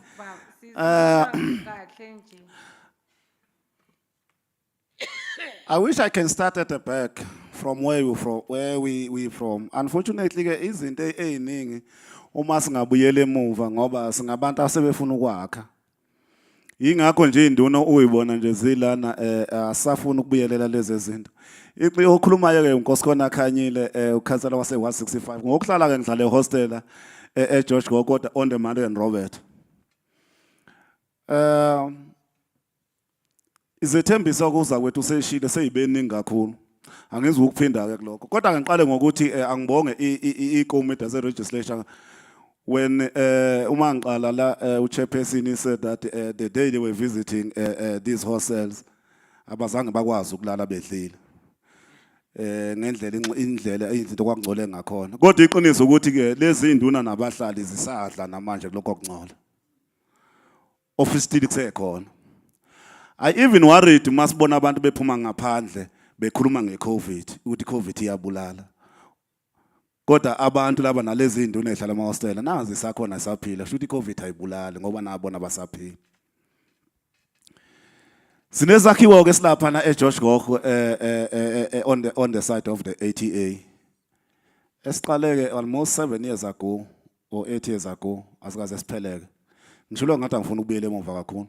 Kodwa ireality ukuthi you should ask yourself ukuthi why le yandawo inga invadiwe. It's because of this leadership. Ilezi induna lezi that are playing the role that they are not supposed to be. Bahlala indima induna zidlala indima ongenayo ongeyone yabo. And they are not getting paid for that. There is a land that we are saying that we are identifying at the site of George Gokho.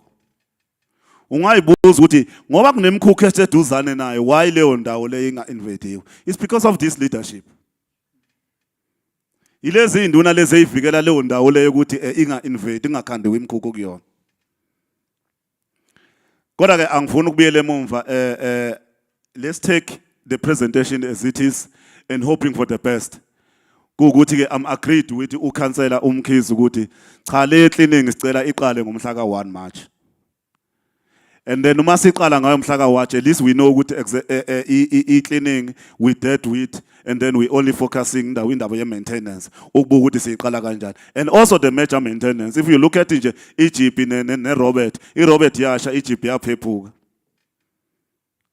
Kunezi amahostela amaningi angisaphathi inhlalo ngaphandle ngcono babe siyibuka ngaphandle nanokuthi ikomiti malihamba labuka ngaphandle nje angenanga ngaphakathi endlini libuka ukuthi ngabe ngempela le yanhlalo leyana iyiyona ukuthi ngahlala abantu. I'm worried because the city is not here because if you look at the hostel as a inner city. There's an informal settlement around Loma Hostel. Lower informal settlement, they form the part of ama hostel. Abaholi bayathi ngizalwa in nature. Kodwa ke iqiniso ukuthi ke I maintain lezo ndawo lezi njengalezo. So now when we gonna see informal settlement last eduzana nama hostel, because when I look at back we see ukuthi ama informal settlement le eseduza ama hostel it's been ignored for a long time. Kodwa eminye imkhukhu kwezinye indawo isize yakwazi nokuformalize yenziwa ya electrifier yanikwa ama services efika manje. Kodwa yonke lemkhukhu eseduzane nama hostela ayibhekwa nokubheka. Izimo ke lezi ke i-department esicela ukuthi ke isizobhekana nazo. Unfortunately ke sithi bese ngishilo ukuthi ayikho. Kodwa ke asibonge ingane zakwethu ukuthi le program enikhuluma ngayo, can we speed up bokhombethi amina sengento bokhombe sengicathi ngisemhlanganweni. Can we speed up lento ukuthi iqale as soon as possible ukuze sikwazi ukufocusa ngempela. I-major maintenance iyona edingakala kakhulu. Cishe ngingamoshi isikhathi ezingane zakwethu ngoba i-reality ithi wonke lama problems esikhuluma ngawe it's been addressed for a long time ago. Even now it's never been attended. Kodwa ke asethembe ukuthi presentation ekhuluma athi presenter khona kuthina njengamanje ine role ezoyidlala asiqale ngalokho kwe cleaning okusekukhonjwe eduzane that even the appointment e contract they've been appointed ngoba we are worried indaba ye panel. It didn't take 1 year, it's taken almost 2 years ukulungisa nje panel lapha besilo sithenwa ngayo. Kodwa ke iqiniso ukuthi asibonge manje igcinile mangabe sigcina ilungile panel. We are hoping for the best. We really behind you, wanted we give you a full support as a department. If it wasn't that ngabe senza izinto eziningi ngabo ngaba abantu sebenza izinto eziningi kakhulu. Kodwa iqiniso ukuthi ke induna zihlala zikhona sidlala irole ongafanele ngazi yayidlala. Kodwa ke egcineni ke asazi ukuthi ubani have to appreciate. Kodwa nazo at the very same time ngoba singama leaders they are playing their role. Cishe kube yilokho for commentators ngiyathokoza.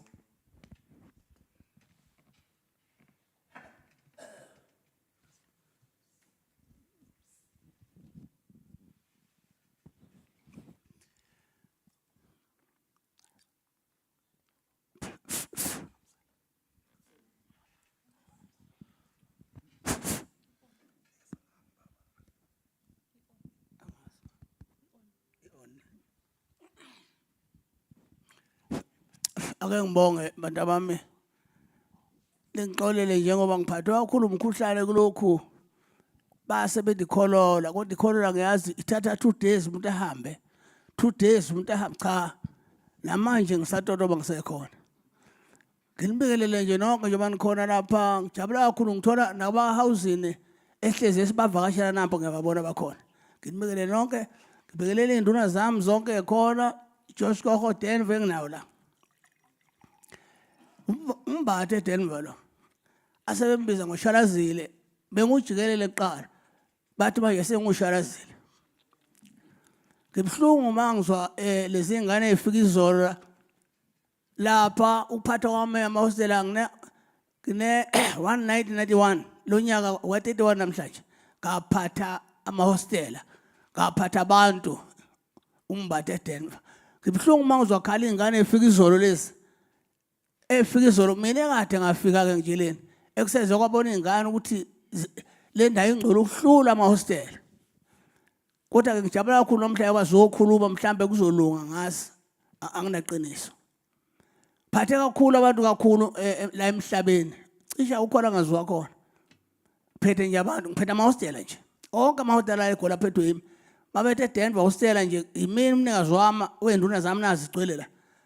Ngibhlungu makukhala ingane ezikhala ngongcolo efika izolo mina kade ngikhala nezwa masihlangene bese ngithi angibonge mina ngingakaboni lutho.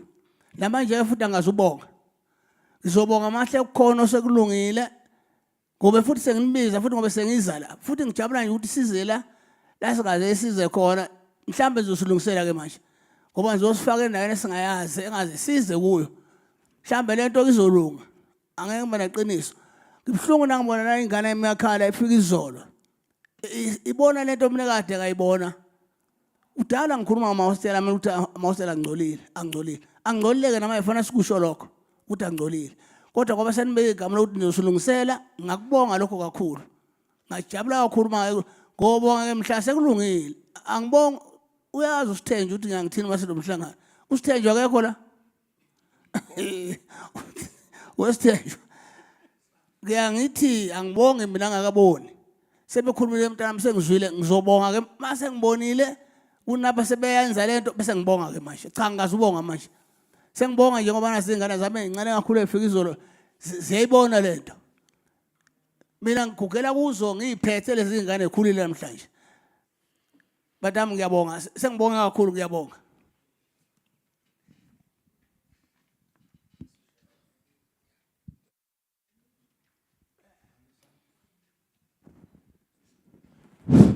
Ndaba ezitha.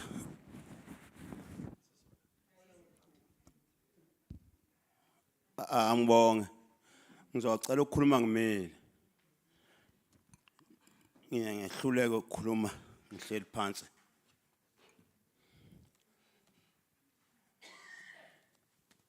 Angibingelela umphathi womhlangano, umphathi ohlelo. Angikwazi lokho abakusho kusho ukuthi ngoba kuse parliament. Ngizothi usiphethe umphathi ohlelo ngazi. Nginibingelela nonke njengey'khundlazana angikwazi ukunehlukanisa. Ngingeke ngimiyeke ke uDlamini ukubingela ngokukhethekile. Bese ngibingela ngokukhethekile ubaba uSithenjwa wasengabona ukuthi wasinisanikeza yena kodwa umkhulu kunathi. Banompuma uzozoba nesikhwele impuma ethukuthele. Nonke likhabhinethi elikhona ngibonge ukunibona namhlanje nisibizile nisicelile ukuthi ake size la. Besizozwa khona lokho nisitshena khona. Sizocela nje ke nani induna nginibingela nokhona ngihamba nani namakhansela ami lapha amabili esinawo ngoma.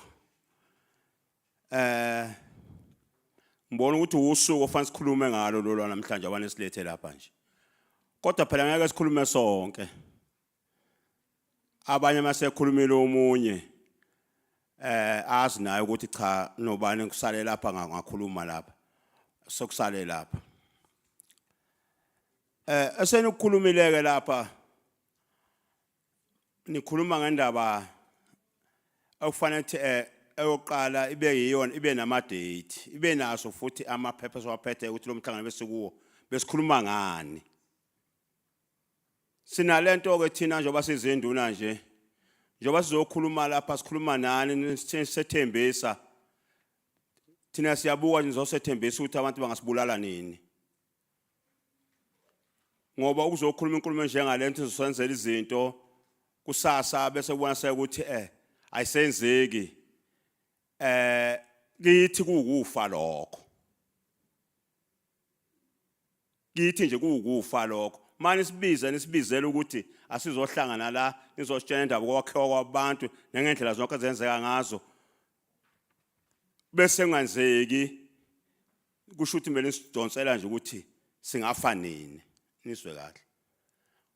Ngoba namhlanje uphethe abantu ubatshena into kusasa ungasenzi yona. Hayi seba nezinhliziyo abantu.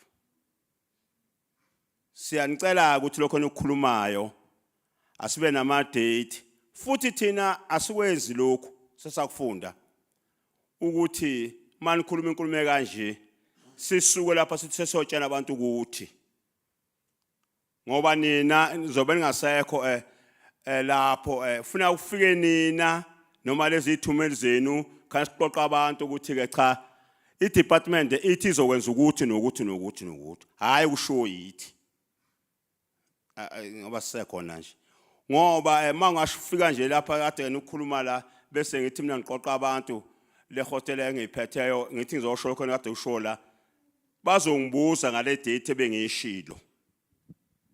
Angithi ke lesikhathi bengibuza ningasafikile nina fanele bengenze njani ke mina engibaphetheyo kade ngibatshena lento. Lapha ngoba sizinduna nje thina sinenkinga ethi mawinduna awunalo ulimi olubili. ulimo olubili kawushiya ukuthi ubani ukuthi ulimo olubili lokhu ukhuluma into namhlanje kusasa kusesiyona ingenye. Ulimo olubili ke lolo. Laba ke abaphetheyo ke ngokosopolitiki kuthiwa kusemthethweni noma ungakhuluma namhlanje kuphinde kushintshe kusasa. Manje lapha kwithi ebuduneni akwenziwa lokho. Uma uyinduna ukhuluma ulimi olulodwa uthi izolo bengithe.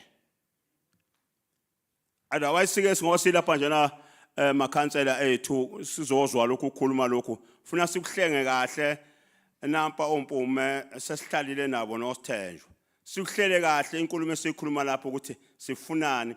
Sifuna ukuthi maba senisitshende nje lokhu anisenze ama date okoqala yikho bamaqile amaqinasi mangibheka amaqinasi lana sihlupheke kakhulu kufika icontract kuthiwa kuzokhishwa ngenye ingabisayikhiphe enye besebenza abantu bethi ngani kwathi uyokhishwa ngenye ayisekho nalo nkontilaka sisesinamanga ke thina ngalondlela njengaleyo.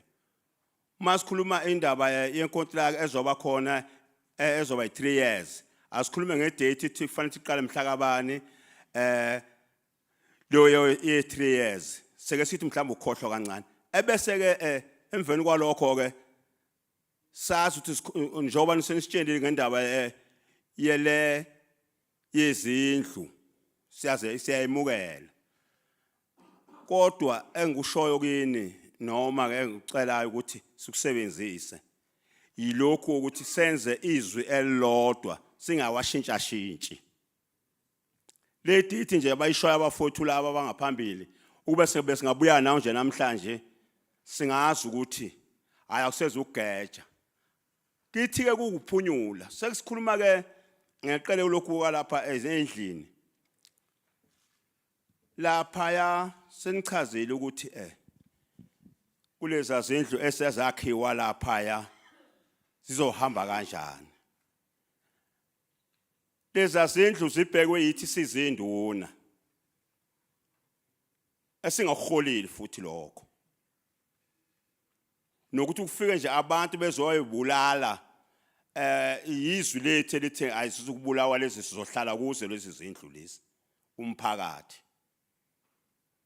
Inkontilaka esikhona namhlanje yaze yacelwa nje ukuthi kuthathwe 1 kulezi amahostela la khona la asejejogo amasokoreti ekade lapha kuhamba thina so patrola noshebusuku lapha lamasokoreti asekhona yini lamasokoreti lawo abekweyo uthi ekade lapha konke lokho kwenziwa yizo lezi nduna. Ngakho ke masifika lapha okunye masikusho kanje la singisho ukuthi sithanda kakhulu ukuthi sisebenza kakhulu odlula abanye abantu yini. Into enkulu incuphe kithi ukuthi singabulawa ngabantu sibulawa iswayini. Senipholile nemanzini ashisayo ngibhava ngawo uthi ngibhava ngabo ngabandayo. Ngedlulele phambili lapha ke okuningi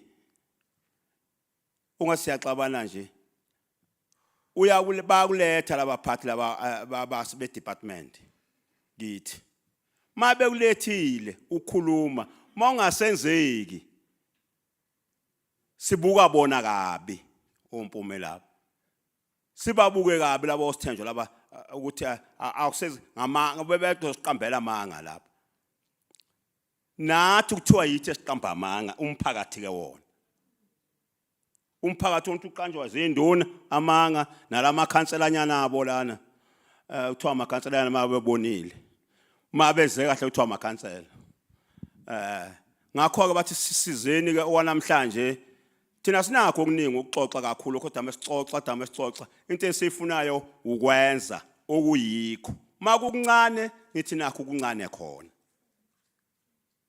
nakho induna kubambeni kuncane khona njengoba nje sikhuluma nje ngaphambili siyazi ukuthi nizophinde nize kithi sihlale phansi nani singekho nala siqede lokhu ukukhuluma kwethu kuze nje kahle usisi uyayazi le nto namhlanje ngathi ngesingaka inyanga sisumpo lo ophetheyo lapho uSpeaker wathi mhla ezobekela ebheka lezi zinto lezana ama hostela na A2 nase GP ne Robert wathi nje 3 months nje yobe sekubebuyile bozobheka ukuthi kwenzakalani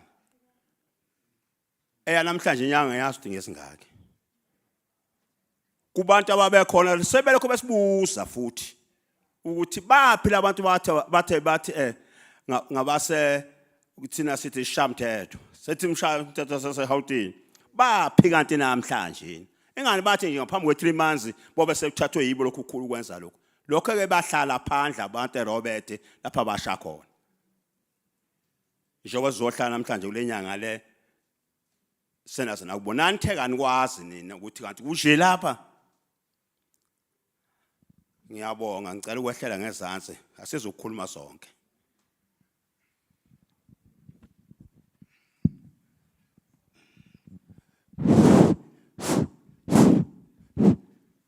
ngizoba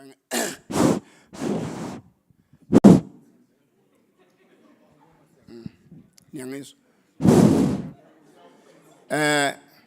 umuntu akalibonga leli thuba likhulu lizinkulungwane ibingelele umphathi sihlalo ngibingelele wonke abaholi bethu ngibingelele umalandela nethimba ngoba mhlawumbe ngaphandle komalandela ngaba sikho la ekhaya benosithenjwa ngoba esikhathini esiningi okuba nabo bebenesibindi ukuthi besize la bazi amagama esibathela ngawo ngibonga amakhansela ethu asithele kule ndawo cha mina sengizoba mfeshane ngiyengathanda ukugida phezulu kwento esisigidi umanqele lo Alfred Manqele eDenver ngizwe ngandlebenye ukuthi inkontrakt izoqala end of April cha thina isifiso sethu besicela ukuthi iqale end of February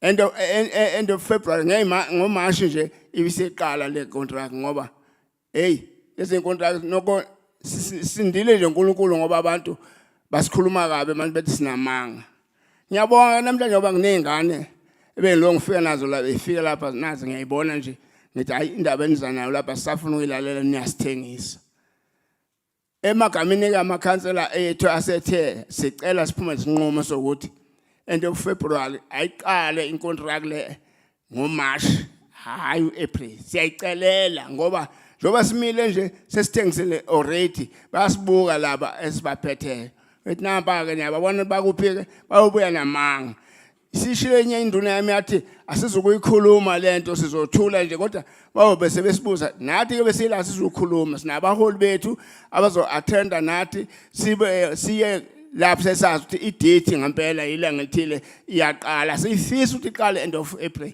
sifuna njalo ngeyifesi sifuna iqale end of March njalo end of February njengoba iphela lenyanga nje iqale lenkundla isicelo sami silapho nje kuphela uma sivumelane lapho ngiyabonga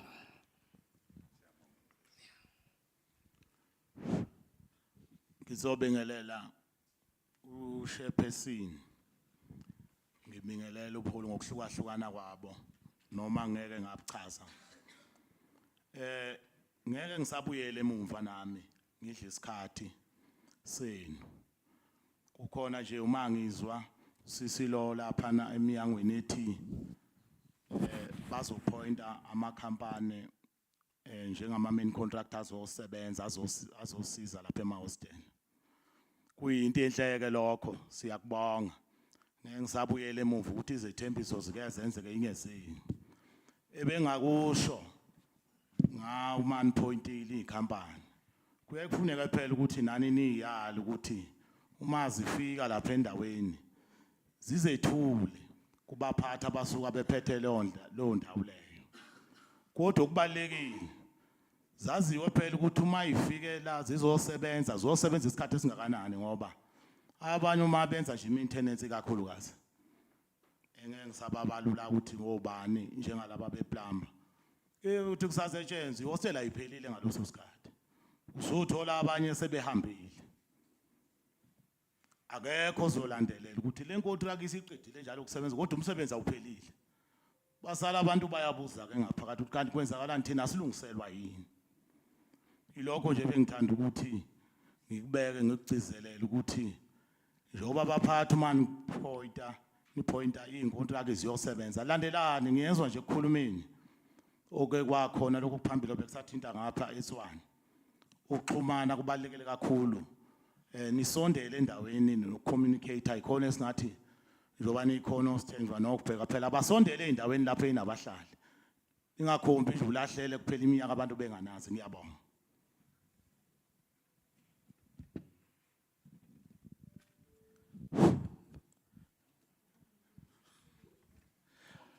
Siyavuma. Sanibonani. Sawubona. Ngibingelele i-department Mr. Kubeka no ubaba Sithenjwa no mama. Ngibingelele isihlalo ngibingelele induna zonke ezikhona. Lo khulumayo Lisiba Sifule from LTA hostel. Induna khona ase Joskor.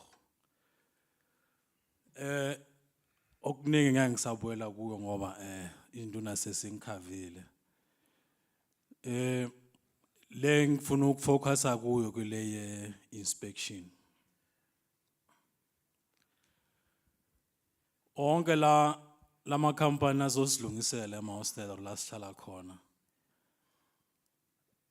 Angazi ukuthi umnyango unawo yini abantu bakuthiwa ama-inspector. Ukuthi umuntu mhlambe mase efikile azosebenza mase eqedile kuba khona abantu bazwenze follow bazocheck ukuthi la sebenze khona ingabantu bathi ayenze uyenze ngendlela or mhlambe uyenze into e-right yini. Because ku maintenance kuza abantu bazolungisa upompi umuntu azolungisa mhlambe azosilungisela ugisa or electric.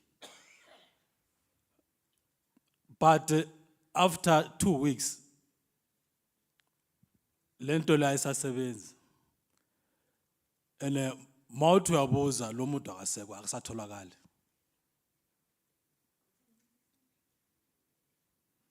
And nemali engicanga ukuthi sekayitholile sekabhadela akasekho lo muntu.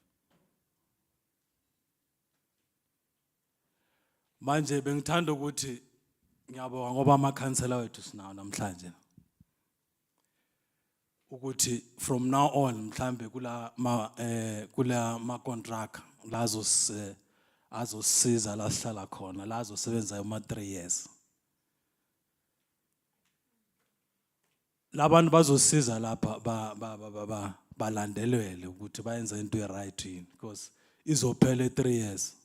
Mba kwe 3 years leyo isimo sama-hostel siphinde sibuye esimeni kanje sikuzo njengamanje. So bokwelokho bekufuna ukudlulisa ngiyabonga.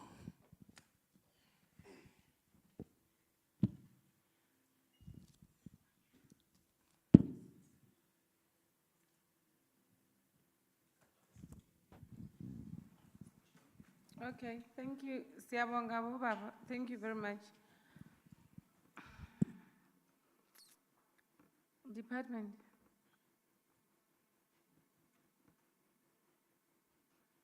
Le ikarabela le reng.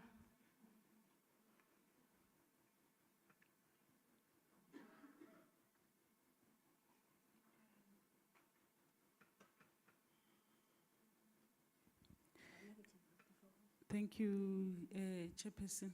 I just want her to.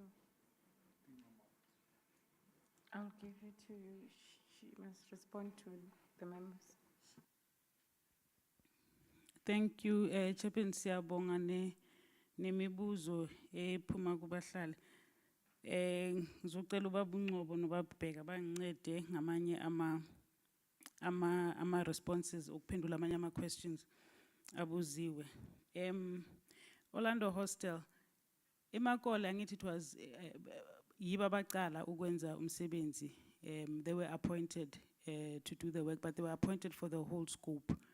Then stop, bahamba. Mainly because there was poor planning, like umama bekasho kune problem ye sewerage and all of that. Eyakhosa ukuthi kungaqhubeki kwakhiwe the way kwakhiwa ngawo kubuyelwe emuva kuqale kuplanwe and then we can go back. I think ngiphazamile mangithi vandalized mangifunda la ku presentation bathi repairs have to be done. I think it's the repairs to the sewer and also because lezi ndlu kudala zihleli zi-empty even if azikaka invaded but fanele kungene kucheckwe kahle angeke sivele sifaka abantu just nje fanele kungene kucheckwe kuvulwa ama tap ayasebenza kuyaflasha akunazinto eziwile or anything. Those are the repairs that we were referring to. Kulonyaka ozayo sizolungisa the 34 units that sizos complete sikhona uku-allocate abantu e-Orlando Hostel. The bigger scope of the work, like I said, is the planning and the redesign hostel. So which is also iyaqhubeka nayo parallel to the 34 esizo repair abantu bangene. I'm not sure abobhuti bazongiconfirmela ngama time frames for ama assessment wesuwa ukuthi if ku change ama pipe change everything so that kukhoneke. One good thing about Orlando is it's akusi hostel enkulu kangako njengamanye ama hostel ukuthi it's something la singangena siphume sicede if it's well planned.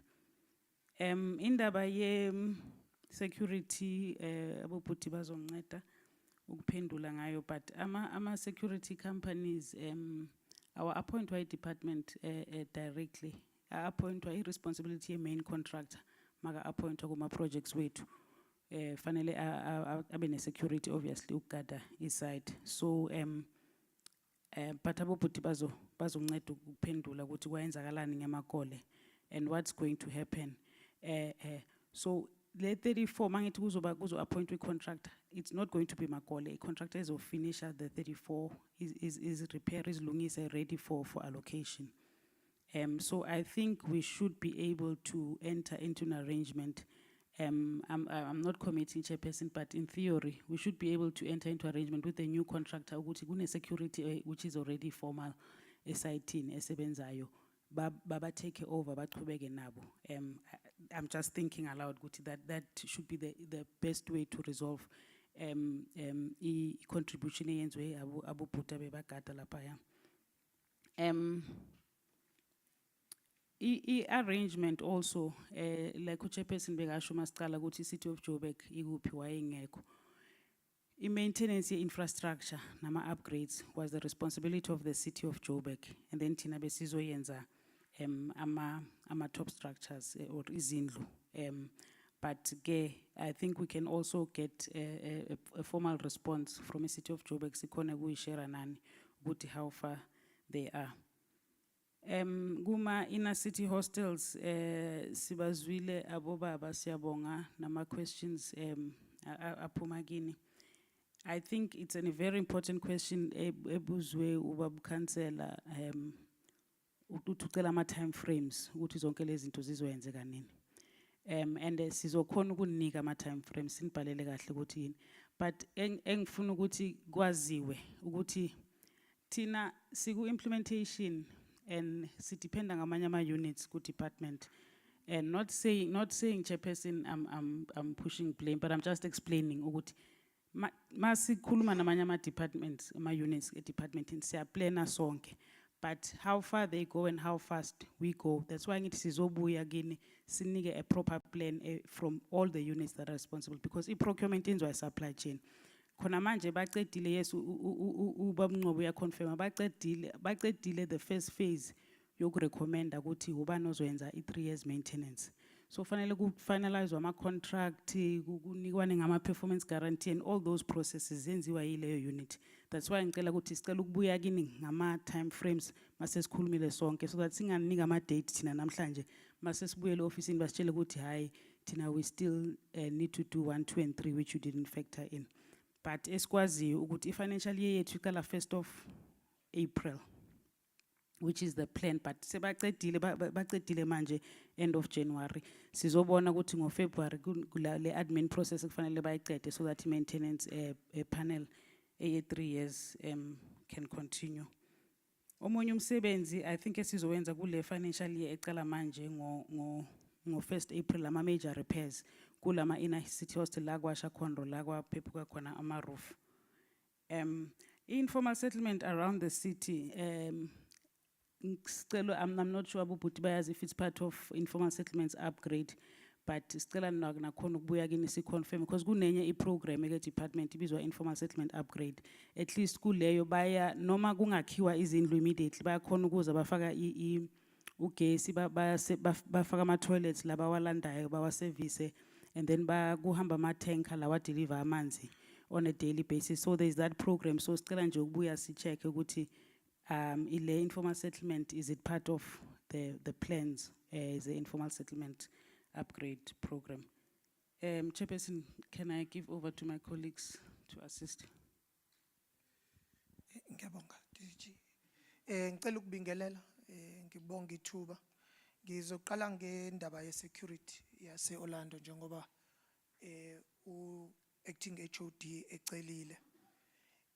Acting HOD ushilo ukuthi I department ayiqashi security direct. Kuye kube I-arrangement yenziwa I-contractor, itshelwe I-contractor ukuthi kufanele uthole security ukuze uprotect I-property leyo. That was the arrangement nemakole njengoba kuyiyona eyayikade iqalile. Ithema iphuma I-security ngokuthanda I-property yayikhona baqhubeka bayigada kodwa imakole isingasekho. Iphinde ya reappointwa ke imakole. Uma reappoint imakole kwase sibachazela ukuthi kunama security enani waqashile ayekade khona. Njaba niyibona le property inje ngoba inje umsebenzi wawo lo. Sicela ukuthi nisize ngokuthi kube khona iplan njengoba kadusho eningakwazi ukuthi nisize ngayo nibhekele leso simo ngoba bakusebenzile lokho. Umfowethu lapha uke wakusho lokho ukuthi imakole ya promise ukuthi izoba nemali engaka ezokwazi ukuthi ibhekelane naleso simo uma iqhubeka nomsebenzi. I-report ke njengoba dusushilo DDG yaphuma ngeproject ukuthi ayizange iplanwe kahle le project ayi-approvewanga. Umama uke washo lapha ukuthi ene I-Orlando uma uyisha ku-Uber noma kuphi iqhamuka njenge-private property. Ayikho proclamation abantu ababeyenza lento kudala azange baze benze izinto ngendlela efanele. Okuchaza ukuthi kufanele kuqalwe phansi ke kwenziwe zonke lezo zinto ukuze le number akade ibuza ubhuti yo 100 and banibani ikwazi ukuthi iqhubeke. Ilento kade uyisho ukuthi kuzothi kukhandwa lezi zindlu ezu34 kube kuqhubeka naleyo planning ukuze kwazi ukuthi kulungiswe kusetshenzwe necity. Ngithi angichaze leyo security ukuthi yaba kanjalo. Uma kuukuthi contract siyafika sekuya repair okwenziwa zonke lezi zinto njengoba adusho sizohlala phansi necontract sitshele ngesimo esenzekayo lapha nendaba yama security. Sekukusaba ke ukuthi izinto mazikhulumeka kanje zibukeka njengezethembiso kusasa bese kuthi mazingenzeki bese kuba manga. Kodwa enhlizweni zethu suke sazi ukuthi ne esifuna ukuthi kwenzeke ikuphi. Ngizocela ukuma lapho ngendaba yama security. Ngicabanga ukuthi enye okade uyibuzile kuke kwavela indaba ye-inspection ukuthi umsebenzi owenziwayo e-inner city kuphela isonto insukwana sekuphinde kwabhidlika futhi.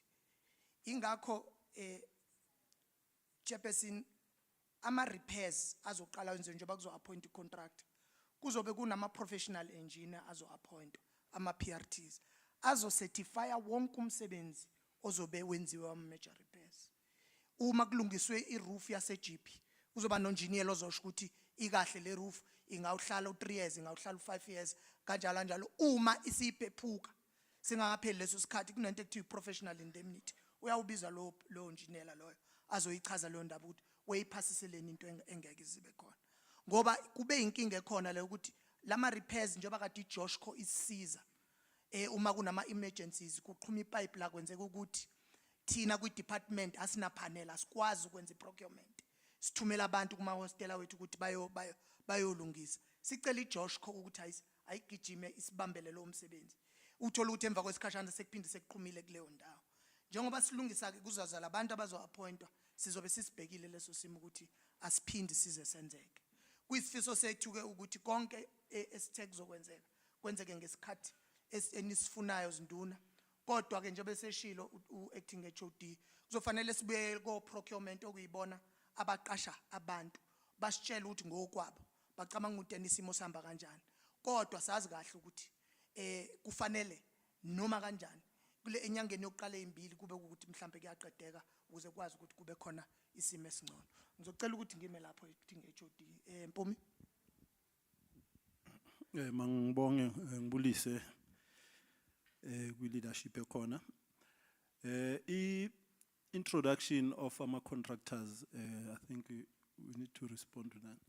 We always introduce our contractors before they start working. We call a special meeting and introduce them to the leadership so that when they come to start working, they know the leadership in all these hostels.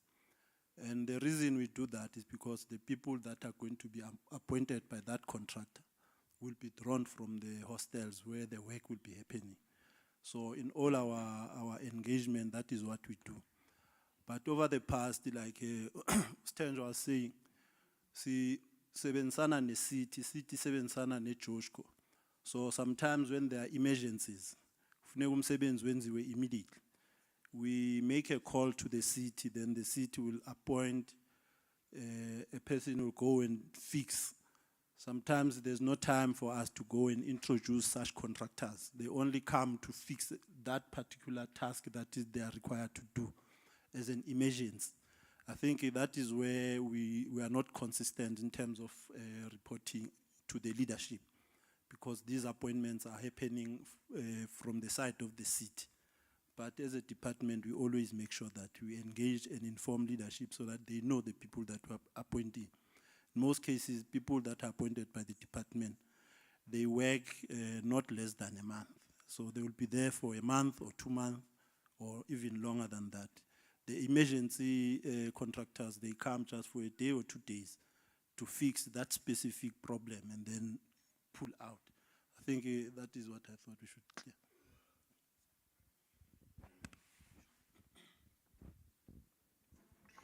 I want us to request Hansat to take all the recordings of when we were discussing hostels and replay them for you, for yourselves.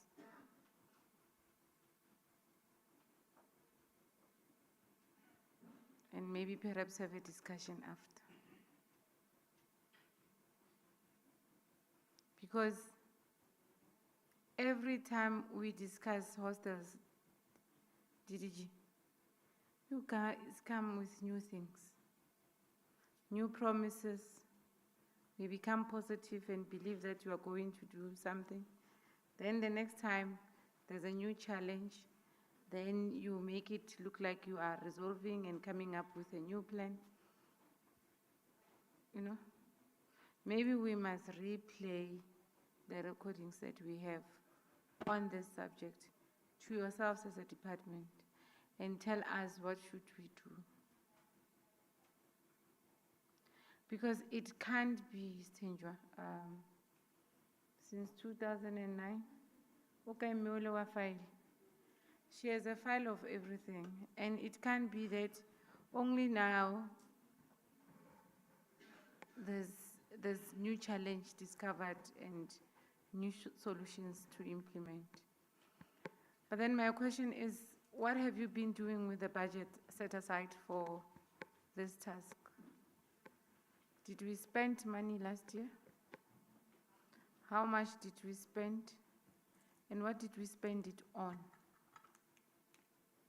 By the looks of things, we have never been to George Go and Denver and GP ever since we went there. And you told us that you were going to go there. I even remember cautioning you that you are not a politician. What I chair is us meeting with the committee just to take them through of what's going to happen with the appointed service provider and other things. But listening to their inputs here, nothing happened. We go to the women's hostel. We even went there with a service provider that made commitments that he will in-source or work with the security guys that are there. It was December, Stenjwa. I even said, at least, undoda man, these are my daughter. Please, man, make them happy so that their families are happy. It's Christmas time. We were all happy. These old women, today they are not here, called us to wish us well for the festive season. That they've never seen leaders like ourselves who prioritize the issue until there's finality and conclusion to it. Because the impression you gave us is that the contractor was there to work and start doing work immediately. Unless if I was drunk, and I don't know gore ke tla be ke nwele eng.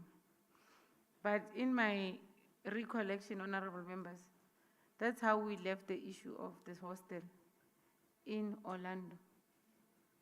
The mothers there called myself and Member Letwalo, chairperson of Petitions Committee, we have never seen people like you. Thank you very much. You paraded a young company contractor there who even told us where and showed us pictures of where he has done work and determined what happened to that person. How much have we spent on Orlando to this far? Huh? How much money has went out of the public purse to say we are working on Orlando West? What happened with all the budgets that you've been setting aside for these hostels in all the years, DDG? Can we get a full report? And please, in that report, tell us who are these companies that have been taking money and how much have they taken? Because it's clear here. No one goes to George Go to do any maintenance. Sangena ezindlini, sangena kulama rooms. I think there's even disabled people there, water is leaking and all these other things. We came back, you refused to go with us. We came back, I was wearing the very same dress that I'm wearing.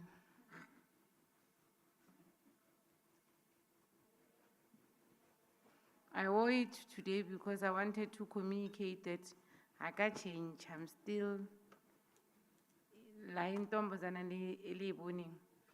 the day. We had a meeting with you.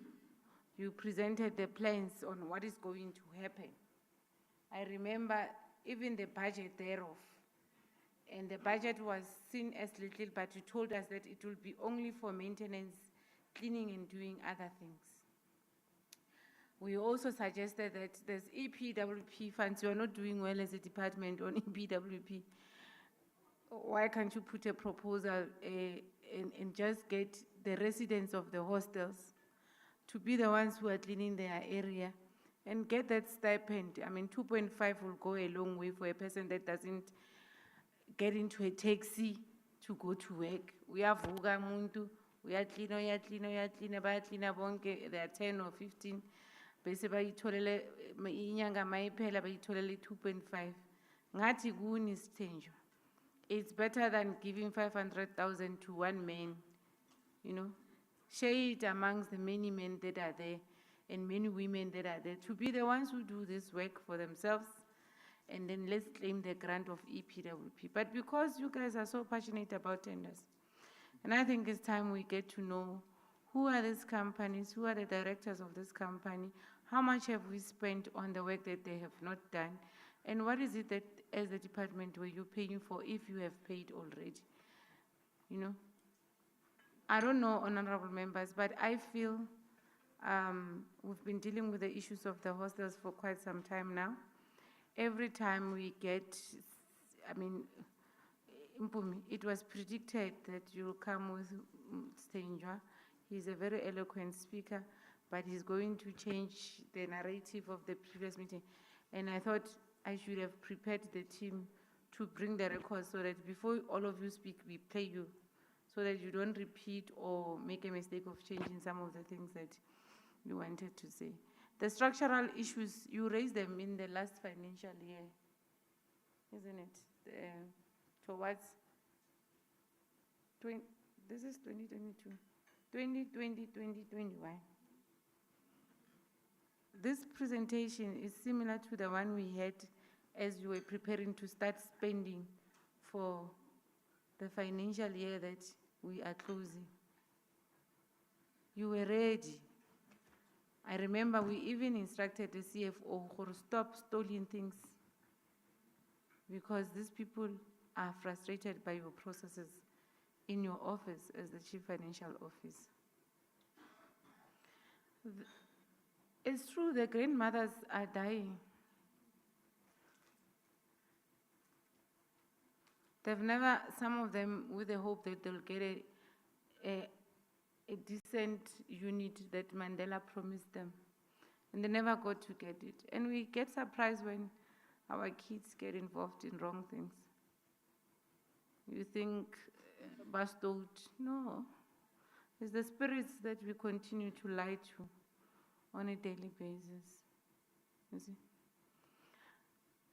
DDG, at some point we said we don't want Stenjo in our meetings because we think he's taking us for granted. It can't be that from time to time, we at some point wanted to fight the HOD, myself and Member Letsoal, solely because of the information that Stenjo will give us and the belief that we will have that he is being frustrated by the department not to be able to do his job. But we can't have a chief director that his narration continue to change forever on one issue. It can't be. And you guys continue to bring him to our meetings. We are taking it that you are not taking us serious. You see? I'm not saying you leave, Stenjo, because you are here. These are human beings. These are our elders. It can't be. Not us. Maybe some young people somewhere, not me and you, that fail these people. It must be someone, not us. It's wrong. What did you do the whole of last year? You'll tell us about COVID. Why didn't you go clean the hostels? Because it was COVID. Everybody was expected to stay in a clean place, you know, ensure it's social distancing and all these things. Why have you abandoned when you know, as a chief director, when you know, Mpumi, the conditions there, you are always on the ground. You were busy with other people in informal settlements, you know. Some of them are non-South Africans. Our own elderly people, we don't care. We don't want to even raise a hand to assist. There's what is called IGR, the municipality is there. When we don't have resources, the municipality cleans the city on a daily basis. Why can't you just get it to go clean, request, make a formal memo to say, please go and help us, just clean that area. We suggested, we came with a lot of suggestions that leave the tender thing for other technical things that our people cannot do. But cutting grass, that the men in hostels, they can cut grass and you give them the 2.5. They wake up at 6, cut grass, 9 o'clock they are done. They always ensure it's clean, they get 2.5. It's better, it contributes something into their families. We are obsessed that there must be a service provider appointed. Honorable members, back to yourselves. I think we must apologize to the elders here. We are failing them. Because we are hell-bent by their own legislation that we have put in place that we can't even do anything to a non-performing unit or directorate within the department because we're just doing oversight. And anyway, we don't matter, we'll make noise but they will continue getting their salaries. It's not fair. So we'll have Member Ngube, Member Schneeman, Member Msba? Dlamini? Ukhathesi. Member Tong, Member Ledwab. DDG. It's sad, man. E be le fetse le re le tloile. Ga ra le tloga. La re ntsha mo paweng, le re tsa unemployed.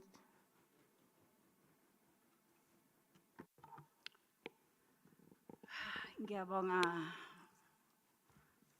Phathisihlalo. Mhlonishwa. DDG. Usthenjwa, Chief Director. Is he reporting to you or somebody else? Before I could continue. Okay. It's so depressing. When the chairperson started to talk, there were tears when I was looking at her.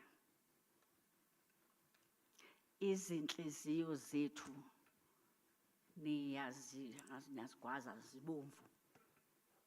Every time your unit talks about hostels. I'm not sure whether you do attend all the meetings.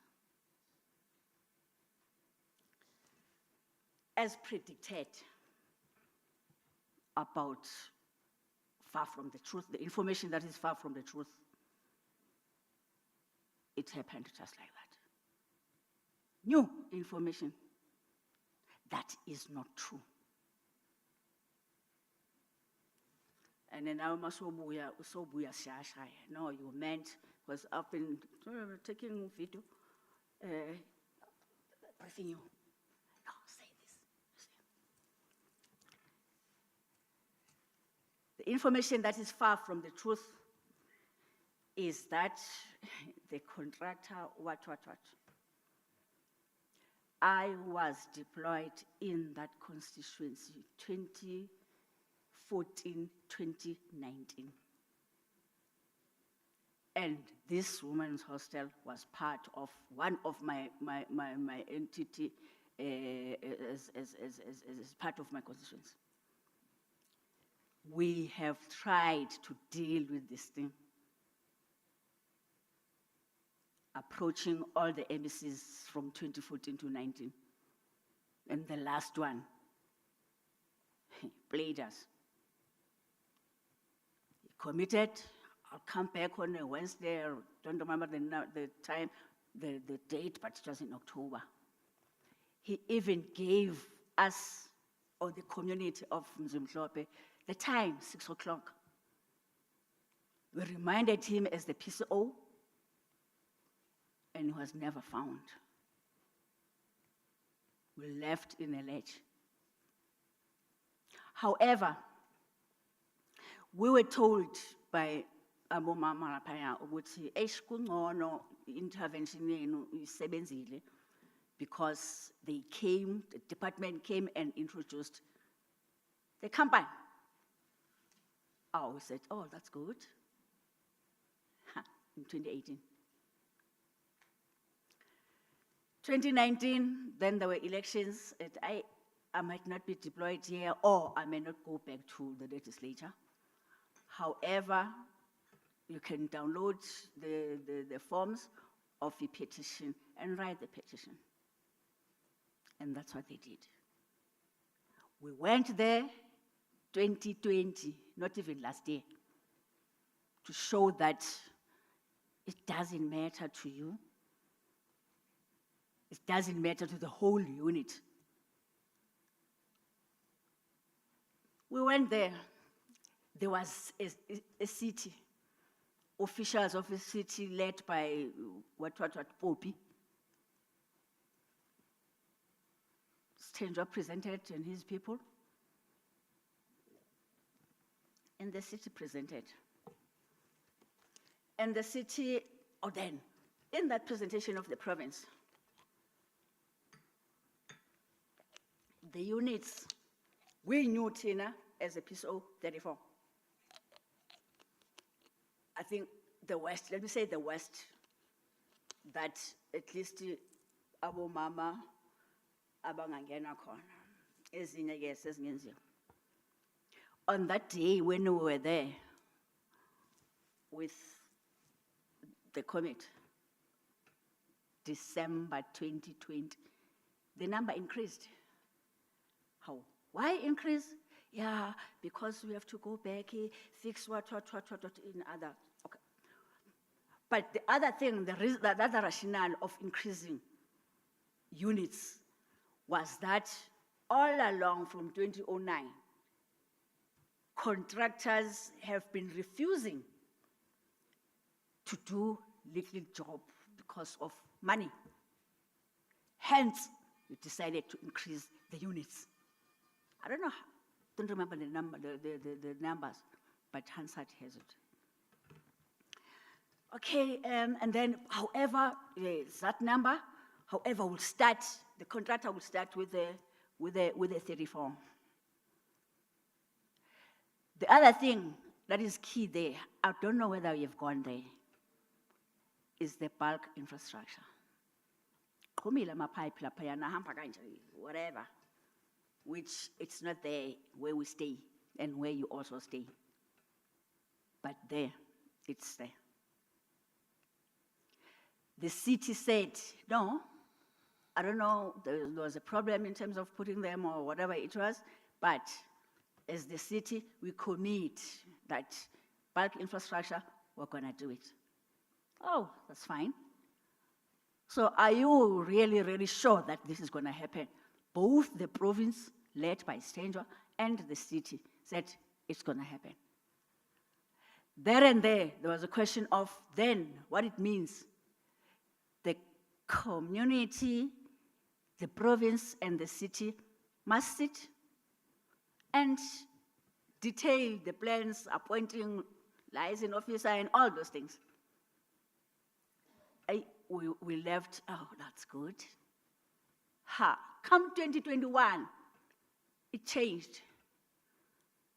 And I even said, then we are a liar. And he became mad that I'm saying he's lying. It was now a new information. We didn't say this, we didn't say that. How? So the whole of last year, information about Mzimhlope kept changing. No, the AG was finding from the AG that says, why are we building hostels and whatever. No, the national money, all those things. Hey, did you say the money is there? Now, today, Didichi, you are telling us that there was no contract.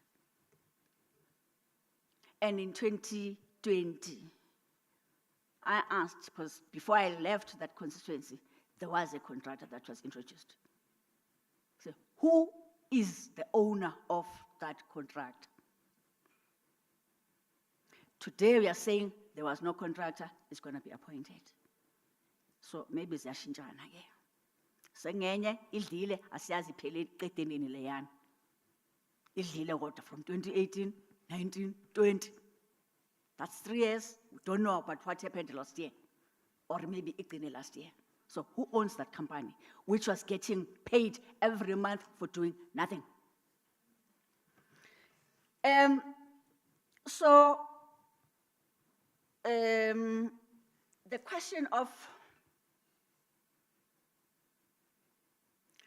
question of the proclamation. During the apartheid days, hostels were not proclaimed as townships. Department officials will be preparing in the morning on the flight, and they'll be saying, they don't read. We don't read. So doesn't matter, any information that comes to the head, put it on the slide. And think that you are sekhohlwa, asinengqondo, asifundanga, and all those things. And that is what I can deduce from this presentation.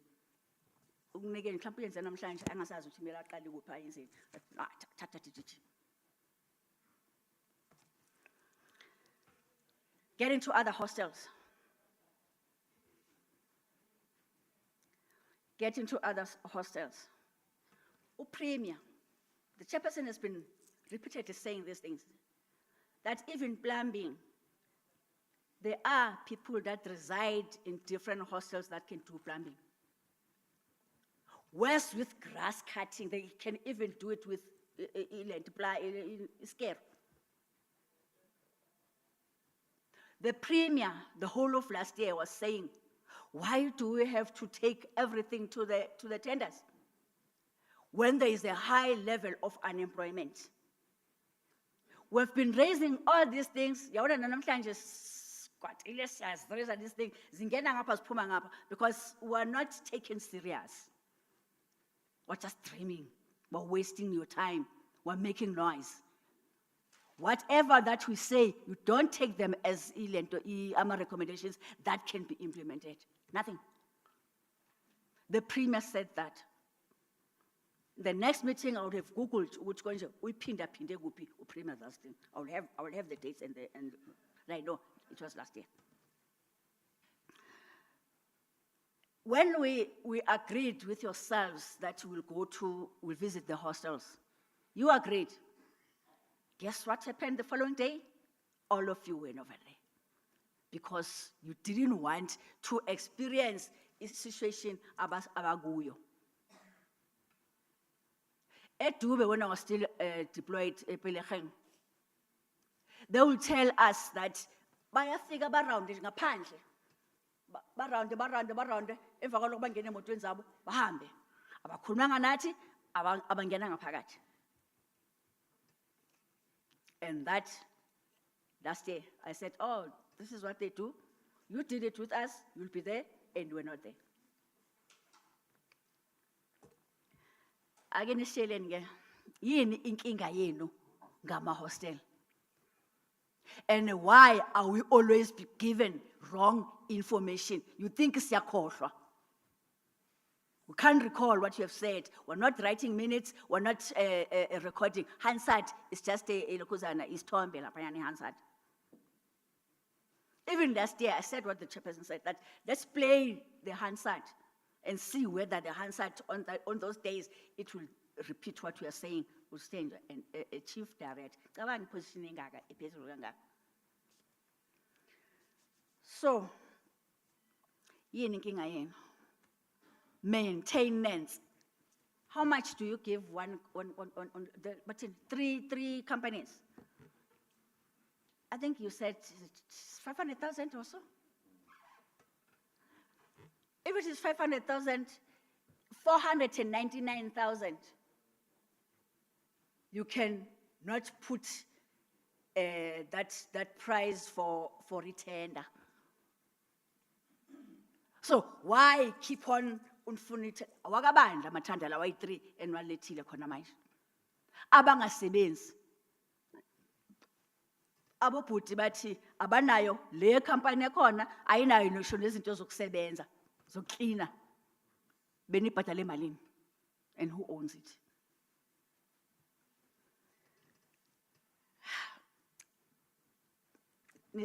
Nisitshela ukuthini ngempela. Nisitshela ukuthini? Because I'm saying from 2014 to 19, we dealt with this thing. Previously, abo mama ingaki file yakhona, maybe next time kumele iphathwe nibone ithombe o Tokyo, abo Sisulu, all of them, the MCs zonke zibuya lapha yana zishole. Where's the misinformation to say the 34 units were vandalized? I need to now, information must be cooked so that more money must be put so that they get fixed, and there's nothing like that. Let me just end there, but you are working because you are serving the government of the day. Is it because you don't like the government? Even if you don't like the ANC, but these people are grandmothers of people. Bona, ubaba lapha ekhoneni, mdala. Kodwa la hlala khona kunjani? They deserve dignity. They also have pride that this government is supposed to be giving them. And as you are failing us, you don't get blamed. It's the ruling party. And they punish us. Even if singaphuma kulento kuhulumeni, another party comes, you'll be failing it. Because until angithi asikwazi ukunishaya, asikwazi ukunixosha. But maybe Chairperson, MEC must tell us why really should this unit be kept and not be suspended without pay? Because there's no value for money for these positions that you are heading. Thank you.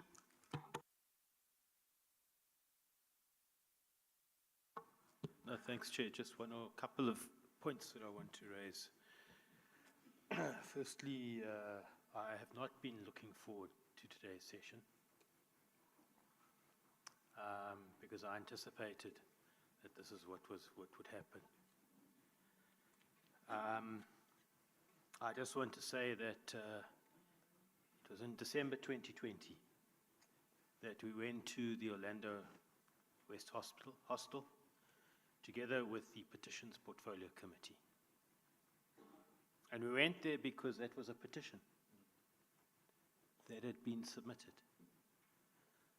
by residents of the Orlando West Women's Hostel. And we had 2 meetings there, in fact. Twice we went there in that December. And a lot of commitments were made. A lot of promises were made. And one of the things the chair of the Human Settlements and CoGTA Portfolio Committee asked was for somebody to volunteer from the committee to follow up. So I volunteered. And in early January of 2021, should I say, I started calling Mpumi to say, can you give me an update as to when the contractor will be on site? Because one of the commitments we were given was that in January, early January, the contractor would be on site. And I was even told it would be next week, Monday. I don't know if I've got the day right, in January last year.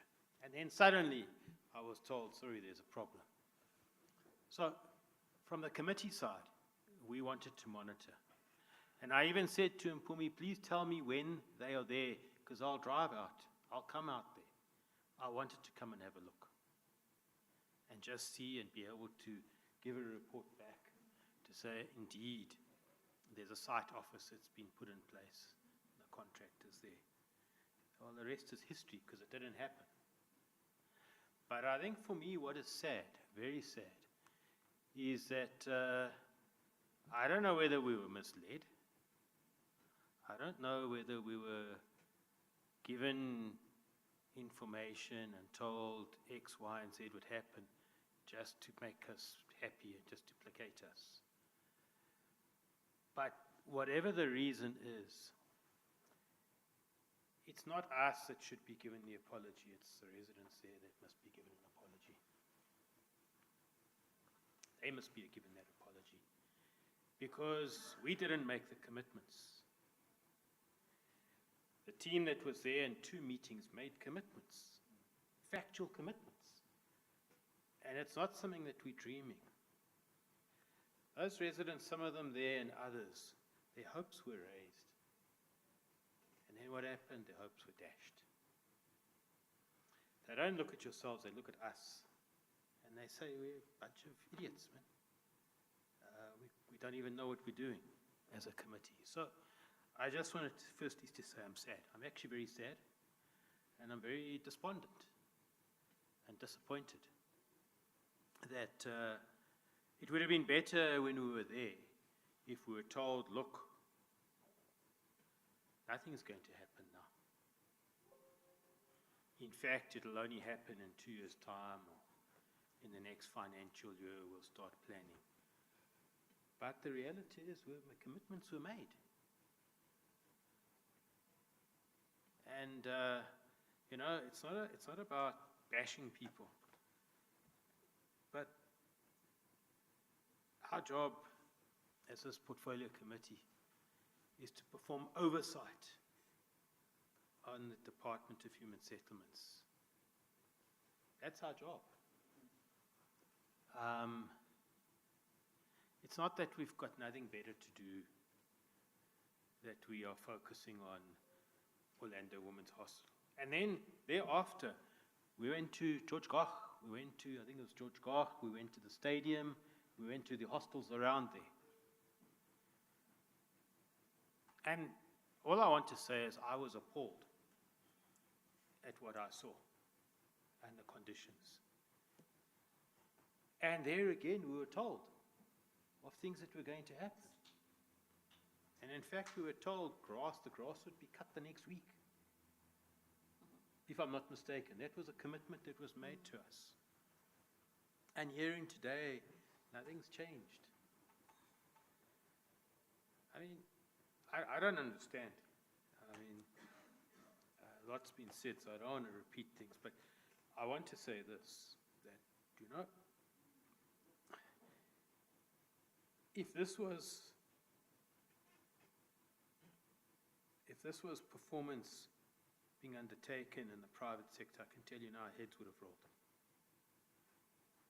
Heads would have rolled. But it seems in departments, it's okay. It's all right. Doesn't matter. And quite frankly, Chair, I don't think we can continue to accept mediocre performance. I really don't.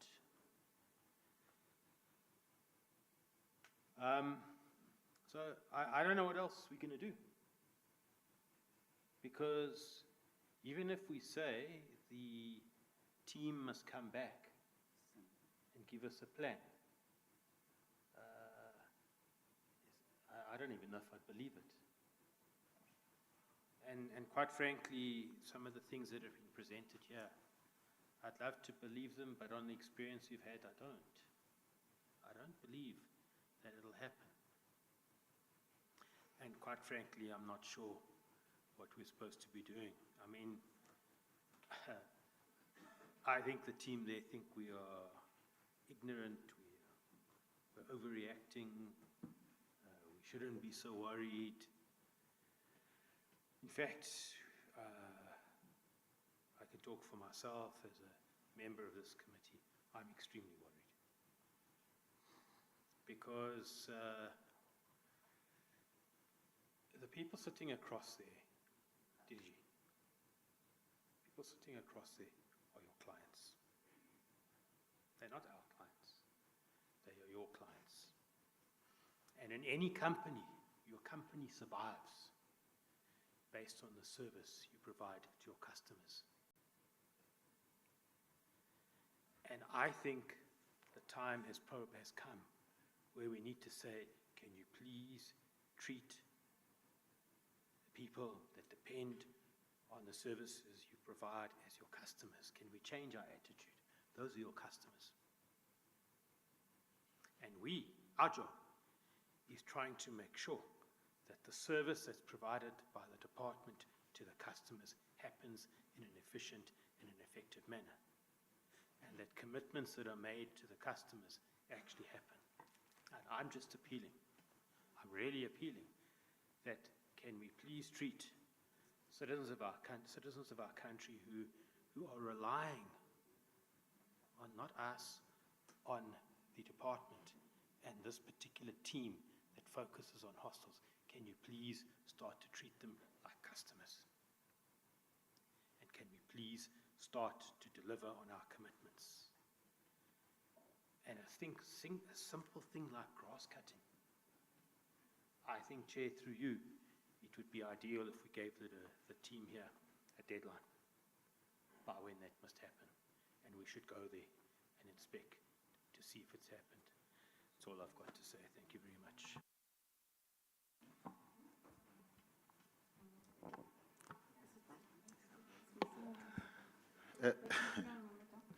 Chair, I don't want to waste time and repeat what has been said. You know, somebody asked me one time, and maybe let me do that experiment here. Ngabuza ubaba abahlezi nana abomama abahlezi la. Inamba yakhansela nayazi. Niyazi ukuthi uhlala kuphi. Into mazi ngihambe kahle kushiswa akakhansela.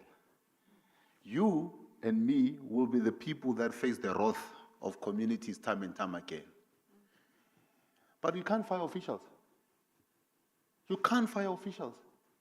They laugh at us. Bayasleka ukuthi bathi lapho.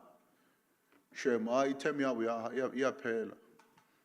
5 years bazobavotela out laba kuzongena abanye sinabo soyenza kanjalo.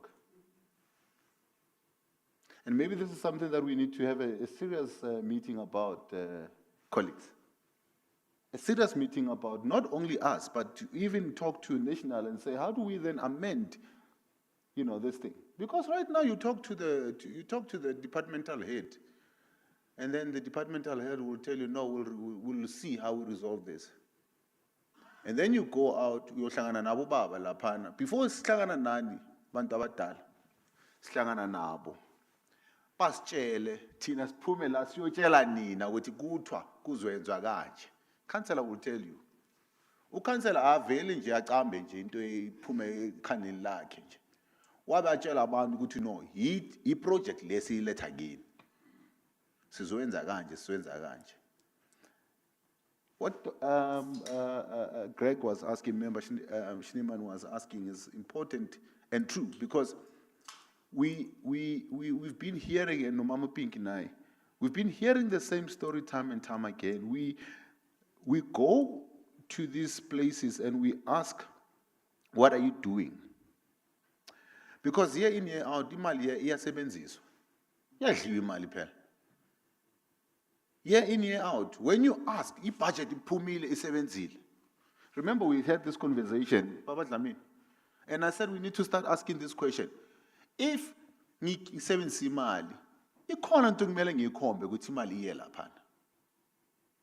Kodwa imali yaphuma, abantu basakhala, then what are we doing? And officials ask for more money every year, they get more. Yes, they might not get everything that they're asking for, but they get more, and it's not equivalent to the output. I asked a question, a very specific question, Oguti. Why is it that an area that is guarded by people who are not paid is safe and intact than an area in Dao that we are paying security hundreds of thousands every month? And the answer I'm giving is, when we give over a site, is the contractor's responsibility. The question is, who owns the property? When you're paying somebody every month, the toilets are not in working condition, every day you are. But every month end, we are called lo muntu lo. Abantu benza umsebenzi abakhokha. Then it then says there's something very fishy that is happening. And we've raised this thing. When, as a department, you're signing over, I'm happy with umsebenzi owenzayo, I'm going to pay you. What kind of oversight are you, as officials, doing on your contractors? What kind of consequence management is there? Hi man, something needs to change. Something needs to change, because siyathuka thina ngaphandle. Siyazi sonke sila. Uthuka thina, masiphuma la uthuka thina. Ungene emotweni yakho endlini yakhe enkulu yohlala kamnandi. Amakhansela ahlezi kabuhlungu laphana, because anytime angafika ashiselwe lapha endlini. Uthuka bona. Yena akanamali yokulungisa lento leyo. Abantu bahlezi phezulu kwemali, or imali yala yakhona. They are not held to account. This is a conversation to be had, Chairperson. A serious one. My heart is broken. Ubaba ati yena sekandlulile, sekajwayele undlulile nokundlula. Ukhalisa ukuthi abantwana, they are coming to live in the same situation. That statement, if that statement doesn't, I wins in a phakathi, then I don't know. I'm moving a phakathi. That statement for me, it's very painful. If umuntu omdala is already given up, because of the failures of the department. You see, if the department was to say, we are not even giving a cent, Chairperson, this is why we're not able to deliver. But somebody comes and tells us here, gives us a presentation and say, we have money, this is what we have budgeted, we're going to do 1, 2, 3. Next month, Mbuza, I know we're going to do 4, 5, 6. How not? 1, 2, 3. Now you are saying something else of the same money, and you haven't done anything. Sabuza futhi ukuthi okay, ngoba ema-hostel khona manje khona abantu abaningi bahlezi bangasebenzi. Uthini ke ngoba mina bese sikhuluma le ndaba ukuthi labo baba bahlezi lapha na umama bahlezi lapha na uma-hostel. Kungenza kanjani ukuthi leyo mali le kumele ukuthi iye kuma contractors. Let's break it down. Sinike labo mama labo baba laba. Bathole imisebenzi laba khona. And akunamuntu ozonakakela indawo ahlezi kuyo more than and uzoyinakakela because uhlezi kuyo better than anybody else. Kuzoba clean laphana. Mamthengele uba uyasho ukuthi the first of all uthi ngiclean la but akuna ne-equipment ngiclean ngani. So Chairperson, the officials needs to then account and then I think, you know, there needs to, as I said, there needs to be a very deep conversation, and I've said to Babu Dlamini at some point, Uguti, gone should be the days, and not only in human settlements, in all the departments, where year in, year out, there is budget. Money ya poma. Every year, money ya poma. But money doesn't equate to what is being done. And officials come and tell us stories and lie to us. And tina mas puma las yokhuluma nani because tina basinika information ukuthi suwenza log na log na log. Size sinitshele. After that, nina nizothi sinqambe lamanga. Something needs to be done, Chairperson. And I'm willing to sit with you. And I think as a committee we need, and I mean, we've spoken about this even in the other committee. Uguti, we need to sit and say, how do we implement consequence management? Because there's no consequence management here. If you ask what was done last year that had been promised, nothing. So if it hasn't been done, who's taking responsibility? Nobody. Man saying to umuntu uyaholo ekhaya, kumnandi yena. Umuntu uthi solo ngihlezi since 2016 la ngihleli khona akuna ne roof. Imali yaphuma year in year out. Something really must change, Chairperson. Something needs to change, ngiyabonga.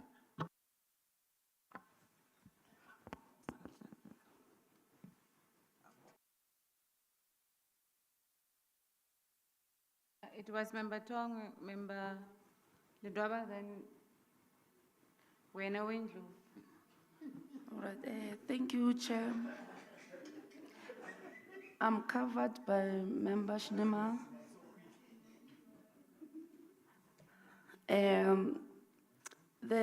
I want to know about these 34 completed units. Did you guys allocated them to beneficiaries, or they are just standing there without getting beneficiaries? Thank you, Chair.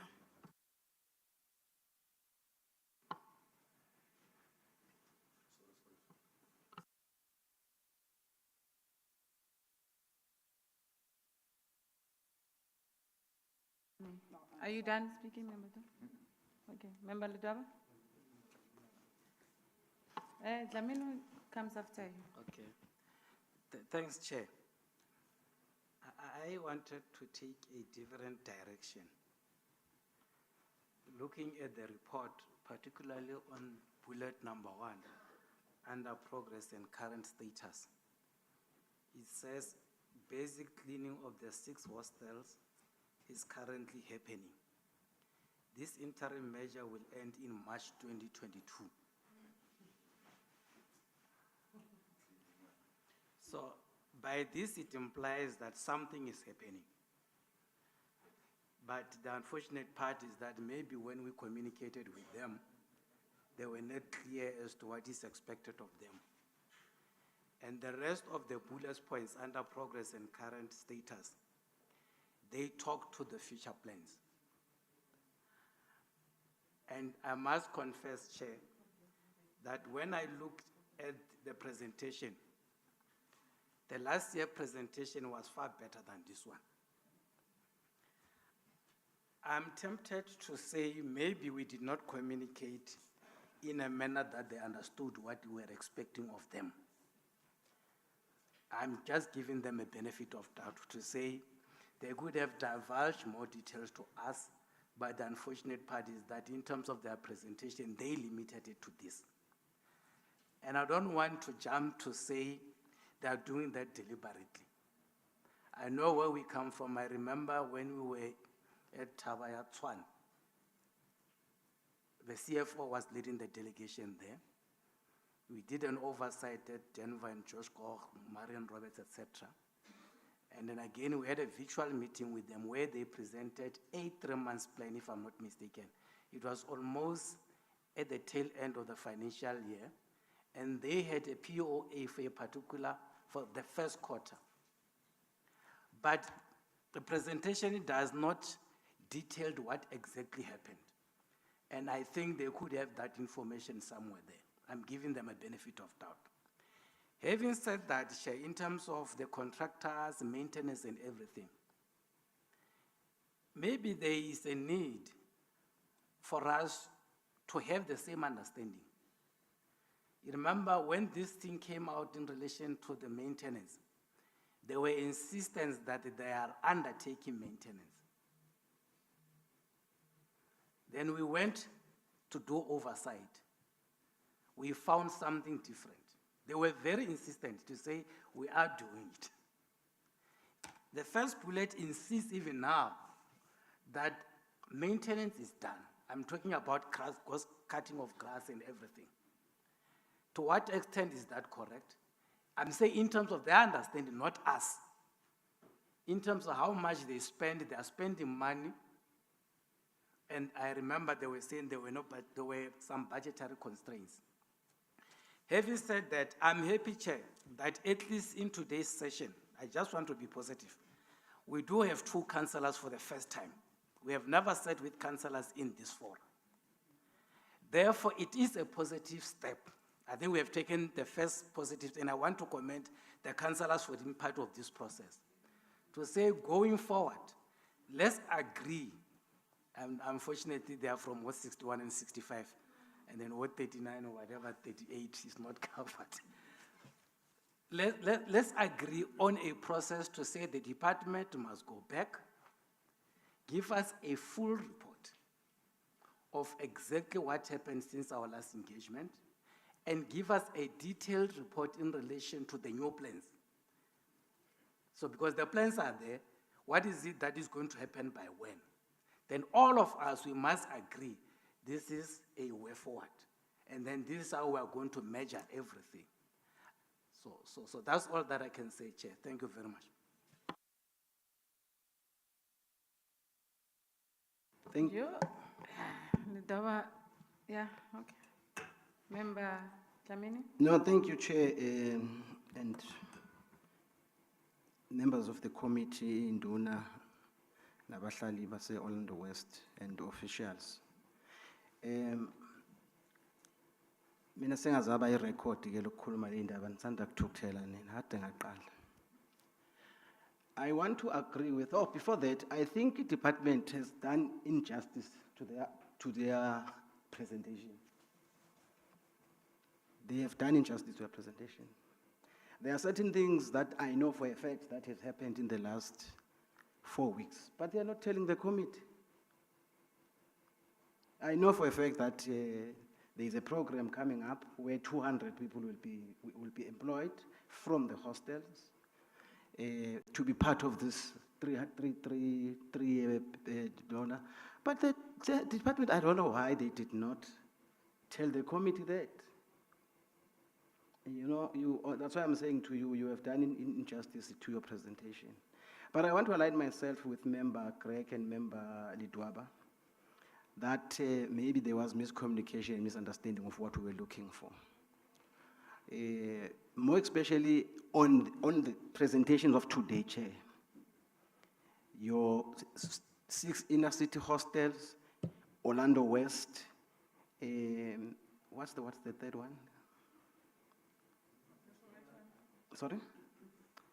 And Jabulani, no, let's put Diepkloof aside for now. And Jabulani, those three, I think we should really give a deadline to say in the next coming, whether 2 weeks or 3 weeks, we must know how far are you with the program, maintenance in law, which induna are aware of. Mpumi, you took our contractors there to go and to look at the scope of work. I mean, there's progress somewhere, but you guys are just not sharing information with the committee, and I don't understand why. So for me, Chair, I want to align myself with the suggestion from Member Duaba to say, let's have a deadline on these 3 issues. For me, on these 3 issues, even before the end of this month, because now indunas they have proposed to go to the program first is March, and I think I support them. Thank you.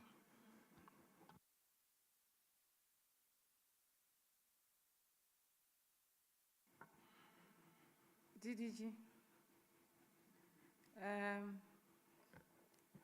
is it possible for you to prepare a thorough report with all the things we have raised today? A comprehensive report with all the things we have raised today, and come and make a presentation again to the committee on is our schedule allowing that we accommodate them on the 7th or the 8th, Jackie?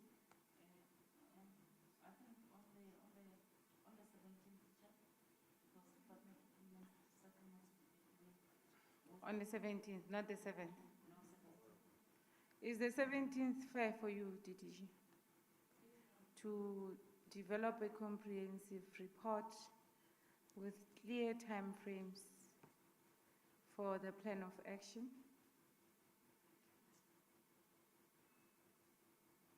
And also in your report, tell us how are you going to, I don't know English, revamp this unit.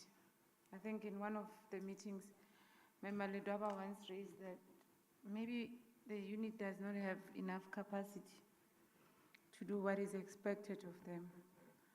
But then in one of the presentations, there was something to do with AG questioning this mandate and the department looking into ways, I think the MEC said, ways of, what do you call it? Handing over to municipalities. Because I'm raising this because I want to ask, after giving us a plan of action and a comprehensive report on the plans, do you have capacity? You know, we even said to the HOD, elevate this to your office so that things get done on time and no one get constrained because they must follow some government red tape.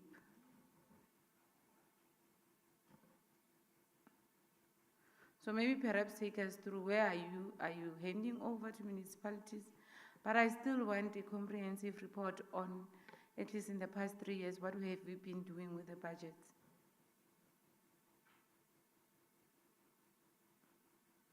On the women hostel, I think we need even prayers because our story continues to change. There's no end, DGG. If it's a hot potato to touch, why are you not saying it? That let's look into ways of relocating this community because there we are unable to finish what we have started and we don't see us giving those people decent housing.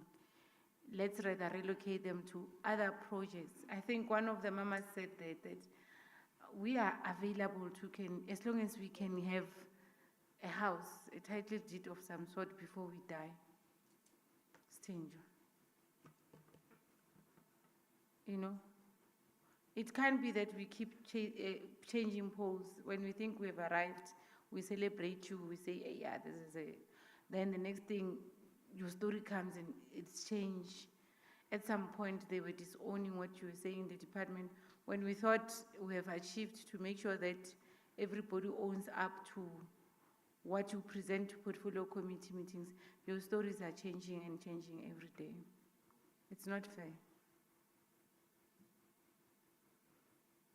But also, if the story continues to change, it means someone perhaps is incompetent to do the job, DDG.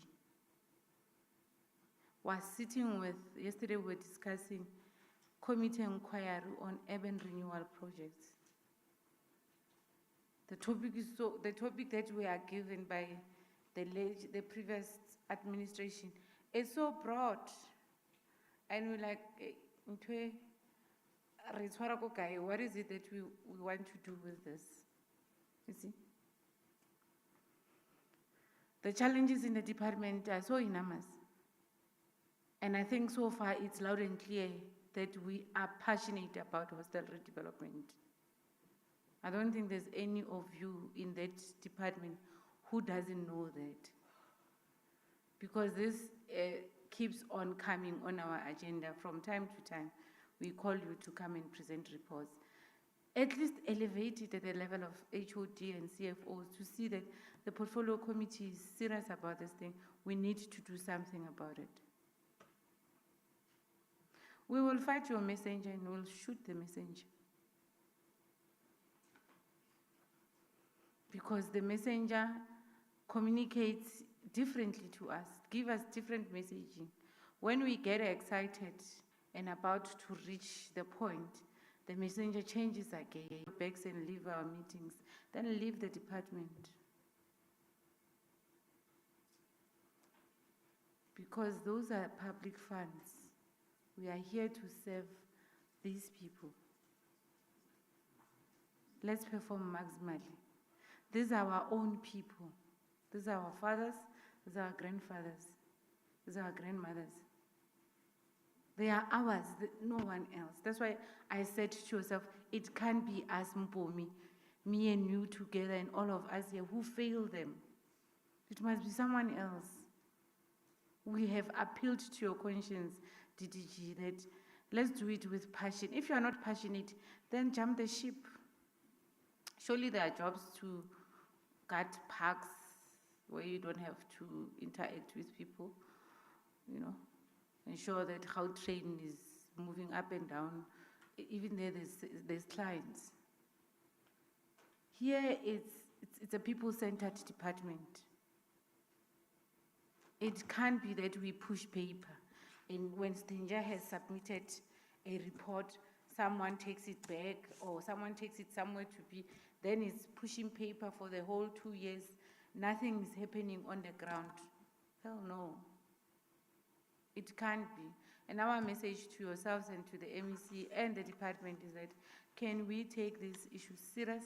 Because this is issues that affect people's lives, it's issues that affect people's health. We are just fortunate that media has not went into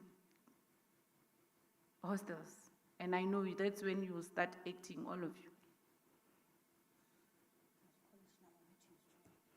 You see, we've been raising issues of sinkholes.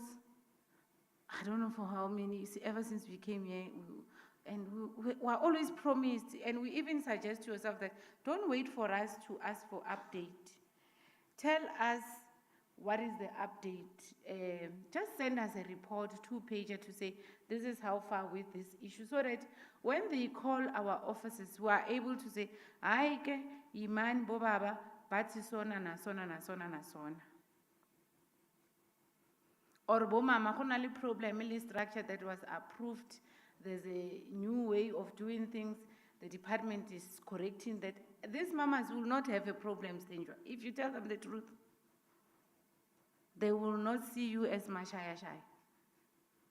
If you continuously go to them and say, this was the plan, and you show it. But then the current technologies don't want us to put doors on the website. Technology and global warming wants us to put windows on the bedrooms and other things. Therefore, there's a need to change the structure. And for us to change the structure, these are the processes, and this is how long it will take us. Full stop, bottom line, that's what people need. Not to wait for us to come to a meeting. And I think Member Ledwaba is making excuses for yourselves. You know what is expected. And when you listen, we listen to your report and we listen to what the community leaders are saying, it's not misaligned. And these are the people who are on the ground and they're from there now. They know their living conditions. What you're presenting and what they say is something, they even say, why were shy? You know? So I'm just saying, and for the last time we were appealing DDG, can we on the 17th get a proper report, get to know what is going to happen when, and if there are obstacles. You are one department and one directorate that we said, be open with us because we are wanting to help you. Be frank and open to say, it's not possible, portfolio committee, to fix and maintain the hostels. Let's look at other avenues. Mara, from time to time you make us believe that it's possible, it's going to be done, but it's not done. And you expect us to go on platforms and say you are performing. You are not.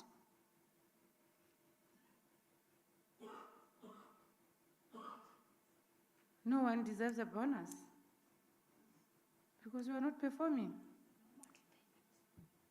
We say there are improvements in the department, but we are one unit that is taking us back. So we have prioritized this matter, DDG. We no longer want to fight. It's not good to be angry, it's not good to be sad.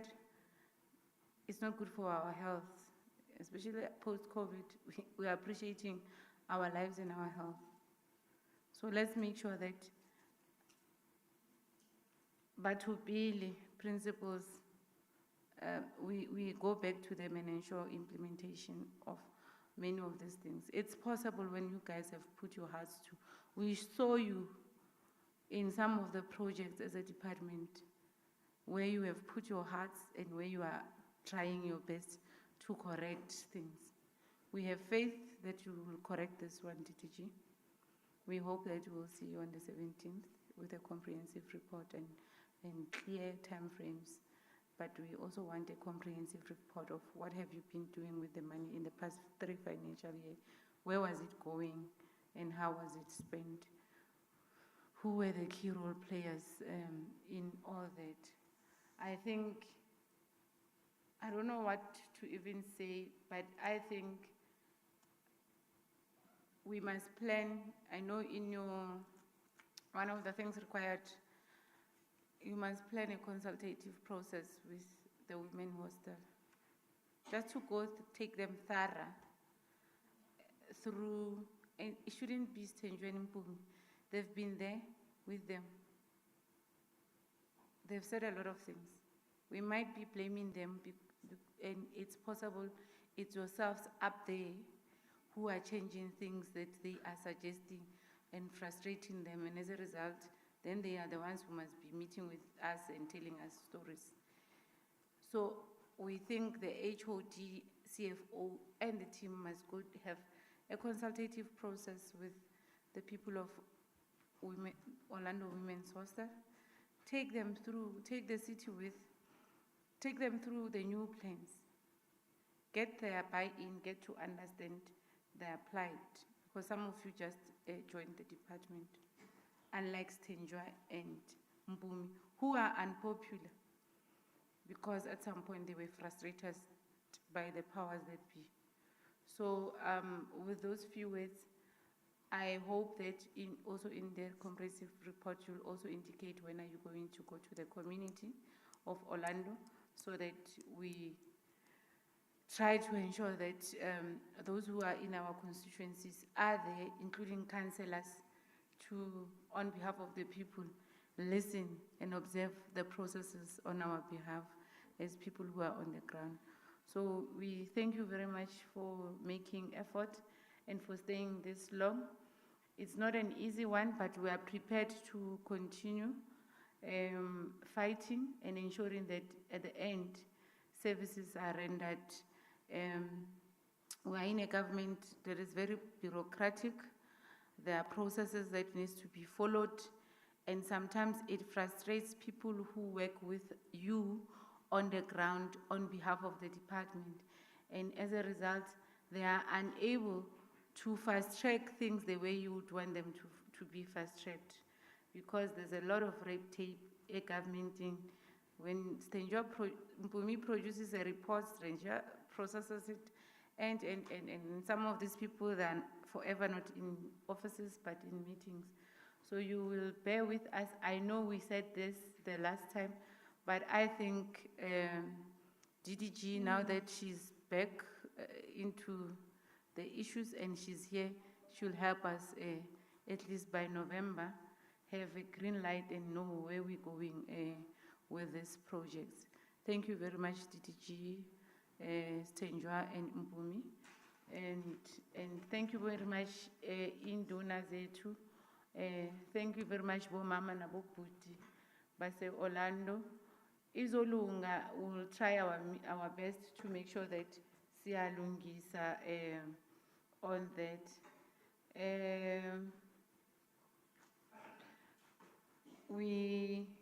I think you will write the letter because we are doing oversight on the department on the 17th, DDG.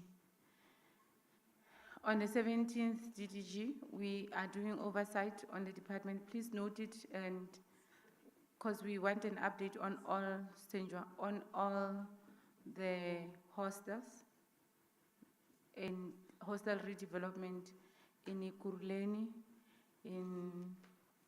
in the hostels that you've been redeveloping, especially in Ikuruleni, especially Sethoga. Remember our issues when we went there. We also want to do follow-up on that. Please prepare yourselves. We are also inviting you to be part of our oversights so that you prepare yourselves. The team will share with you our program and you prepare yourselves accordingly. And thank you very much, Bakolo. And to honorable members, I think, anything from you, DDG?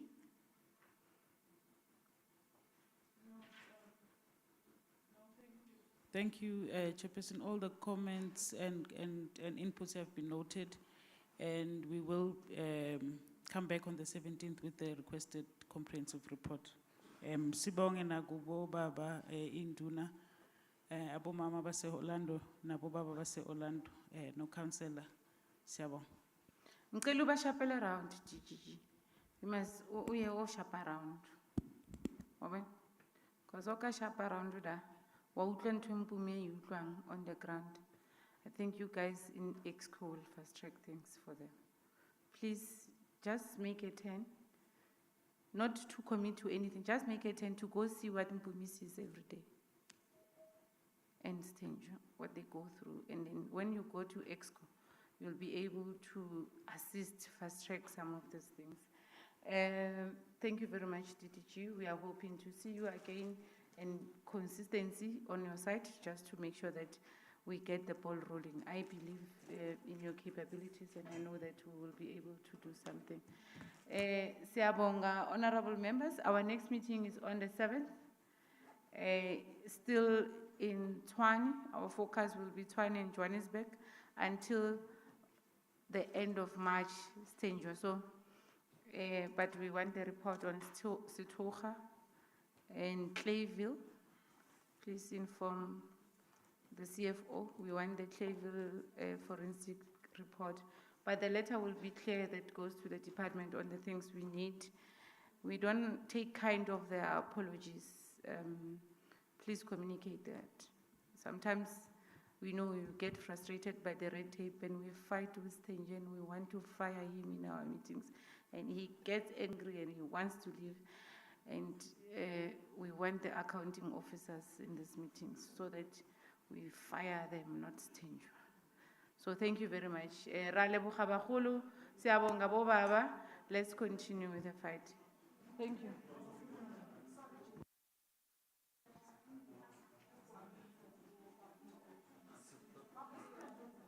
Senjwa.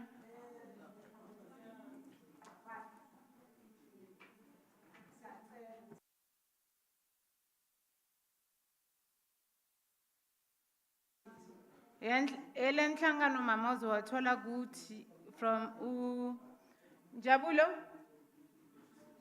There's Njabulo.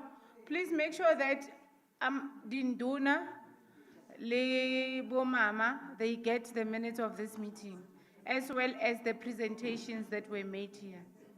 Thank you very much. Bye bye.